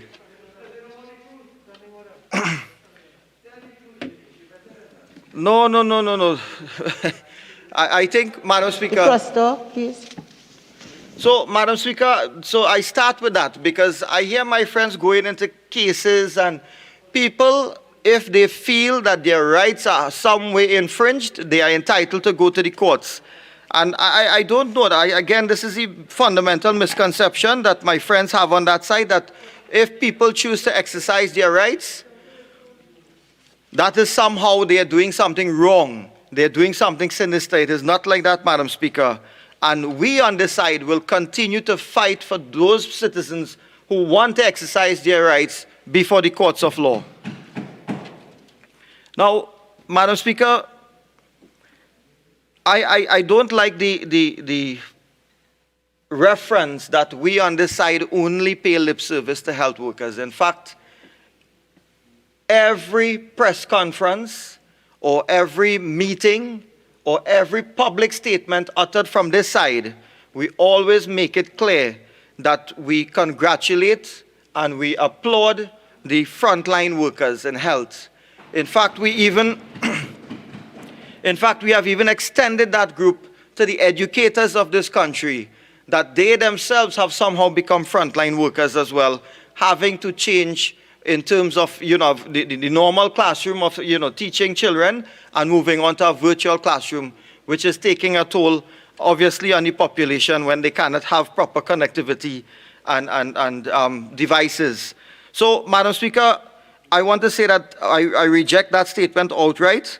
And one of the things is that I am not sure, is it that the Attorney General is saying that the state of emergency, when it is now, according to him, being aligned to operate alongside the public health regulations, is it that he's conceding that whatever they wanted to achieve was not being achieved under the public health regulations? Because there are many debates which we had in the public domain as to whether or not the public health regulations was effective. Some people, they felt that it was outright unlawful, and therefore they took those matters to court. But is it that he is now conceding that it has not been effective, and therefore you need the state of emergency to operate alongside? And one of the most contentious matters which came up, Madam Speaker, was whether or not police officers, law enforcement could have entered certain private spaces for the purposes of what they, in their view, would deem breaches of the public health regulations. And that debate is not something we conjured up on this side. That was a debate in the public domain. So I want to hear clearly from the other side, is it that they are conceding that law enforcement could not have done it, and now they are seeking to do it under the state of emergency regulations? Madam Speaker, having dealt with some of those things, I think my time will run out if I go to deal with all of what I heard my friend try to confuse the population with. But before getting too far ahead, I want to echo what has been said before, and by those speakers who have spoken before me today, and that we really have a position in the country which is really untenable at this time. And in saying this, I'm not seeking to cast blame at this point. Let me first make it clear that we on this side, we encourage everyone in Trinidad and Tobago to get vaccinated. We have said that before. The speaker before myself, member for Oropuch East, has also said that. And we must appreciate, and this is through you, Madam Speaker, to by extension to the rest of the population, each of us has to be responsible for ourselves, our families, our neighbors, and even the strangers around us, and so we should behave accordingly. We have always exercised that responsibility in spreading that message. Let me say condolences, as have been echoed before. Now, Madam Speaker, it is not a good place to be in right now, and I want to say that, as echoed before by speakers before myself on this side, we will support all good measures to curb the spread of this dreaded virus. So that is why we are here today. We are entitled to raise the questions as we have been doing, and we do support any good measures. Now, Madam Speaker, the Attorney General, in his presentation, he was speaking to certain things in terms of alignment of the SOE and with respect to the public health ordinance. And I want to say that, Honorable Attorney General, in terms of the emergency regulations which have now come into force, I would like to look at some of the things, because you see, we must be clear. The population must know what they can and cannot do. And this is the certainty which is required by the rule of law. I hear Port of Spain North, Port of Spain North, St. Anne's East, St. Anne's West. I know that tends to annoy him a little bit, but Port of Spain North, St. Anne's West. So I know I hear him grumbling a little bit, but you see, when you look at the regulations, let's just use one example, Madam Speaker. And I took note of the specific treatment given to what is referred to as a vulnerable person. Now, the word vulnerable has been used throughout the debates today in this House, and that is because it has tremendous significance today. Anyone who understands that a virus can literally take your breath away, snuff your life out, will understand what it means to be vulnerable. By virtue of the definition which has been encompassed in the SOE emergency regulations, vulnerable person includes any person 60 years or older, any person under 60 years of age who requires medical care or who has some underlying health condition. But it is not limited to certain conditions listed in subregulation 3.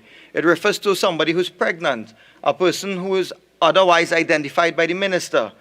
So, Madam Speaker, when we look at it, and we go now to the sub-regulation 3, the conditions referred to at paragraph B of the definition of vulnerable persons, and this is where it says, are persons who have chronic long-term respiratory diseases such as asthma, etc., chronic heart disease, kidney disease, neurological conditions, diabetes, problems with spleen, a weakened immune system, seriously overweight, and it goes on, Madam Speaker, such other conditions as the Minister may prescribe. Madam Speaker, with the attention to such detail in the definition section to who is a vulnerable person, one would have expected you have been invited to some grandeur, some position that, you know, there's a helping hand, somebody is reaching out to these vulnerable persons. So I was excited about seeing these medically vulnerable persons somehow being singled out for possibly curfew passes, or for having access to special emergency medical hotline, or possibly somehow being assisted in terms of a grant, getting medication that they may need. But Madam Speaker, being heartened at the definition, it soon faded once you got further on into the regulations. And the sad reality is that that group of vulnerable persons represent a very huge proportion of our population. So I want to ask, and this is the question we go to, having defined vulnerable persons in that great detail, what about them? What is the purpose of this distinct category in the beginning of the emergency regulations? And disappointingly, Madam Speaker, I have to say, it is like the teacher telling you, once you hear your name, stand up. And you hear your name and you stand up, but you're waiting after that. And the teacher will get up and walk out, class finish, and go on about your business. And you're still waiting. No specific provision has been made anywhere in the regulations for a vulnerable person. So it begs the question, what is the clarity, what is the intent, what is the purpose of this, being in the regulation? So I want to put that to the Attorney General, that even though that there is a following section which makes reference, and it is Regulation 3.10N, which says social workers, and there's reference to socially disadvantaged and vulnerable. Madam Speaker, there is no connection whatsoever. So why do you include some of these things in the regulations at the very beginning in the definition section when it has no purpose in the regulations? And so this is something that we have to look at. So, Madam Speaker, when we talk about the aligning of state of emergency regulations with the public health ordinance, one wonders it is ripe, it is setting a fertile soil for people to challenge things because they are not sure what they can and cannot do. Honorable members, there's some noise that is really prohibiting me from hearing properly the contribution. So, Madam Speaker, I was referring to the regulations itself, emergency regulations. And Madam Speaker, very quickly, other problems that surface in the regulations. You have, for example, where it is stated that, and one senior counsel, and it was referred to before, has indicated that you are talking about powers of arrest, but you have really not spoken about whether you can have powers of arrest, power to enter without warrant. So it is not clear. I mean, my friends think that we are nitpicking, but it is not so. We have to look at it from the point of view because it presents real-life scenarios where people do not know what to do. And what can happen is that you can have law enforcement now being put in a bind. So, Madam Speaker, I go to detention because that is an area which I think it really escapes the government. Here it is you pass the regulations, and that is Legal Notice 144, but which says now you make provision for powers of arrest 1 in Legal Notice 144, and for a detainee to apply to the tribunal, which has now been established for legal aid or for review.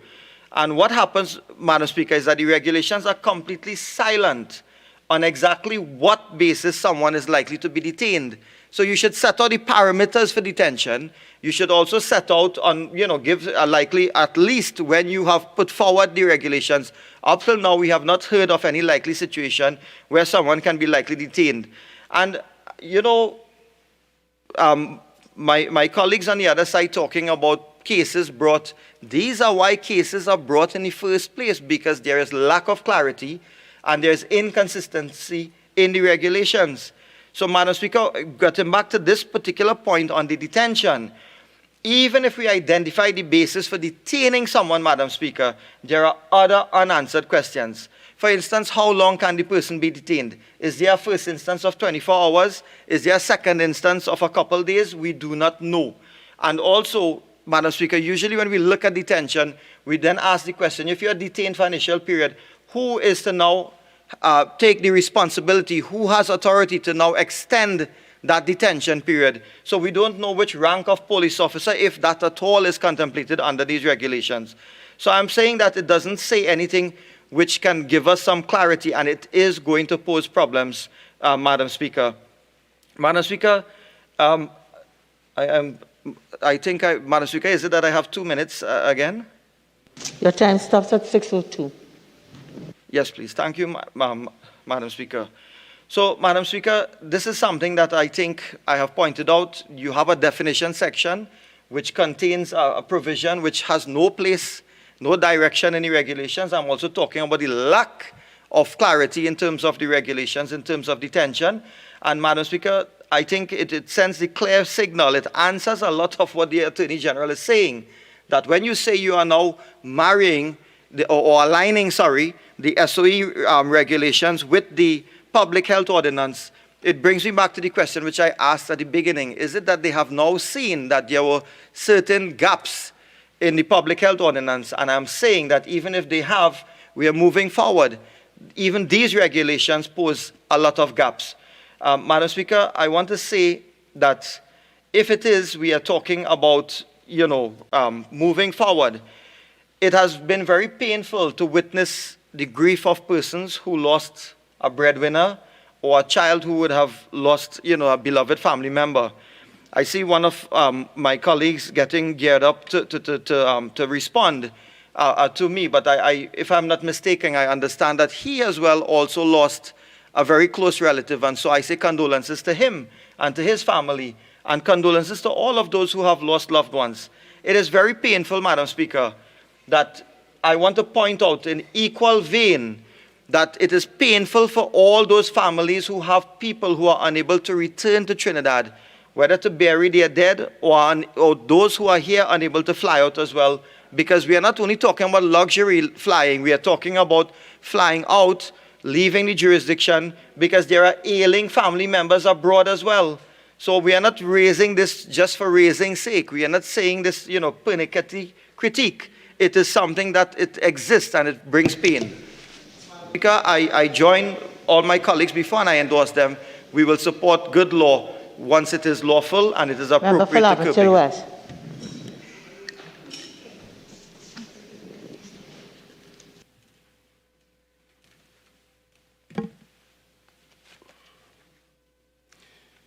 Thank you very much, Madam Speaker, for entertaining me to make my contribution in this debate on the motion to extend the period of the emergency, state of emergency, as proposed by its mover, in accordance with the Constitution of Trinidad and Tobago.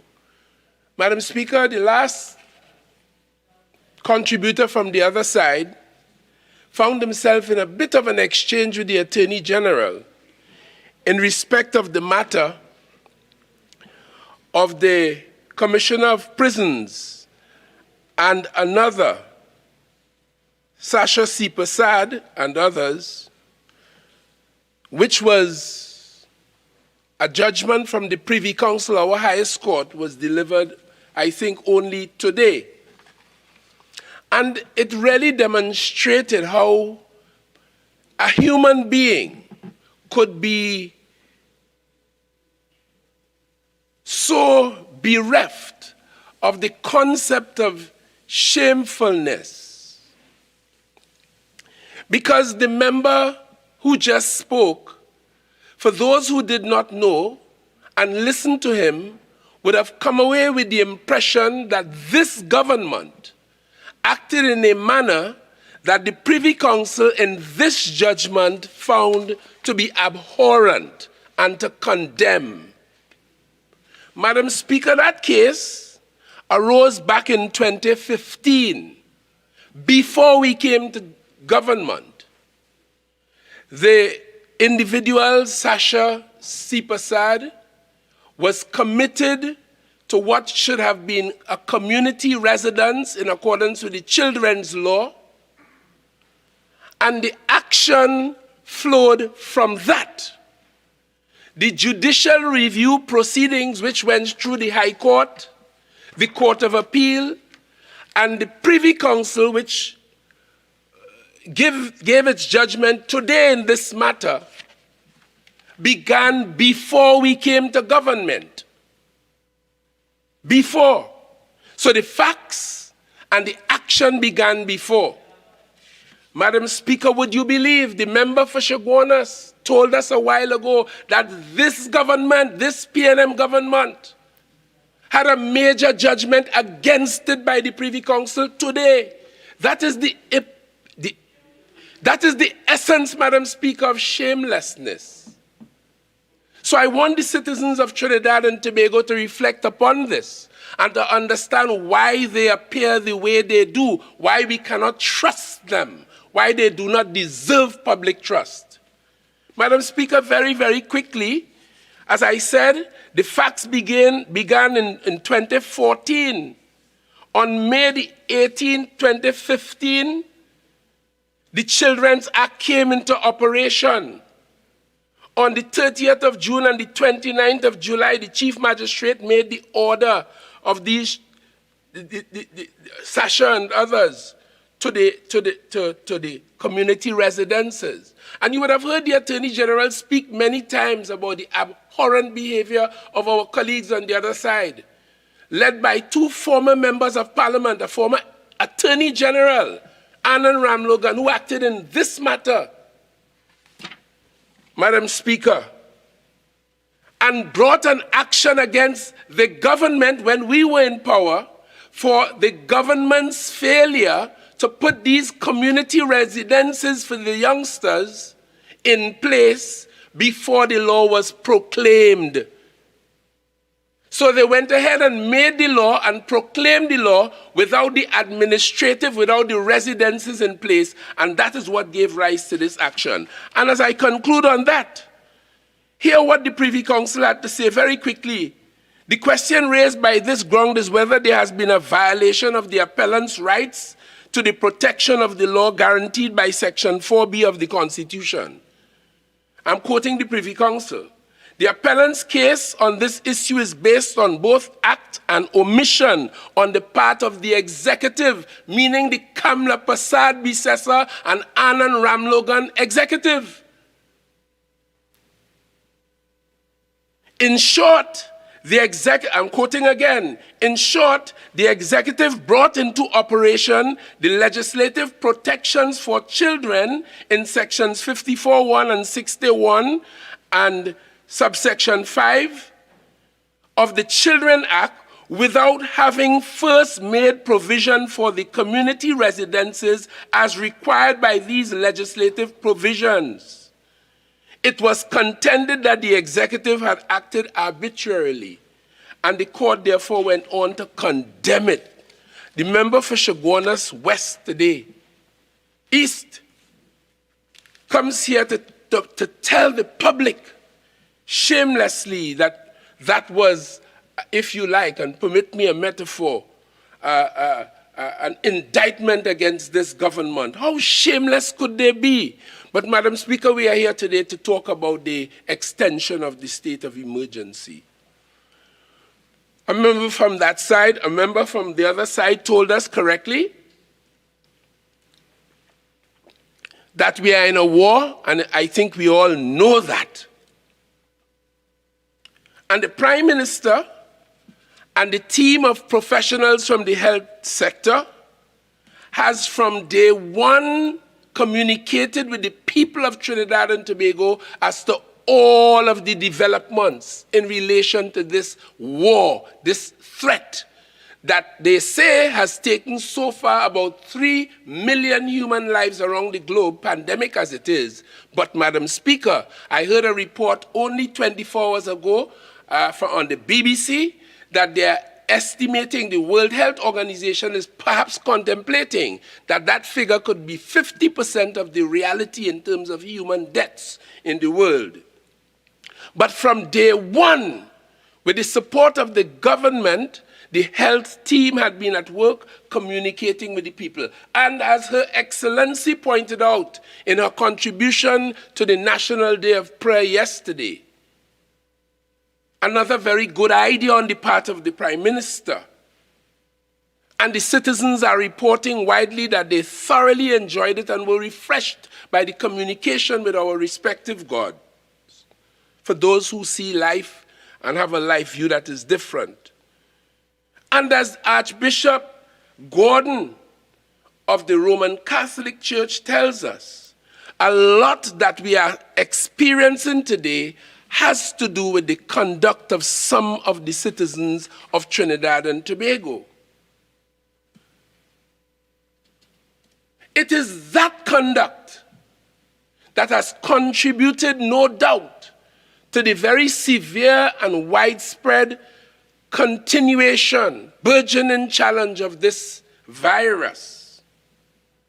I had heard recently the business community, the religious community, and ordinary grassroots people being interviewed by the media and on social media, and some from my own constituency who took the trouble to call me as Member of Parliament.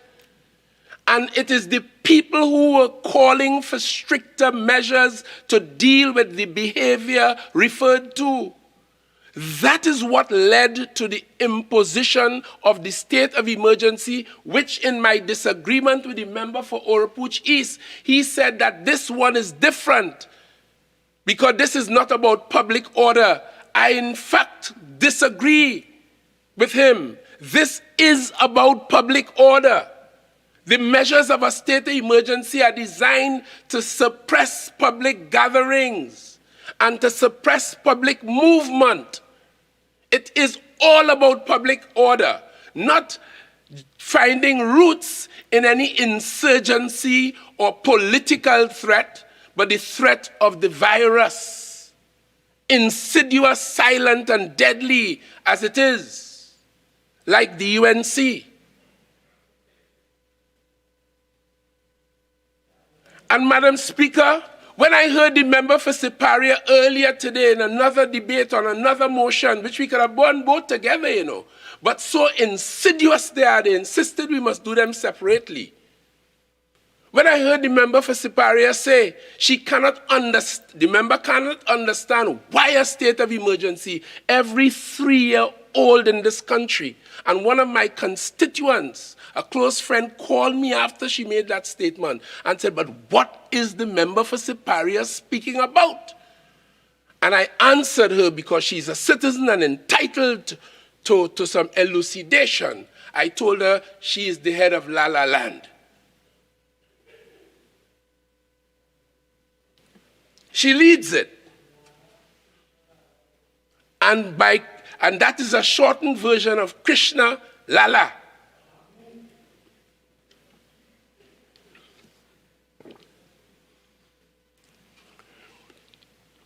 Madam Speaker, so we are here today to extend this. Only yesterday, 573 new cases, 10 deaths. We heard today 15 deaths, a very serious state of affairs. The highest we've had so far, 21 deaths. A total of about 300 and I would think now 90 deaths, if the 15 figure I heard in this house today from the last 24 hours is correct. So, Madam Speaker, we are not, this is a serious situation, and this is a serious government, and we are using a serious constitution to respond to that serious situation and problem. The member for Oropouche East raised the question of border security, and I'm happy that the Attorney General alluded to aspects of it.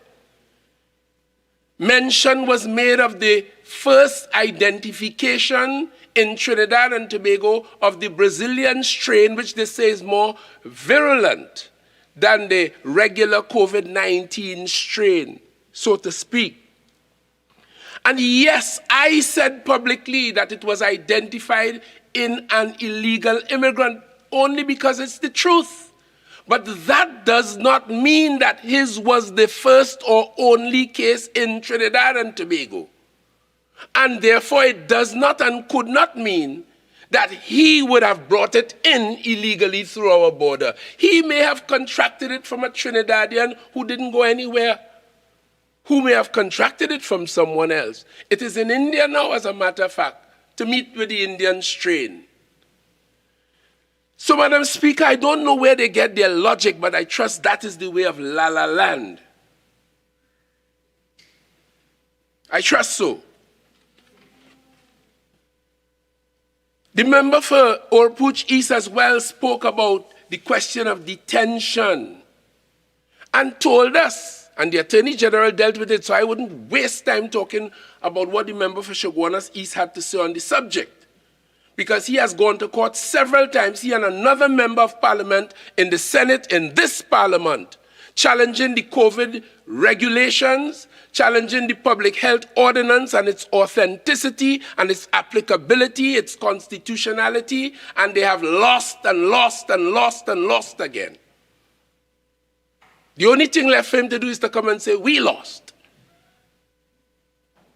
As he did earlier today in the matter with Sasha C. Persad, Madam Speaker.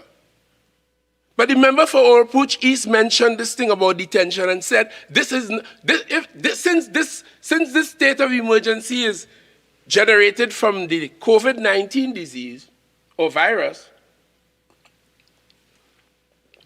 we really shouldn't be detaining anyone.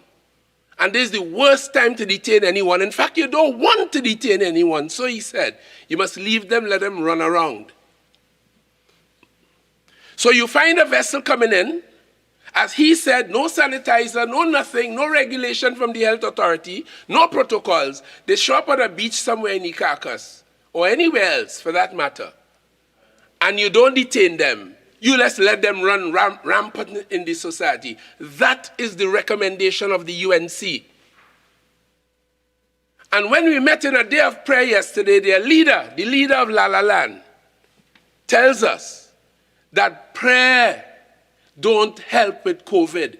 At a time when we call on our nurses, our doctors, the Prime Minister who leads this fight, the ambulance drivers, all of the people involved, even members of the Defense Force. Today, as we speak, they have a doctor, 4 nurses, 15 medics inside of the Couva Field Hospital, 2 of which we brought here, 1 at Couva, 1 at Jean Pierre Complex.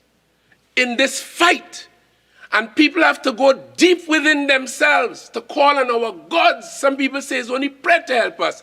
The member for Separia tells us, right behind the fact that sunlight good for COVID, and keep the bars open, and she will build a dome, tells us that we mustn't have faith in God, we must have faith in rum.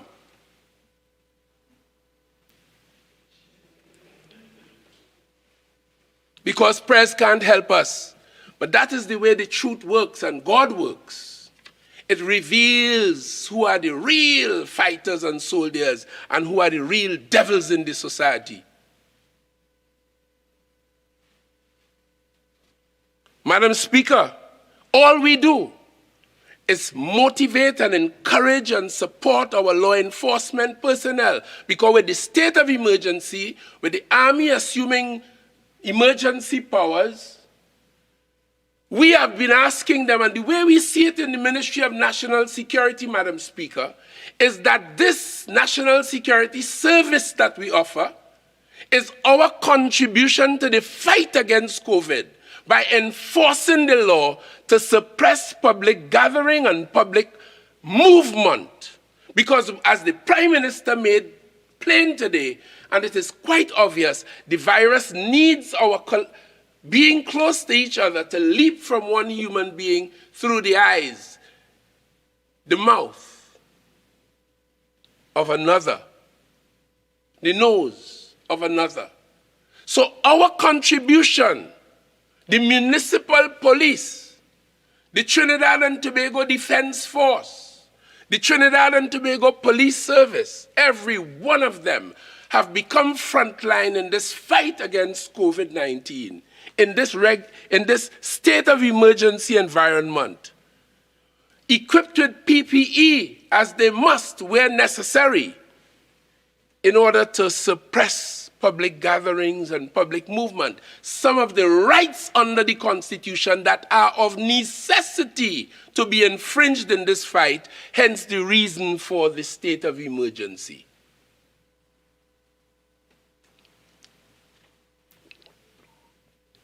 And I heard the member for Oropouche East shamelessly, second in command of La La Land, waiting to take over. In fact, the de facto leader of La La Land, telling us a while ago in this debate that he don't have to come here today to condemn no vaccine, but he stands on record as having already so done. He told this country, and it is on the public record, and he questioned the efficacy of the Sinopharm vaccine, already on record. Now telling us shamelessly today, he don't have to do it. You do it already. And similarly, the member for Siparia told us recently that we should join with the UNC, come together to fight this virus. First of all, I, Fitzgerald Hinds, I'm not talking for anybody else, I don't trust them at all. Because I know them for a long time. I know their record, Madam Speaker. They are not worthy of the T in the word trust. And the only T that is relevant for me is the one at the end of the word cannot. Cannot trust them. But I want the member for Siparia to know the business community who called for the state of emergency, the young people of Trinidad and Tobago, the religious communities, the ordinary man in the street, the members of the protective services, the members of the medical services led by Dr. Parasram and Dr. Hinds and Dr. That very powerful lady who joins them, Dr. Trotman. She speaks with authority and knowledge of her business and guides us to good sense, day by day, week by week. We are all already united, member for Siparia. The only people on the outside of this is the United National Congress. They have gone to court on this matter to block the public health ordinance and to block the regulations, including that one from Shoguanas East who spoke here earlier. I'm sorry, Madam Speaker. They have done that. The member from Shoguanas West. The honorable member. It's hard to say, Madam Speaker, but I'll be guided. Don't go there. Don't go there. All right, so just retract that and press on. The member from Shoguanas West. But Madam Speaker, when I recall what happened today with this case that was decided by the Privy Council, I am troubled in my spirit. Madam Speaker, the member for Orupuchis also told this country through this parliament that what is missing is proof that the rates will go down. And Madam Speaker, as was pointed out, and let me reiterate, it will take a little while before we see the effect of it. I just want to praise, as I conclude, the Trinidad and Tobago Defense Force, the Trinidad and Tobago Police Service, the municipal... Time is now spent.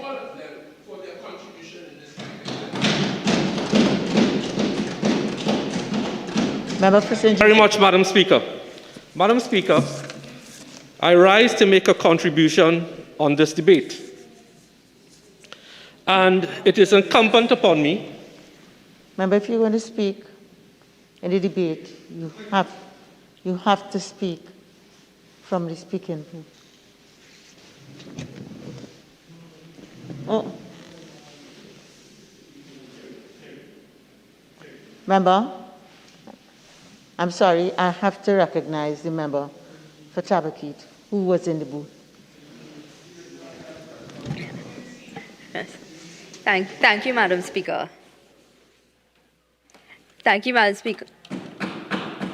Yes. Thank you, Madam Speaker.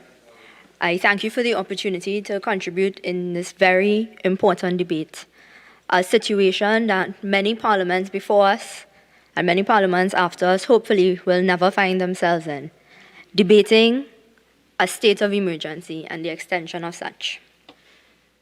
Now, Madam Speaker, I became a member of parliament during a pandemic, unusual circumstances for the globe. All of us are trying to find our footing.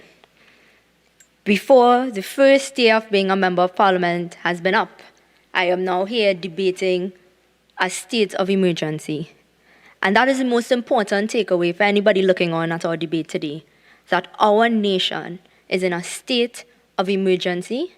We are fighting for control and fighting for our lives.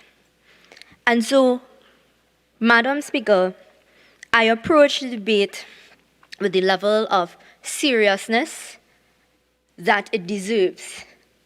But it is very difficult coming after the comedy hour that just preceded me. Madam Speaker, and I'll get into my contribution shortly, but to use the words from the President's statement that we took note of earlier today, our circumstances have taken a sudden and distressing turn for the worse. That is very important as we go about our business here, as representatives of the people of this country, as leaders in our country, and as citizens of our country. It has taken a distressing and sudden turn for the worse. And you had, speaking right before me, Madam Speaker, a very senior member of this Parliament, I believe the member himself referenced how long he has been here. It is that member's first contribution here now, I believe, as the Minister of National Security in a state of emergency. I would think he had a number of very important, very sensible things to tell us. He spent the majority of his debate talking about La La Land. That is disappointing in the highest order, Madam Speaker. Came here because it is not my intention to delay our Parliament. I have the utmost concern for the members of staff here, for the people who come out for us to do our business. So I stood in the booth and I brought my pen because I was waiting to hear at what point in his very short 20-minute contribution he would remember he's the Minister of National Security and mention law enforcement, the Defense Force. It was 6:18 p.m. That was more than half of his contribution. It took him to remember that in a state of emergency, he is in charge of our national security apparatus. Disappointing in the highest order, Madam Speaker. Anybody looking on here today, you would not know what he has been charged with. You would not think that the Minister of National Security would come in a debate on a state of emergency, albeit because of a virus. But the members of the Trinidad and Tobago Police Service have a very serious job to do at this point in time in maintaining public order. The members of the Defense Force, the members of the Coast Guard, all under his charge. They would have been listening, waiting to hear something sensible from the minister. They would have been left sorely disappointed. I listened carefully and I waited for the Minister of National Security to extend his condolences, as I'm about to do now, to the members of the TTPS who have lost a number of their brothers and sisters in the fight. I waited. I stood here, I had my pen, I said, right, he'll get to it eventually. But no, because it became very clear to me that the seriousness with which we approached this debate was not echoed on the other side. I don't know if the minister feels that it is after 6 o'clock, so nobody's looking on. I don't know if he believes that the curfew extends to TV, and so they took off their TVs when they saw him coming. But there was something serious to be said here today, and he missed the opportunity. Madam Speaker, as we debate the state of emergency, and more importantly, as we debate the extension for 3 months, the minister had something important, ought to have something important to say about what that meant in terms of the strain on our personnel in the security apparatus that we have as a country. That is important. That should have taken up the beginning to the end of his 20 minutes. And that would have sufficed. Because people are looking on today very afraid. Very afraid. they are looking on today very accepting of a state of emergency, not because we enjoy having our rights curtailed, not because we enjoy being told stay inside, no, because we are very afraid. We don't know if the curfew is the right thing. We don't know if we don't know, but we are willing to say we have to do whatever it takes. Because as the numbers keep rising, as each individual home gets touched, because as I stand here today, last year at this time, I believed no one in my age group. We were telling everybody, be safe, look out for your grandparents, look out for your parents. You have to do the right thing for your parents and your grandparents. A person within my circle, in my age group, was buried this morning. This morning. And so, from COVID-19. And so, therefore, when we stand here today, and we talk about the regulations, and we talk about accountability, we are speaking from the perspective that all of us as citizens have entered into a social contract with this government.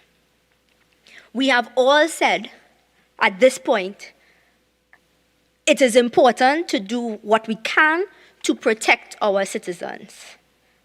And we understand that existing in a state of emergency for a time may be what we need to do. That is not to say that you will not be held to account when the time is right. That is not to say that each measure will not be clinically evaluated. That is not to say that transparency and accountability are still not things that we must hold true. But it is to say that as we stand here today, we understand that as a people, we must do what is necessary to keep each other safe. And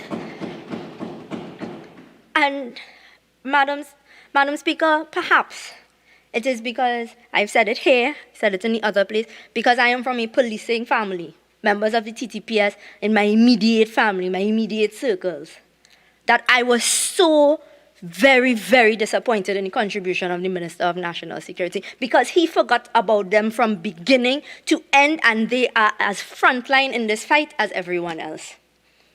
And to just come towards the end and throw in PPE and throw in that they're taking part in public order, I mean, Madam Speaker, they all absolutely deserve better than that presentation we heard here today. As we examine, and others have done it, and others will do it, and the public conversation will continue in and out of the Parliament, how we ended up here, where we ought to go, where we would like to see ourselves at the expiration. I'm sure we all hope that the government can bring an end to the state of emergency before the 3-month period. But as we take one day at a time, and as we think about it, there are a number of things I just want to draw to the attention, in particular in this instance, to the Minister of Health. In the President's statement, the President noted the public information campaign that was instituted since last year. Now, over the past year, in the midst of a pandemic, we had a number of other things taking place in Trinidad and Tobago, not the least of which was the election. And as we went through the daily briefings, and we went through the conversations around the COVID-19 pandemic, I noted something that occurred last year and occurs somewhat this year as well. And perhaps it is that no one has brought it to their attention before, but I feel that it is my duty, not just as a member of Parliament, but as a communications person, to bring it to the attention of the Minister of Health. What we saw in the early stages of the pandemic, and the public record will show, because we can all find the videos of the press briefings and whatnot. The early stages of the pandemic, if you may recall, there was a lot of talk about imported cases, right? So we had a number of tests, and if it was positive, it was an imported cases, right? And around that, there was a lot of conversation about who had COVID, who brought COVID to our shores, right? So there was a space where if you are the listener, and I've seen it in the responses from a lot of people, that persons who would have contracted the COVID-19 disease are the villains in this story by their negligence, by their whatever they are now. They've put all of us in danger. And you're hearing it still. And I want to, as we are in a state of emergency and we are discussing COVID-19 going forward, urge the Minister of Health to be much more empathetic in the conversation around COVID-19 victims, because there will be an analysis of the situation in the future, and you do not want to be accused of victim shaming in that regard. And I say that because that would also lead to something else that I would have noticed. Now, I'm not privy to the same data that the government is. I am not, and I'm not going to suggest that I am.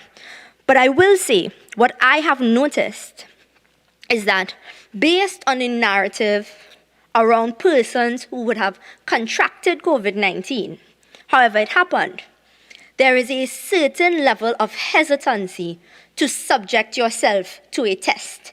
So I found a lot of people, you saying, if you have flu-like symptoms, stay home. All of a sudden, everybody's a diagnostician. They're saying one after the other, is it flu? Sahara dust, is this, is the other. And it is... So, remember, I'm giving you some leeway, yeah?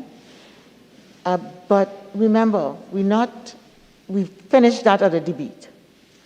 And this is about extending the state of emergency. It's not just about COVID in general.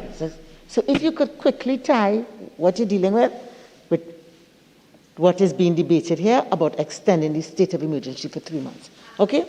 Absolutely, Madam Speaker. And the connection I am making is I hope that this suggestion about a more empathetic narrative would lead to us not ever needing the 3 months of the SOE, that we could put an end to it before, because we would be encouraging more testing, we would be encouraging people to get the vaccine so that we will have the data that we need to put an end to this pandemic as soon as possible, because that is the goal. While, like I said, while we are debating the state of emergency, I know everyone in this room would like for it to end before the 3 months. And so I just wanted to use the opportunity, because before the minister's next press conference, that it may be something that he can think about in terms of how we script what goes on next. And so the main nexus of my contribution here, Madam Speaker, is that we have a number of persons, members of parliament included, who are at the front lines of this fight, whether it is distributing aid and hampers from your offices, whether it is allowing persons to use your office spaces to fill out these grants. You have a lot of there's a lot of work to be done. And as we go forward, I want to urge the government and remind the government that while we exist in this space now, and we are all, I am not in a particularly confrontational or adversarial mood today, even though that is how our system exists, because we need to figure out a way to bring an end to this pandemic. But I will say, at the height of it, transparency and accountability is key. And I will say, as you go through this SOE, do not take public sympathy for the state of emergency to mean that executive authority will run rampant in here. That is not how it will work, because persons are afraid today, but they will not always be afraid, and you will be held to account. And so therefore, tailor your actions, knowing that the day to account for every action will come. And I thank you, Madam Speaker. Member for St. Joseph. Very much, Madam Speaker. Madam Speaker, I begin my contribution, first of all, as we always do, and I join with the opposition in this, by sincerely thanking and recognizing every single of the 17,000 healthcare workers across the public health system of Trinidad and Tobago. And I want to tell each of them that we draw our strength from you, from your dedication to duty, your dedication to your patients, and we all mourn with you when you lose a patient. And to all those families who have lost loved ones, we condole with you. It hits us hard every time we lose a patient. Madam Speaker, the opposition's narrative by talking about the fact that 21,000 persons went to a football match in England and other good things where countries are opening up does not paint the whole picture. The opposition will have you believe that the world has gone back to normal. And it is my job here not to denounce a country, but to put things in the proper perspective. Because if you listen to them, especially the MP, the Honorable Dr. Roodal Moonilal, you will believe that the entire world has gone back to normal. But he wouldn't tell you what is happening in Osaka, in Tokyo, in parts of the United Kingdom where my daughter lives. He wouldn't tell you there's a state of emergency in Bahamas. He wouldn't tell you of the problems in Singapore. He wouldn't tell you that the IPL in India was cancelled. And when that happened, Australia literally made their citizens stateless. So there is a lot going on, but the narrative that the UNC is painting is that only Trinidad and Tobago is in this position. Nothing is further from the truth. And we are asking, what is the purpose of the state of emergency? And that's motion number 2, and the whole thing about vaccinations. And I will come to that soon. And the question was asked, can the parallel healthcare system survive a 90-day state of emergency? Well, let me put it this way. It is because we have a state of emergency, the parallel healthcare system will survive for 90 days as we get infections down and we stop transmission. Madam Speaker, I want to address a couple issues. I have begged the UNC from day one to leave the chief medical officer alone. Stop bringing him into the political domain by 1, misquoting him, and 2, the Honorable Kamla Persad-Bissessar at the start of this thing accused the chief medical officer and myself of hiding data. Leave Dr. Roshan Parasram out of UNC Bacchanal. But the most egregious statement made today by Dr. Roodal Moonilal is when he quoted the chief medical officer as saying, people who are vaccinated abroad are 100% protected and they should be allowed to come back to Trinidad and Tobago. Let me put it on record because I called Dr. Parasram right after. Dr. Parasram said no such thing. What Dr. Parasram said and what his science tells you, even though you are vaccinated, you can still catch the virus, you can still transmit the virus. So when Dr. Moonilal says to let people go abroad and come back, and the chief medical officer says it is safe, it is not so because you can bring in the variants. Leave Dr. Roshan Parasram alone and stop misquoting him. Please. Madam Speaker, I want to show you the dog whistle that the chief advisor about vaccines to the Honorable Kamla Persad-Bissessar said today. He tried to walk back his guinea pig argument.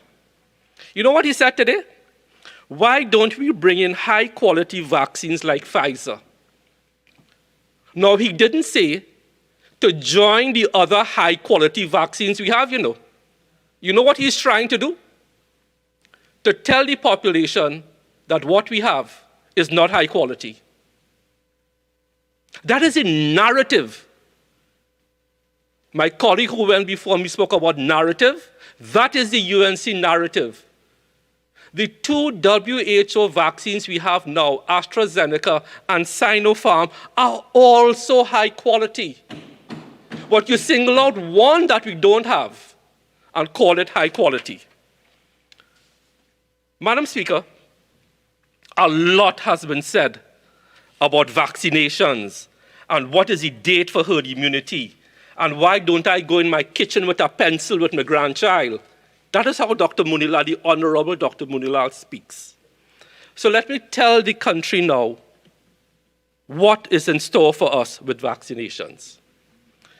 I have said publicly that with our current vaccination supplies, current and also incoming, because we are getting more from COVAX next month, with our current vaccination supplies, we can vaccinate 134,000 persons by August. That's a fact. But we are also working bilaterally with other vaccine manufacturers and with the African Medicines Council platform to get more vaccines. So what is the plan to achieve herd immunity? And why can't we not give you a date? You see, if Honorable Dr. Moonilal will talk to Dr. Rai Ragbir, and I must congratulate Dr. Ragbir today for his non-partisan contribution. I must congratulate you. The cabinet, and this is not taking a pencil in the kitchen, as flippantly said. Cabinet on April 13, 2021, proposal for rollout of COVID-19 vaccines during phase 3 of the Ministry of Health's vaccination program. And I have spoken about this publicly, but let me speak about it in Parliament. When we get large amounts of vaccines to move towards herd immunity, this is the plan. We'll be using approximately 7 mass vaccination sites. Each site, conservatively, and the 7 taken together, conservatively can vaccinate 8,000 persons a day. 5 days a week, 40,000 persons. In 1 month, 160,000 persons. Added to that, Madam Speaker, because the whole argument here is about vaccinations, what is the plan? In addition to that, we are using the full reach of 109 health centers, conservatively doing 50 a day.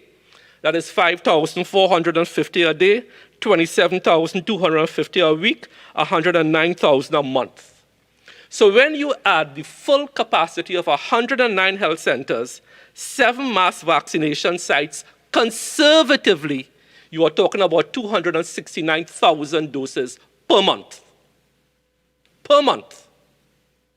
You want to vaccinate 1 million people? Less than 5 months. That is the plan.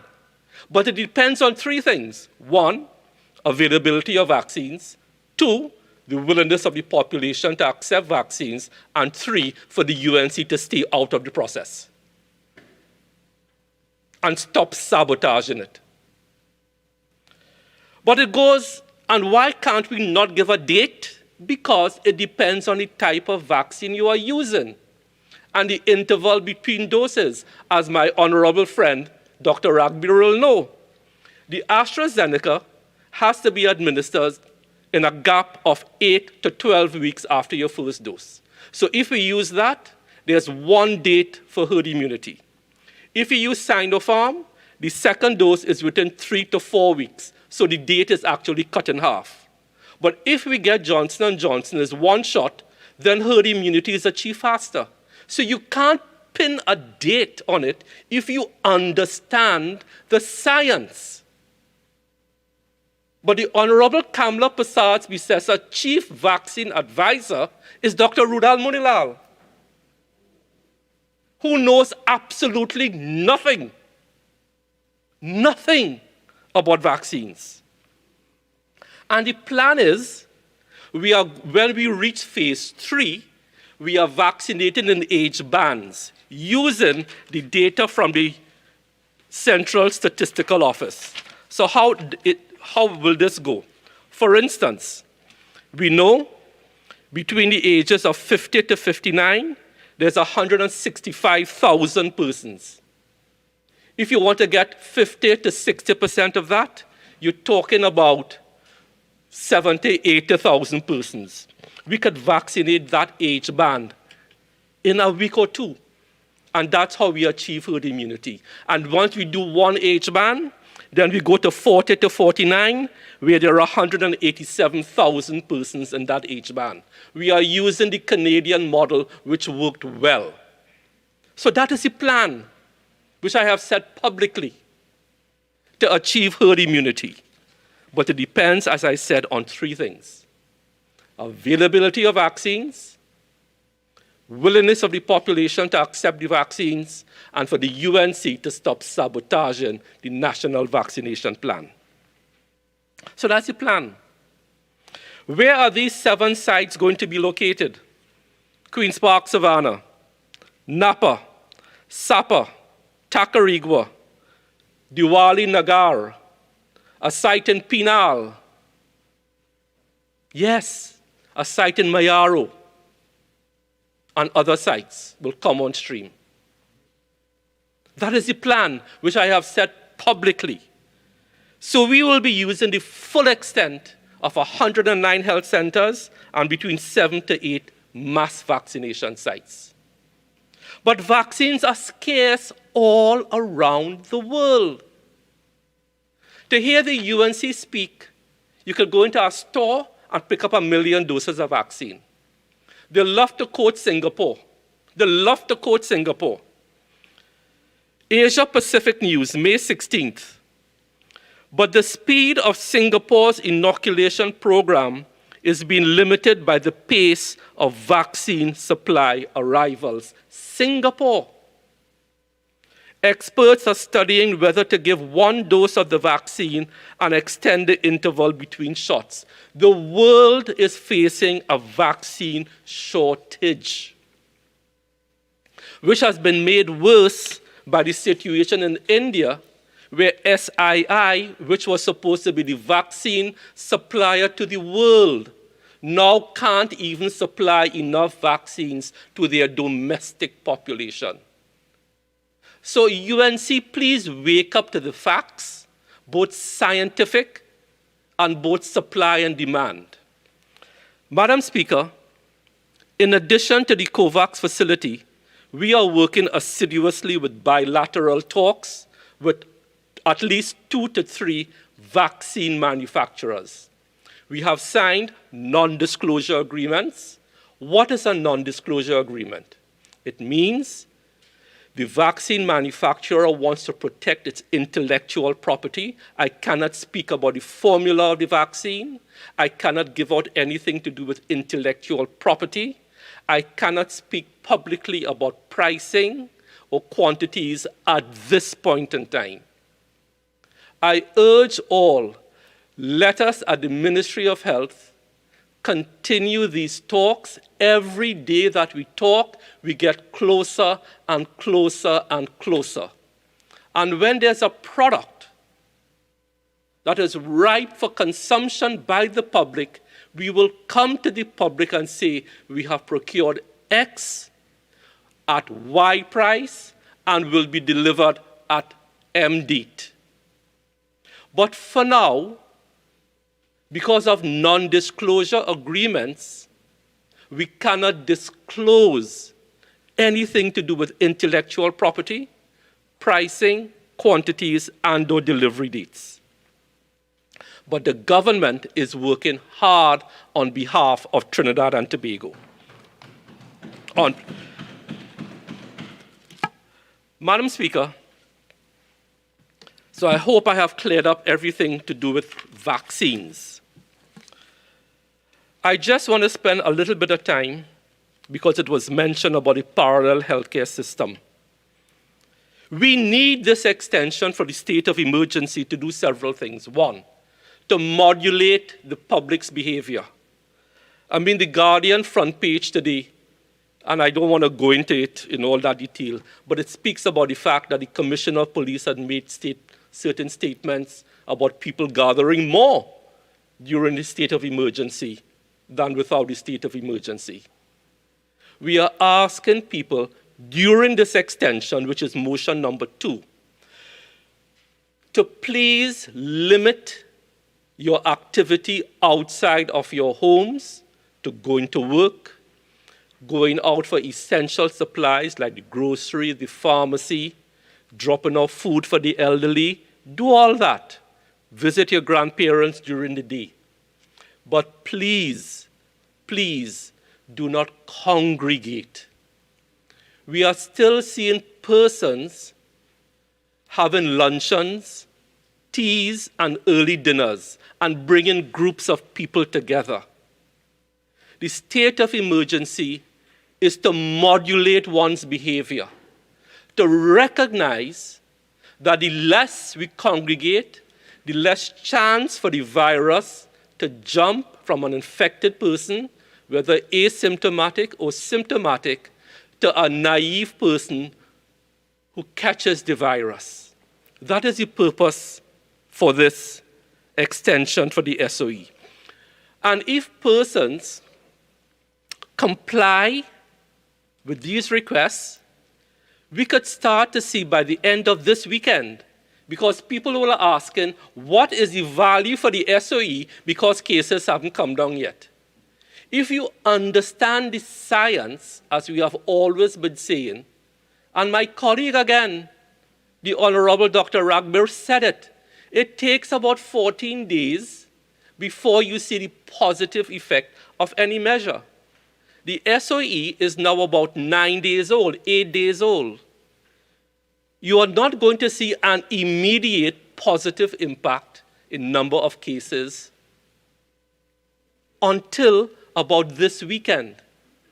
And then moving forward with each passing day, as people congregate less, you give the virus less chance to move from person to person, you will see more positive impact on the numbers. We don't have to send condolences to more persons who love their lost ones. They are not statistics. The deceased are somebody's mother, father, husband, wife. We want to see those mortality cases drop to 0.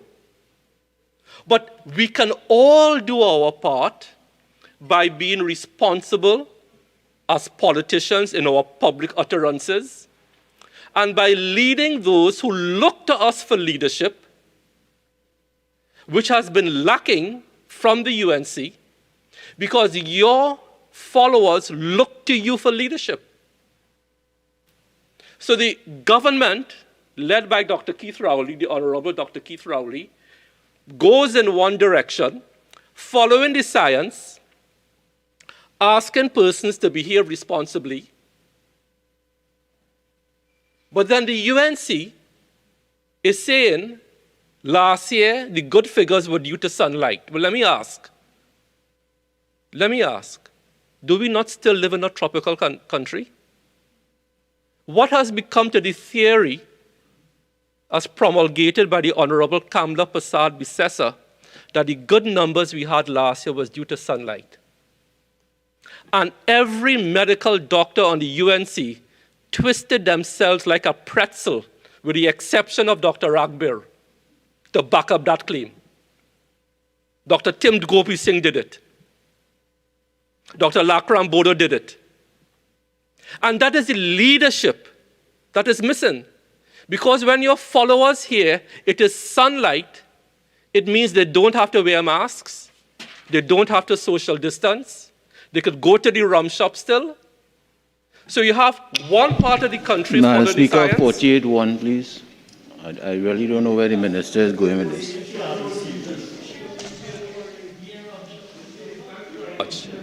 So you have one part of the country in North Trinidad and other parts following the science. And you have another part of the country following the Honorable Kamla Persad-Bissessar with voodoo science. we need to come together and stop playing the politics of divisiveness.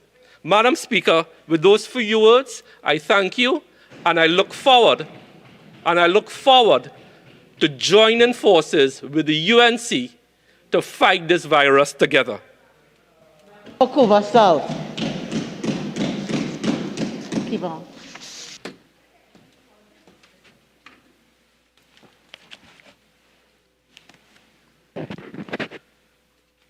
Thank you very much, Madam Speaker.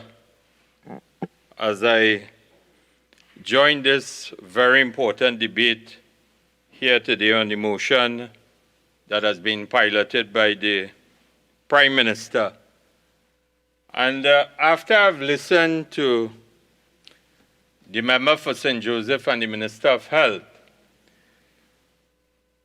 who in his parting words or his parting salvo indicated that he looked forward to the bipartisan approach and the support of the opposition. If you listen to the Minister of Health, the Minister of Health was really on a political platform and really was not in any way extending a hand to seek the advice and support really of the opposition in this fight against COVID-19. And this has been a consistent narrative and policy position of the government. In fact, they do not want any help from the opposition, and they will not listen to the opposition or take any advice from the opposition. That has been the official position. But more importantly, and it is important for me to respond a bit to some issues that have been raised by the Minister of Health, because he indicated that in his presentation, he was begging, or he begged the UNC to leave the CMO, or the Chief Medical Officer, alone and out of UNC Bacchanal. Madam Speaker, we on this side recognize the worth of the Office of the Chief Medical Officer of Trinidad and Tobago. And also, we have a responsibility in light that the government measures for halting the spread of COVID-19 fell short of their aims or their objectives. The question has to be asked whether the government in fact was following the science as it claims. What advice, for example, did Dr. Parasram and his team, medical team, give the government in the run-up to the Easter weekend, when it was evident that Trinidad and Tobago was already in an upsurge? And did the team believe that either of the two sets of regulations imposed after Easter was adequate for countering, the upsurge? Or did it make recommendations which was acceded to or rejected by the Prime Minister and the Cabinet of Trinidad and Tobago? That is the reason we will bring Dr. Parasram into what is best for the citizens of Trinidad and Tobago. It is not about Bacchanal. It is about what advice was given and whether it was heeded by the Prime Minister and the Cabinet, and whether it was rejected.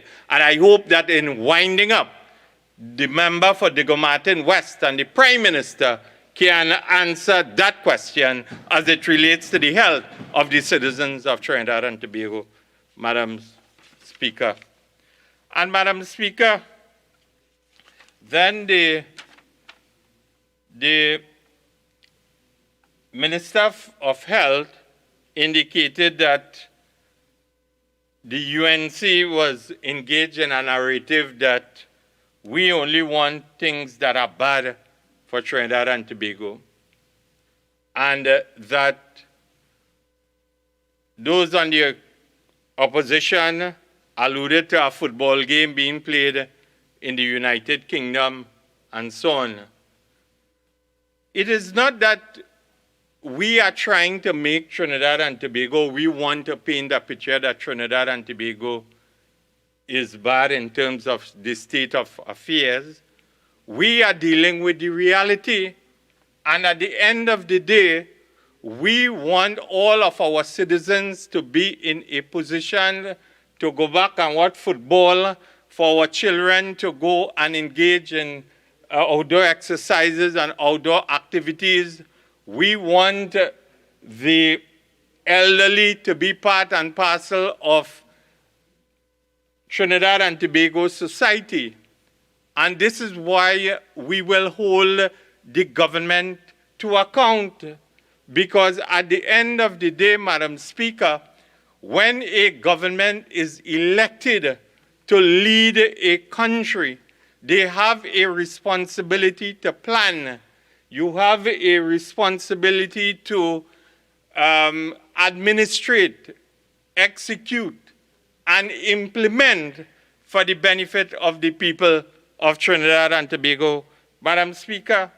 And that is the concern of the member for Siparia, and that is the concern of all in the opposition. And we do not want the government to fail. In fact, we have made it very clear that on this side, we are in support of all the citizens of Trinidad and Tobago accessing vaccines, all the vaccines that are approved by the World Health Organization, Madam Speaker. And Madam Speaker, it is important too, as I join with all my colleagues who have gone, to take the opportunity to offer condolences to all of our workers who have died, and whether we want to say whether they were in the front line from a medical point of view, or all, whether they were police officers, doctors, nurses, supermarket workers, the ordinary citizens of Trinidad and Tobago. I want to take the opportunity and join all my colleagues in paying tribute and extending condolences to all who have fallen in this battle against COVID-19. From the point of view of Trinidad and Tobago, and I also want to take the opportunity to extend condolences to families and grieving relatives in the constituency of Kuvan South, because it is heart-wrenching. I have actually had to deal with families where persons would have succumbed to COVID-19 in numerous areas within the constituency, for which I will not call in relation to what has transpired, Madam Speaker. But, Madam Speaker, it is important for us to understand, and it is instructive to note, that unlike the government, we understood quite clearly, as we do now, of the devastating impacts of this virus to lives and livelihoods. And we have noted that we are at what we would call a distressing and unparalleled period in our nation's history. Virtually every family in Trinidad and Tobago has been impacted in some way or the other, Madam Speaker. And at the end of the day, we have to have the conversation as it relates to the crisis we are in. Because at the end of the day, the government was elected. They were charged with the responsibility of looking after the welfare and well-being of the citizens of Trinidad and Tobago, and it is due to their lethargic, their politically biased, uncaring, and unintelligent management of the COVID-19 crisis that we are in this situation today, Madam Speaker. And the Minister of Health should be the last one to be attempting to berate the opposition about its lack of care and its commitment to Trinidad and Tobago. the last one on that side, on the government side, because in an article in the Trinidad Express on the 6th of March 2020, he dismissed the claims. He was very dismissive of the claims or the growing concerns that in relation to this country's vulnerability to COVID-19. In fact, in responding to these concerns, Madam Speaker, he stated that the deadly coronavirus is not Armageddon and that Trinidad and Tobago is ready to deal with any outbreak. And if my memory serves me right, I remember the minister in an interview with a television talk show host on the morning program. He made it very clear that the threat was, in a very flippant manner, that the threat was not real. In fact, he said if Trinidad and Tobago should get 1 or 2 cases, it might get much. And it was non-existent. And that is the leadership that I speak about in terms of planning down the road. Because at the end of the day, if the Minister of Health, together with his colleagues at the level of the cabinet, they will understand that it was not a parlor they were running, but they needed to focus on planning 1, 2, 3, 4 years down the road and the implications for what was confronting the citizens of Trinidad and Tobago, taking into consideration that we live in a technological age. We live in the real world. Information was coming to Trinidad and Tobago in real time as it relates to what was emanating out of Wuhan, China, and in relation to the signals that were coming from the World Health Organization and what was happening in countries before it took root in Trinidad and Tobago. That was the issue that had to be dealt with and should have been dealt with, Madam Speaker. And Madam Speaker, the other important point that I want to ask, because they continue to speak about mass vaccination, and apparently now they have come on board that there is the need, or come on board to the realization that there is the need for mass vaccination. After dancing all over the place and avoiding this particular issue, Madam Speaker. And Madam Speaker, I want to ask the question, why today Antigua and Barbuda has vaccinated 32% of its population, Dominica 27%, Barbados 26%, Guyana 19%. Standing order 48-1. At the bottom of the ladder from a CARICOM. Member, objection has been raised under Standing Order 48-1 and under Standing Order 55-1B. I think we've dealt extensively with the question of vaccinations. In the last debate, we dealt with the various other Caribbean countries having done it. That debate is ended. I am sure you know the standing order that obtains, and therefore I ask you to go on to another point in the few 6 minutes that you have left. And it is important that I ask the question, too, what is being done to bring down the numbers in terms of strengthening the parallel healthcare system? Because if we are to reduce the deaths, if we are to reduce the cases and so on of infection and spread, we have a responsibility to ask what is being done as it relates to the parallel healthcare system. And the Prime Minister, when he spoke in the first motion, he said that the parallel healthcare system was established by... We finished the first motion. We're now in this motion. And that's sometimes the disadvantage of dealing with the same topic in 2 separate motions. So I can't let you go back to that. And at the end of the day, Madam Speaker, it is important that as the parallel healthcare system continues to address the issue of reduction in cases and in deaths, it is important that we have qualified nurses who are trained to deal with patients. And I say so in terms of the patient,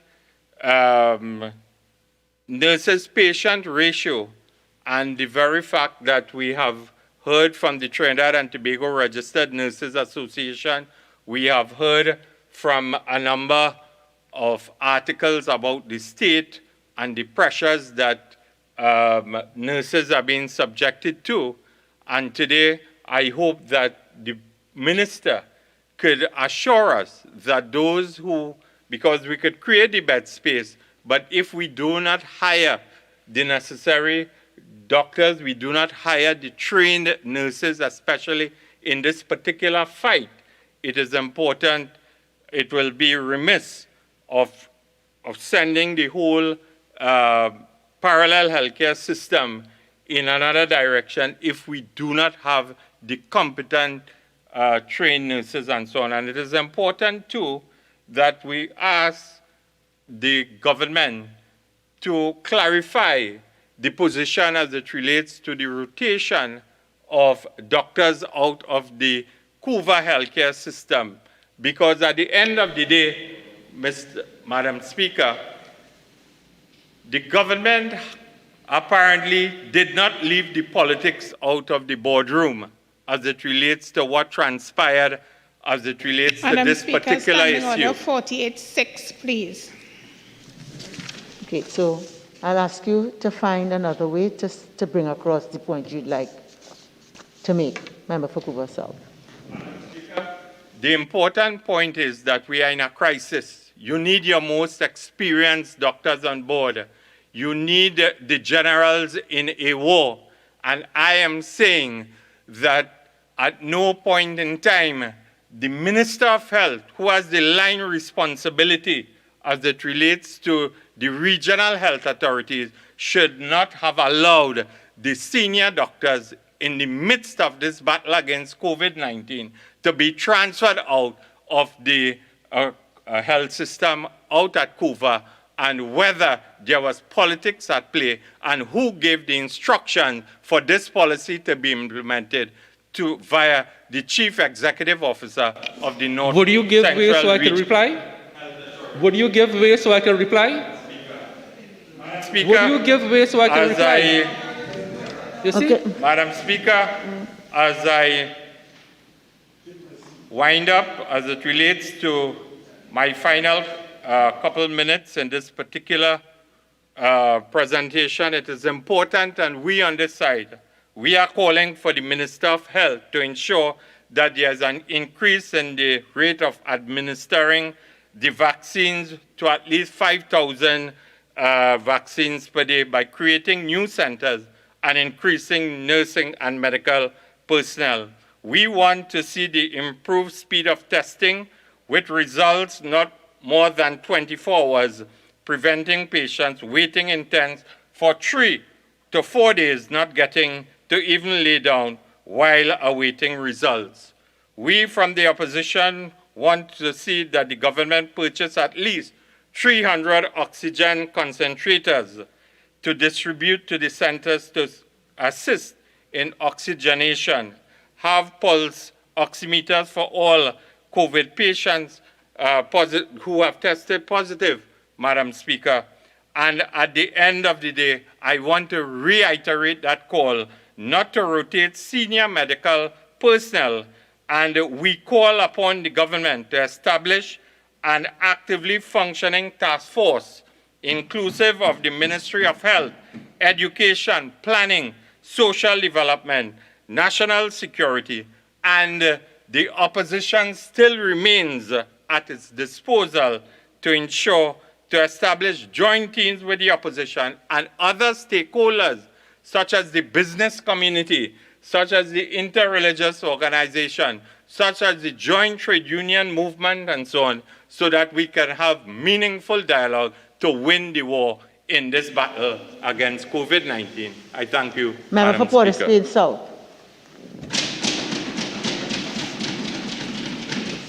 Madam Speaker, as I rise to contribute to this debate, in the support of a motion to extend the state of emergency declared on the 15th of May 2021 for another period of 3 months, and I listened to the contributions made by the honorable members of the other side, I wonder if the citizens of Trinidad and Tobago ever sat back in a quiet moment and reflected where this country would have been without the astute and sober leadership of the Honorable Dr. Keith Christopher Rowley in this time.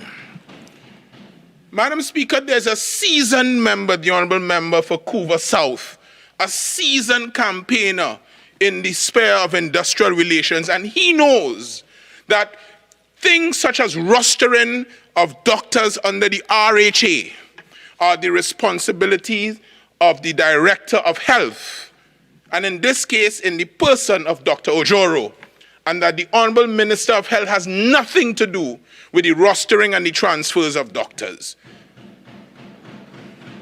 And he knows that. But under the guise of parliamentary privilege, he goes and casts aspersions and improper motives on the part of the Honorable Minister of Health. And they wonder why we can't get this thing together correctly. Madam Speaker, the answer to the question where we would have been if and but for the astute leadership of the Honorable Dr. Keith Rowley and his team would be as follows. We will all be basking in sunlight, under a dome, not wearing masks, oblivious to what is going around us, and dying of this pandemic. Madam Speaker, I want to put the filibustering and the flip-flopping of the honorable members of the other side on record. On March 25, 2020, the headline in the Express read as follows: Kamla calls for 14-day nationwide shutdown. Madam Speaker, we are about here the extension of a state of emergency. And this is what the honorable member for Siparia had to say a year ago. We cannot afford to treat this issue lightly. The lives of our citizens are at risk, and every measure to protect them must be taken. This is about putting citizens first. We remain resolute that the citizens must remain calm and keep themselves and their families safe and at home, but the state must act. In this regard, I strongly urge the Prime Minister to immediately institute a 14-day shutdown of non-essential services and businesses to better protect our citizens. This was in March 2020 when there was one death, one COVID-related death. We are now in May 2021 with over 320 deaths, COVID-related. And you will tell me that from 1:30, a debate which should have lasted more than just 5 minutes, that we are still here debating whether or not we should extend this state of emergency for 3 months in order to protect lives. After a year ago, it was declared then prematurely, Madam Speaker, that the advice was given, and rightly not taken at that time, that we should shut down the country for 14 days. In this state of emergency, I want to say to the citizenry, there is nothing to fear, because the government of Trinidad and Tobago in this situation has always proceeded even-handedly and in moderation. Every act taken is clothed with legality under the Constitution from Section 7 to 12. And I just want to explain why we are here.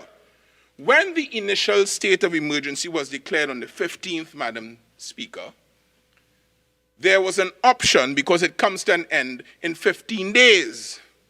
And if, Madam Speaker, you recall, the reason that it was declared is because there was an outbreak which threatened the lives of the citizenry.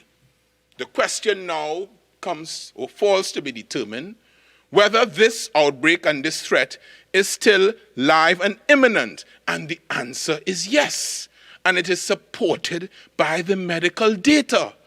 Therefore, in those circumstances, the government responsibly is saying we need another 3 months in order to extend this state of emergency, to give the measures a chance to kick in.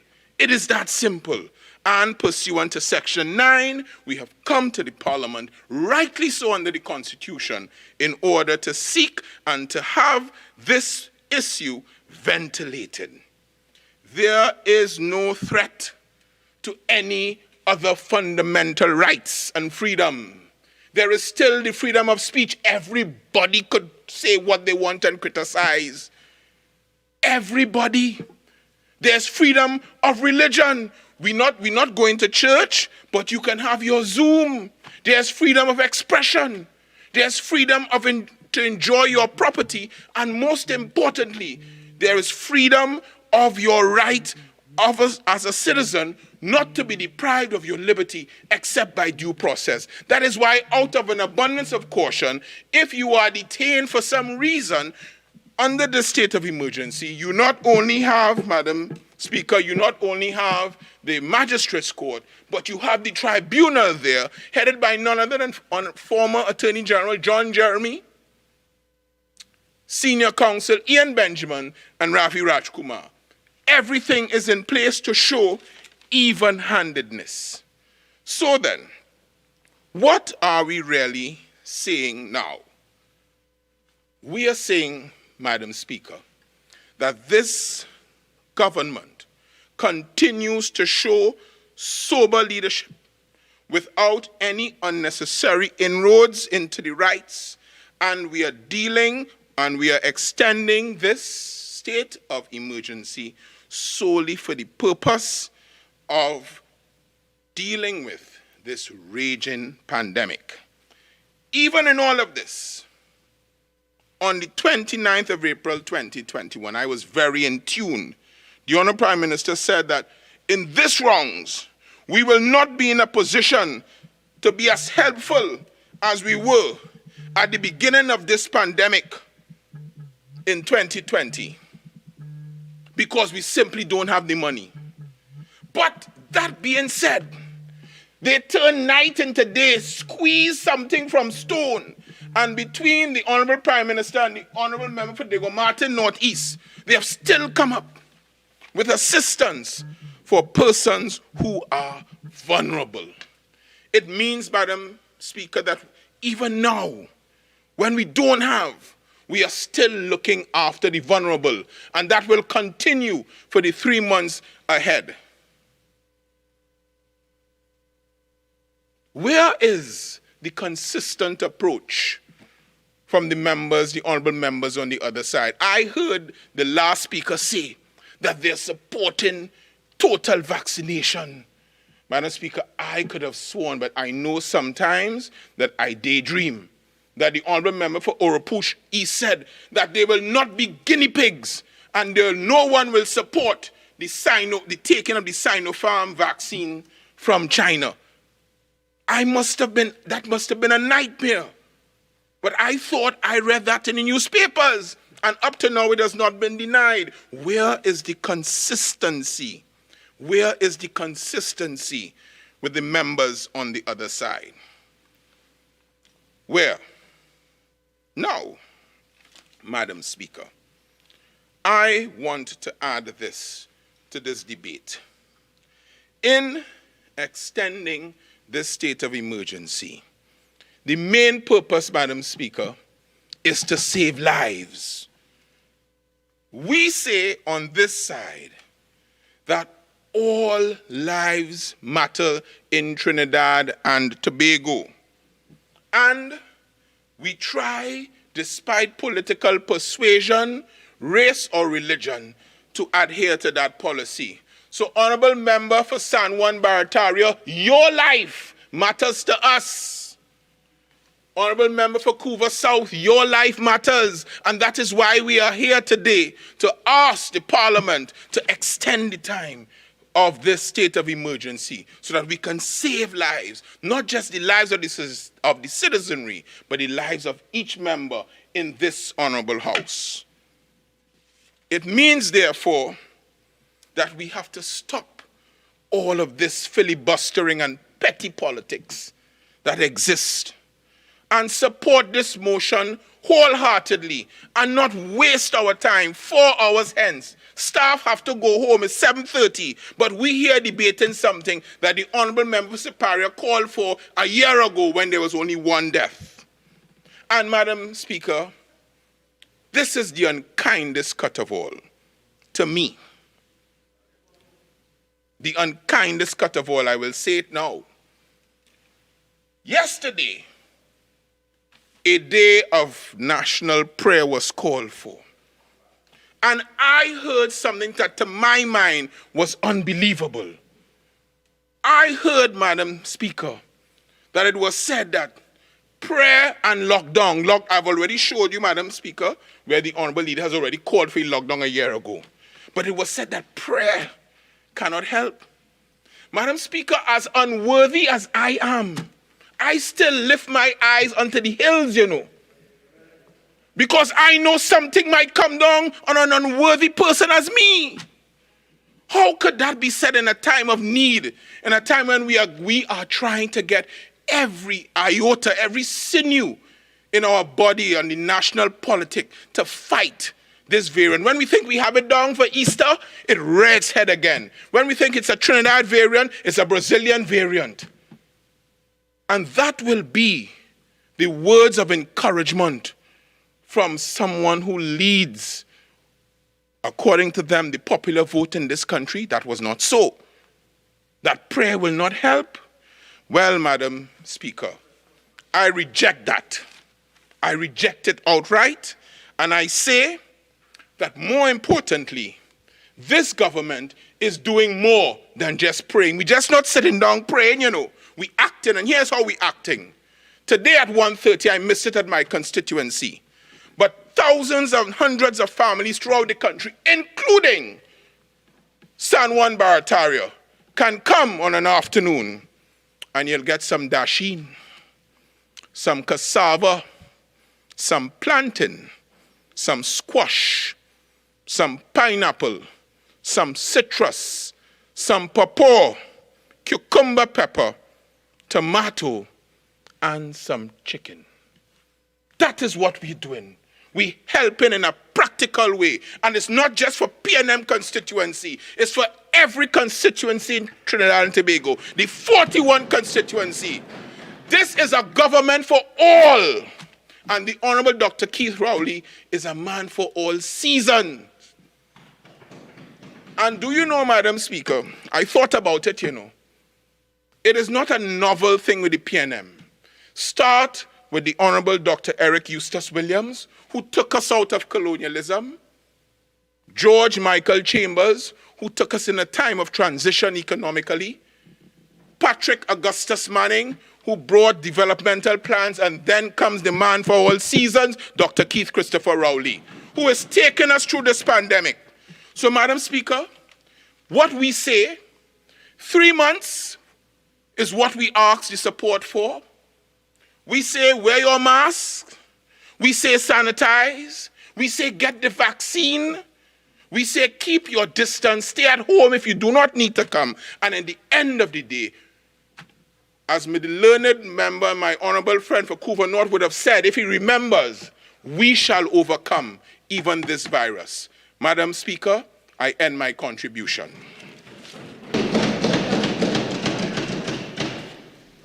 Well, I saw the Prime Minister. If you wish to ask if he would give way. Excuse me? I said I saw the Prime Minister. If you wish, you can ask him if he will give way to you. Madam Speaker, after his disastrous intervention today, I will give way. He needs a chance. Member for Barataria San.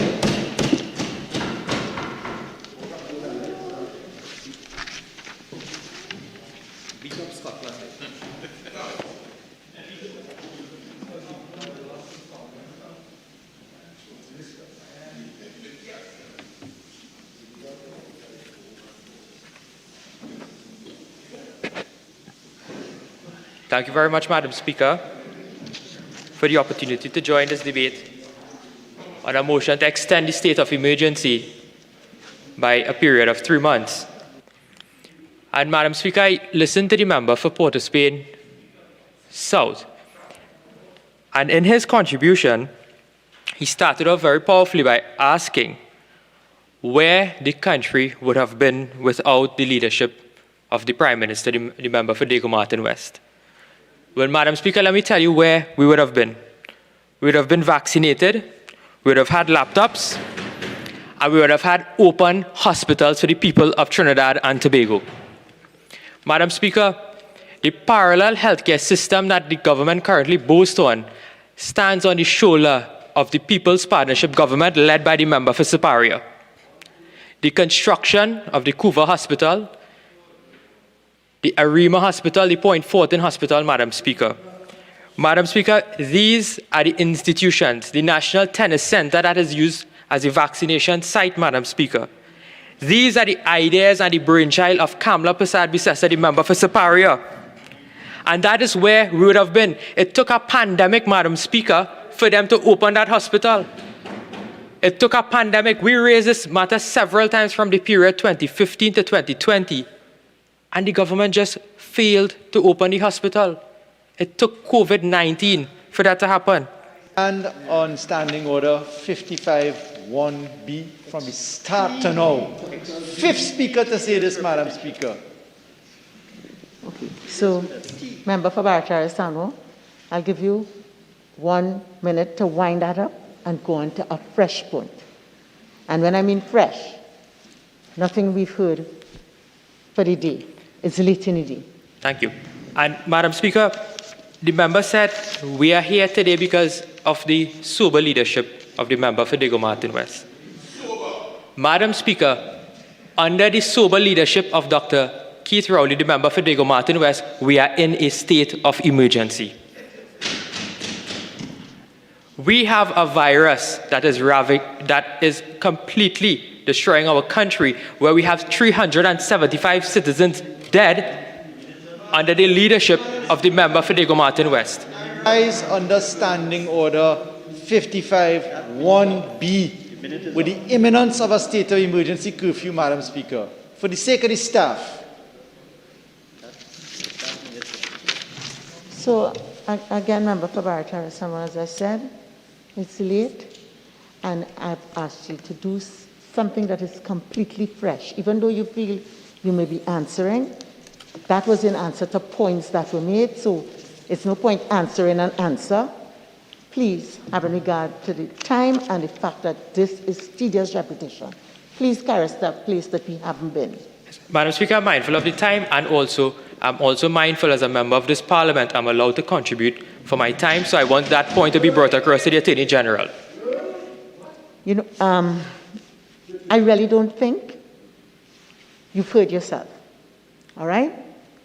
And therefore, I'll give you one opportunity to comply with my guidance. If not, I will then exercise the powers that I have. Madam Speaker, under Regulation 7, because we have emergency regulations that were promulgated under the State of Emergency, Section 9 of the Constitution. And under that particular Section 7, it gives police powers. And under the police powers, Madam Speaker, if you would allow me to quote from the regulations, it says, where a police officer considers that a number of people are gathered together in contravention of these regulations, the police officer may, in addition to his power to arrest and charge such persons, alternatively, A, direct the gathering to disperse, B, direct any person in the gathering to return to the place where he is living, or C, remove any person from the gathering. Now, Madam Speaker, what I would like some clearing up on is this issue. Under the state of emergency, we understand that rights can be suspended via executive order through the Constitution. Now, Madam Speaker, is it that this particular section is interpreted in giving the police the power to enter private property without a search warrant? Standing Order 55-1B, this was raised before. I think I was waiting to hear where you were going, but while I wasn't sitting in the chamber, I heard the member for Urupuch East on the television deal with the very aspect of the regulation. No, Madam Speaker, I take your guidance, and the point that I'm raising is this, is that there has been commentary on the issue as recent as yesterday, where Senior Counsel Martin Daly... Madam Speaker, Standing Order 55-1B, Urupuch East directed us to that same article. Martin Daly. So, member, if you can, as I said, you have a right to speak, but within the confines of the standing orders. So can you go on to a fresh point, please? Thank you very much, Madam Speaker. Madam Speaker, I understand what the government is doing this afternoon. Well, listen, okay? I don't know what the government is doing, but I know what I'm doing, and I understand what you are doing, okay? And we will comply strictly by the standing orders, particularly having regard to the fact that we are now an hour and a half later than I would like us to be. Now, Madam Speaker, one of the issues also, it was touched on, deals with the tribunal. This issue was not dealt with in terms of the tribunal, Madam Speaker, that I'm going to raise. Is that a tribunal was set up to determine matters relating to the detention of persons. It was said that there aren't any regulations relating to the detention of persons. Now, Madam Speaker, the issue I'm raising is really the quorum of the tribunal. The quorum of the tribunal is now a member of that tribunal. Madam Speaker, I rise on Standing Order 55-1B. Urupuch East dealt with this point, Madam Speaker, respectfully. And I believe Chaguanas West also dealt with the tribunal. So, again, Madam Speaker, there's a case called Pandey and Virgil. I don't know if that case was referred to in this debate, but I listened to the debate and I did not hear the case. Madam Speaker, that case... Not just a question of whether a case was called or not. It's a question of the case supporting a point. Yes. Okay? And I'm saying that if it's on the tribunal, I'm not allowing anything else on the tribunal. So, Madam Speaker, there are rights under the Constitution. And one of the rights that was not suspended under the Constitution is a right to a fair trial and the right to fairness by any tribunal. And the point that I'm raising, Madam Speaker, is that you cannot have a former PNM Attorney General sit on a tribunal to determine the rights and the freedoms of individuals who are detained. Madam Speaker, justice must not only be done, but it must be seen to be done, Madam Speaker. And therefore, I'm raising the point with respect to an apparent bias on the part of a member of that tribunal. And I think it is important that I register that objection on the Hansard of this country. Order firmly on Standing Order 48-8 to impugn the decision of the Chief Justice of this Republic offends the Constitution and the standing orders. And I take great umbrage to a junior member, to an honorable member of this House, impinging upon the jurisdiction and discretion of the Honorable Chief Justice. That offends the separation of powers. 48-8. Objection upheld. Continue. Thank you very much, Madam Speaker. Now, Madam Speaker, what we are facing here is unprecedented times. And we must understand that we must communicate with the population. And if this is the attitude of the government towards the opposition, clearly they are in it by themselves and not in it together. Madam Speaker. Member, I'll ask you to withdraw what you just said. Madam Speaker, I am confused in exactly what statement impugned the standing orders that I require to withdraw. I ask you to withdraw what you just said. Madam Speaker, I withdraw and I move on. Madam Speaker, based on what is happening now, is that we have heard a lot of the restrictions. We understand the emergency powers. We understand the public health regulations that were passed and approved by the Minister of Health. Now, Madam Speaker, when you look at all of these restrictions, so far we did not hear the science to go with it. The issue of the data, the positions, all of this has been traversed, Madam Speaker, respectfully. Again, I uphold the objection. The data to support that was dealt with, particularly by Urupich East. Now, Madam Speaker, when you look at what the Minister of Health would have said this afternoon, when I asked an urgent question regarding the variants of COVID-19 that are present in the population in Trinidad and Tobago, the Minister indicated that there are two variants, the B11 and the P1, which is known as the Brazilian variant. And then, Madam Speaker, I went on to ask the Minister, so in what instance will you test a sample to determine whether or not it should go towards sequencing to determine if there's a variant present in the sample? Supplemental question being developed under the wrong item. Okay? As you very well said, these are questions you asked under the urgent question. Okay? We are now in the debate on the extension of the state of emergency, and therefore I'll ask you to, whatever you're going to say, to confine it or tailor it to deal into the subject matter of this. We're not going back to questions. No, please, Madam Speaker. Please. I'm just referencing where I'm going with this. No. In Her Excellency's statement, she did in fact indicate that the Brazilian variant is... But we're not dealing with Her Excellency's statement. And I've just made the point. That was an earlier debate. It is finished. There's a standing order that says that if a question has been raised and has been substantially dealt in the same session, you can't deal with it in a following debate. Yes. And part of the difficulty that we are facing, as I've explained, is the same, substantially the same subject matter in two separate debates. Yes. Madam Speaker... So please tailor whatever you're going to say to this debate. Yes. Please. Now, Madam Speaker, the variant that the Minister indicated this morning... Madam Speaker, Standing Order 48.1, please. I barely said anything, Madam Speaker. Thank you very much, Madam Speaker. Bring it into this. Yes, Madam Speaker, the point I would like to raise is the fact that the testing for these variants must be aggressively pursued. Because when the Minister indicated to us that they're testing samples from only repatriated individuals, that is where the concern lies, and that's where I'm going with this.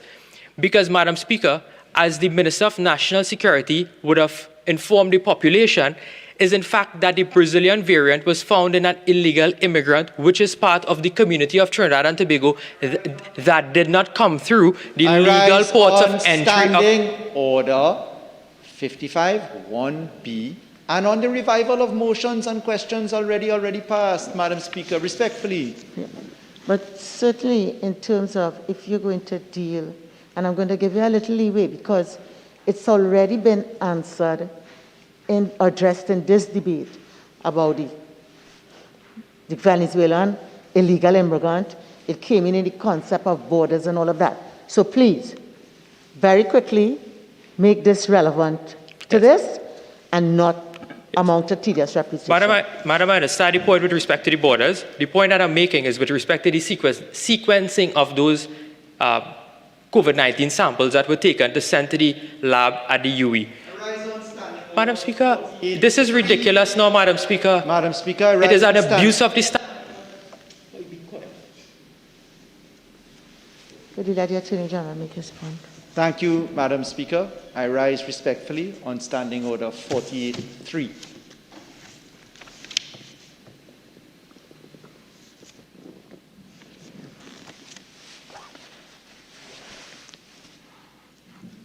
You know, Member for Baratow Stanwan, it's difficult for me to, again, repeat about addressing a matter that we've dealt with. All right, so again, let this be the last time for me. Take the guidance to please go on to something that is fresh, that we could entertain within this debate. Madam Speaker, I will go on to something fresh. Madam Speaker, I'm going to conclude my contribution now, but I'll conclude by saying this, that now is a time for leadership in this country. And I hope you allow me, Madam Speaker, for just a couple minutes just to conclude my point. Madam Speaker, the leaders of this country must set an example for the citizens to follow in terms of the protocols in this country. So when persons go out arm wrestling without mask and no social distancing, and when a person goes on a platform without a mask and buffs the nation for not wearing a mask, Madam Speaker, that is the hypocrisy that must stop, and they must lead this fight of COVID-19, Madam Speaker. Madam Speaker, this is a fight for all of us, Madam Speaker. These rules and these laws apply to every single one of us here, no matter who we are, no matter our designation, or no matter whether or not we made the law, it shall apply equally to every single person, Madam Speaker. Madam Speaker, as we fight this virus together, we are saying on this side that while we support the state of emergency, Madam Speaker, what we have to do, Madam Speaker, is ensure that we aggressively pursue a vaccination program, because that is the only thing that will take us out of this pandemic. We still have nationals that are locked out of Trinidad and Tobago, Madam Speaker. We need to bring them back home, Madam Speaker. This was raised several times. That was not raised. Yes, it was. You were not listening. Remember, you said you're winding up? Please wind up. Thank you very much, Madam Speaker. And remember, you told me on something fresh. You have a few more minutes. Just wind up. Yes, please, Madam Speaker. Madam Speaker, as I wind up, our Constitution guarantees rights, freedoms, and liberties to every single citizen. While some of those rights may at this time be suspended, it is a time where we call for responsible action and responsible leadership and responsible communication by those that are in charge. I thank you very much, Madam Speaker. Prime Minister.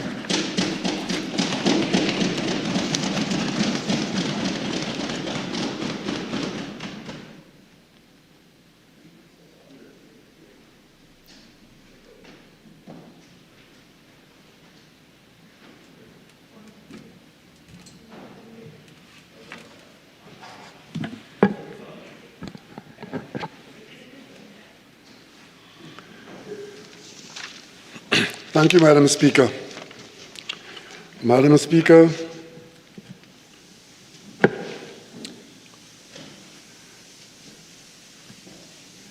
there's a lot of effort being put into trying to find out where this virus came from. It's a big international challenge, and a lot of scientists and governments and so involved.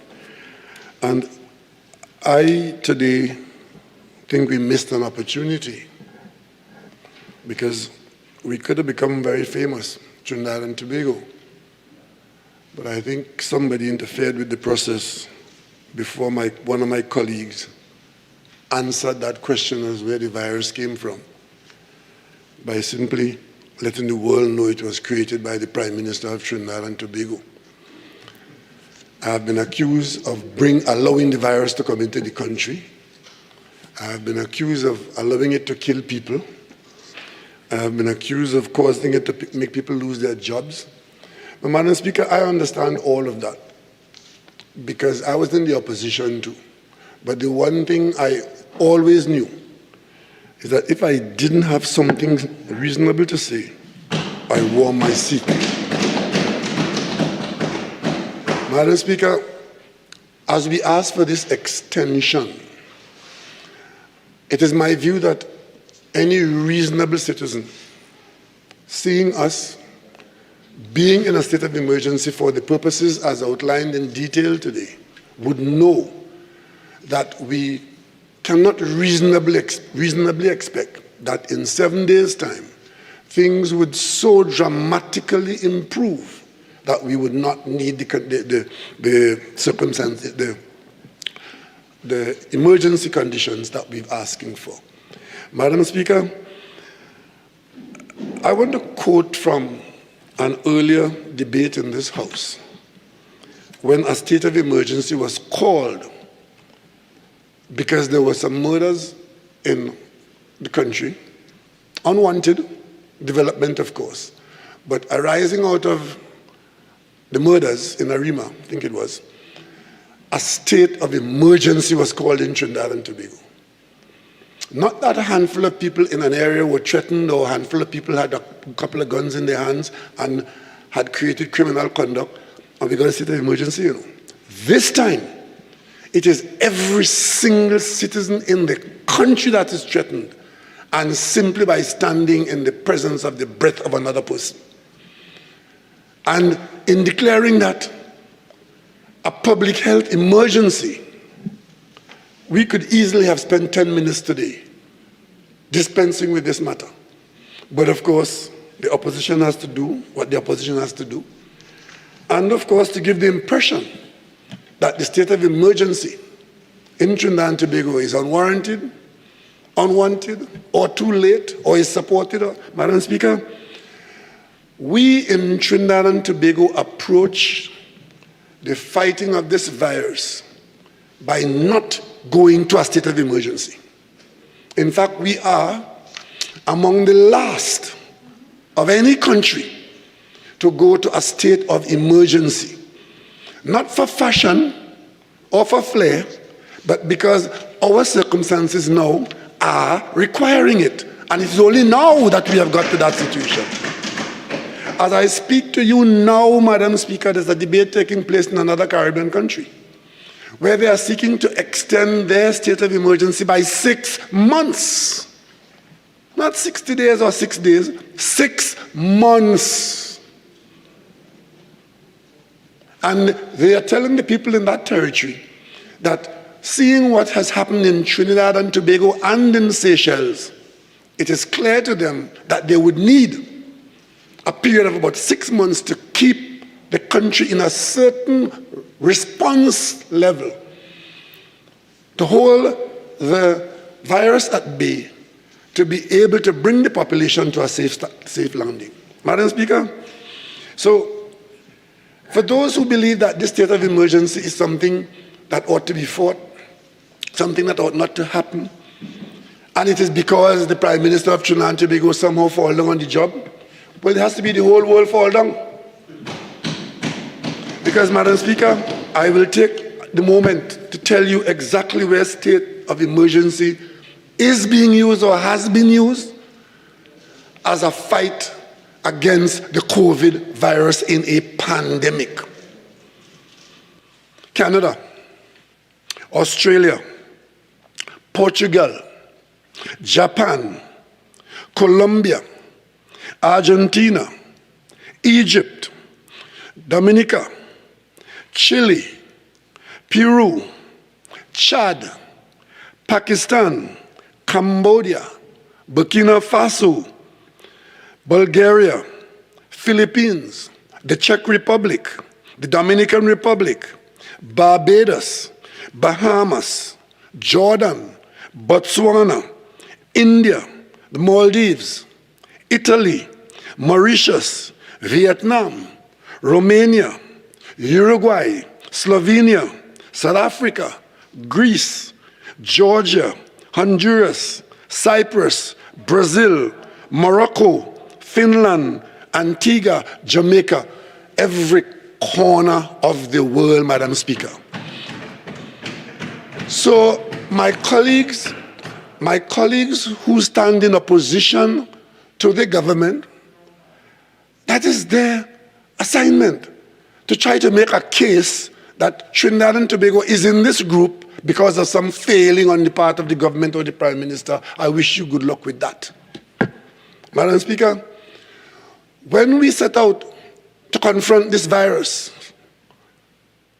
it was the Prime Minister of the country who led the charge and called the country to notice and said that we are going to use the public health ordinance because, state of emergency or not, it is your personal conduct, it is your personal response that will go a long way to protecting your person and your family and your community. So we don't need a state of emergency to tell you that you need to protect yourself. And Madam Speaker, the population responded admirably, because we did lock down the country. And in fact, we are not in a perpetual lockdown. After we did lock down the country in April, we came back out carefully. And I want to emphasize that. When you lock down, what history has shown in the last few months, last year or so, you have to be careful how you come back out, because many countries, having seen a response to the lockdown and the state of emergency and so on, come back out too quickly to begin to assemble a normal lifestyle, and the next thing you know, you are in a far worse position and having to take firmer action. Madam Speaker, we have been asked today by our colleagues why we do this and if we have any guarantee that it will work. Madam Speaker, in this business, there is no guarantee. It is the option that has been shown to work best by people who went before us, Madam Speaker. And we know why we're doing it. And we said it was very simple. We need to keep the population from moving around and mixing too much. And we need to keep people in a place where they may be doing less of that. Because the normal moving and mixing would result in a level of infection that would give us too much grief, because more infections means more sickness could mean more death, and we're trying to avoid that. And Madam Speaker, for the second time, given the way this had been beaten last by my colleague from Cuba South, and he asked me a question and I want to answer him, because out of respect, not out of incompetence or the record of Hansard being inaccurate, but out of respect for the fact that he asked a specific question, because they are building a narrative that has nothing to do with reality. I was asked, Madam Speaker, whether in fact the government had got advice about locking down this country or a state of emergency in March to deal with what we're dealing with now. I answered it in the beginning, but they are so hell-bent on trying to tell the population that this could have been avoided had the Prime Minister taken certain actions given to him, advised by the government's advisors, had he done so. That is what they're trying to sell, Madam Speaker. And I want to put it on Hansard for the second time today, that it cannot be refuted. Right? I have received no advice at any time from any advisor with respect to taking any action in March that the government did not take.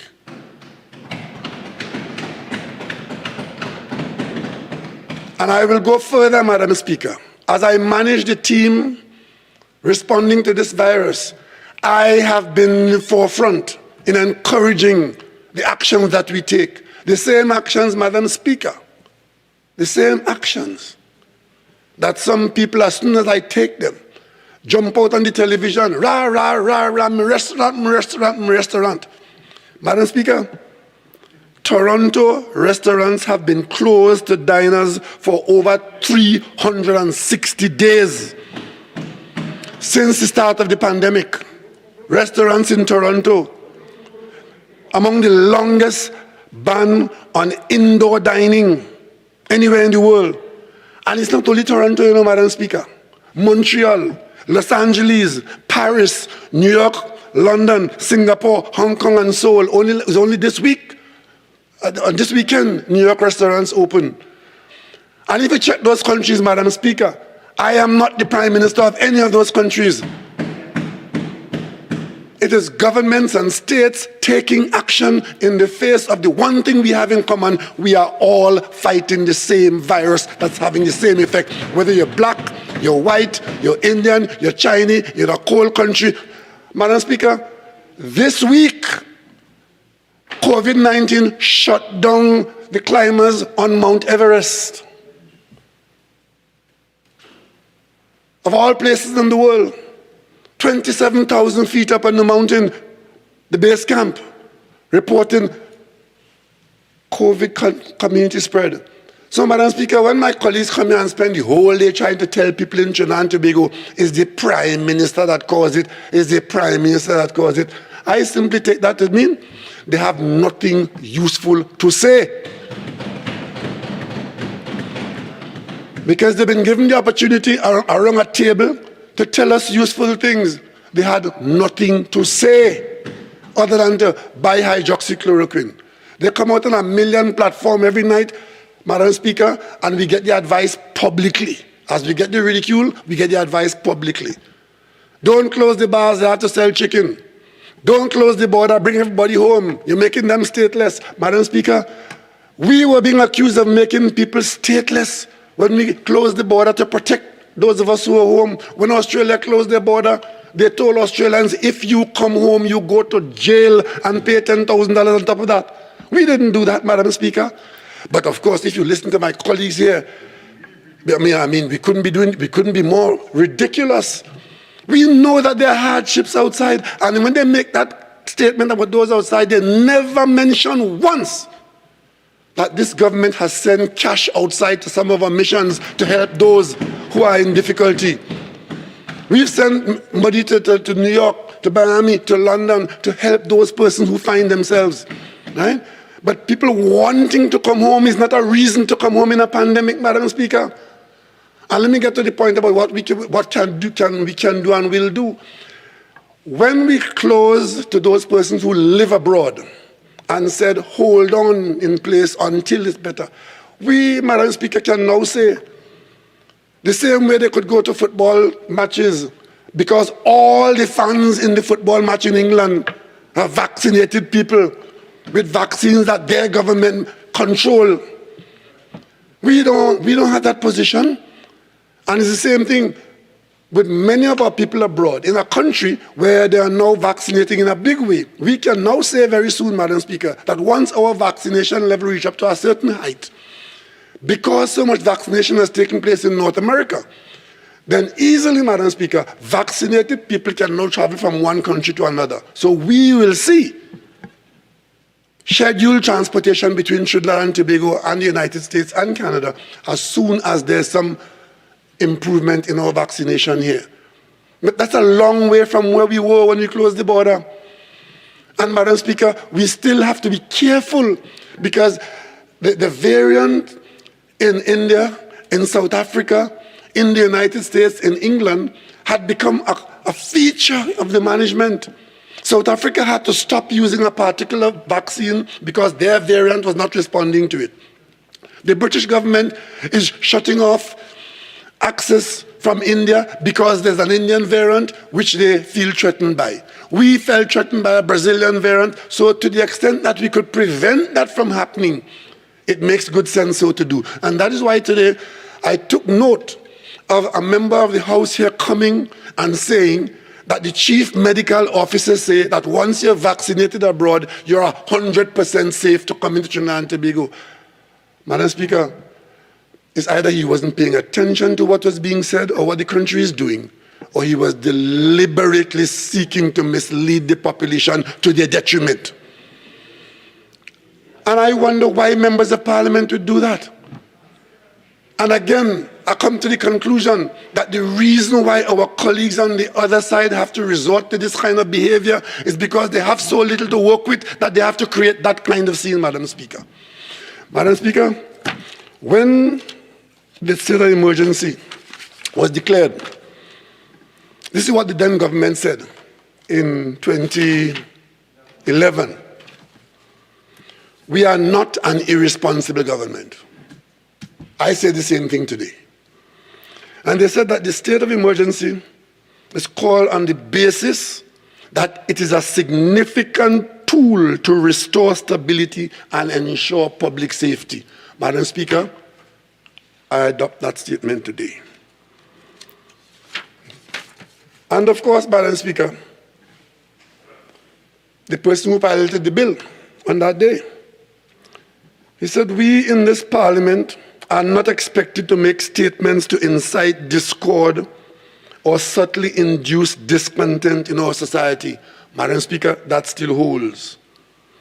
It goes on to say, our focus must also be the greater good and the government actions, though to some may seem extreme, are in proportion to the threat and are sanctioned by the Constitution.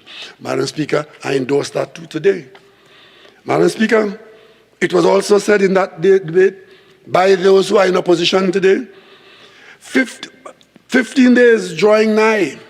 We are here long before 15 days. We came at the first opportunity, you can say, because we still have another week within the 15-day period. 15 days drawing nigh. We recognize that 15 days is a diminutive time for our operational plans. So 15 days was too short to respond to the death of 10 people. But today we are arguing that it's too much to respond to saving the lives of 1.4 million people. Madam Speaker, it was so important that at the end of the debate, it being the backbone of why that emergency was called in 2011, that it was said again, the danger is real. Yet, that does not always avert tragedy. And a state of emergency, Madam Speaker, it was said again on page 178 of the debate of that time, it was said that it is a tool to restore public safety. Madam Speaker, I don't think it's necessary to keep the staff here any longer to convince anyone that we need to extend this emergency to get the best of our population to protect ourselves from the COVID-19 virus threat. Madam Speaker, I beg to move. Honourable members, the question is, be it resolved that the proclamation made by the President on the 15th day of May 2021, declaring that a state of emergency exists in the Republic of Trinidad and Tobago, be extended for a further period of 3 months. All in favour say aye. Aye. Any against? The ayes have it. Leader of the House. Thank you very kindly, Madam Speaker. Madam Speaker, I beg to move that the House do now adjourn to a date to be fixed. Honourable members, the question is that this House do now adjourn to a date to be fixed. All in favour say aye. Aye. Any against? I think the ayes have it. This House now stands adjourned to a date to be fixed.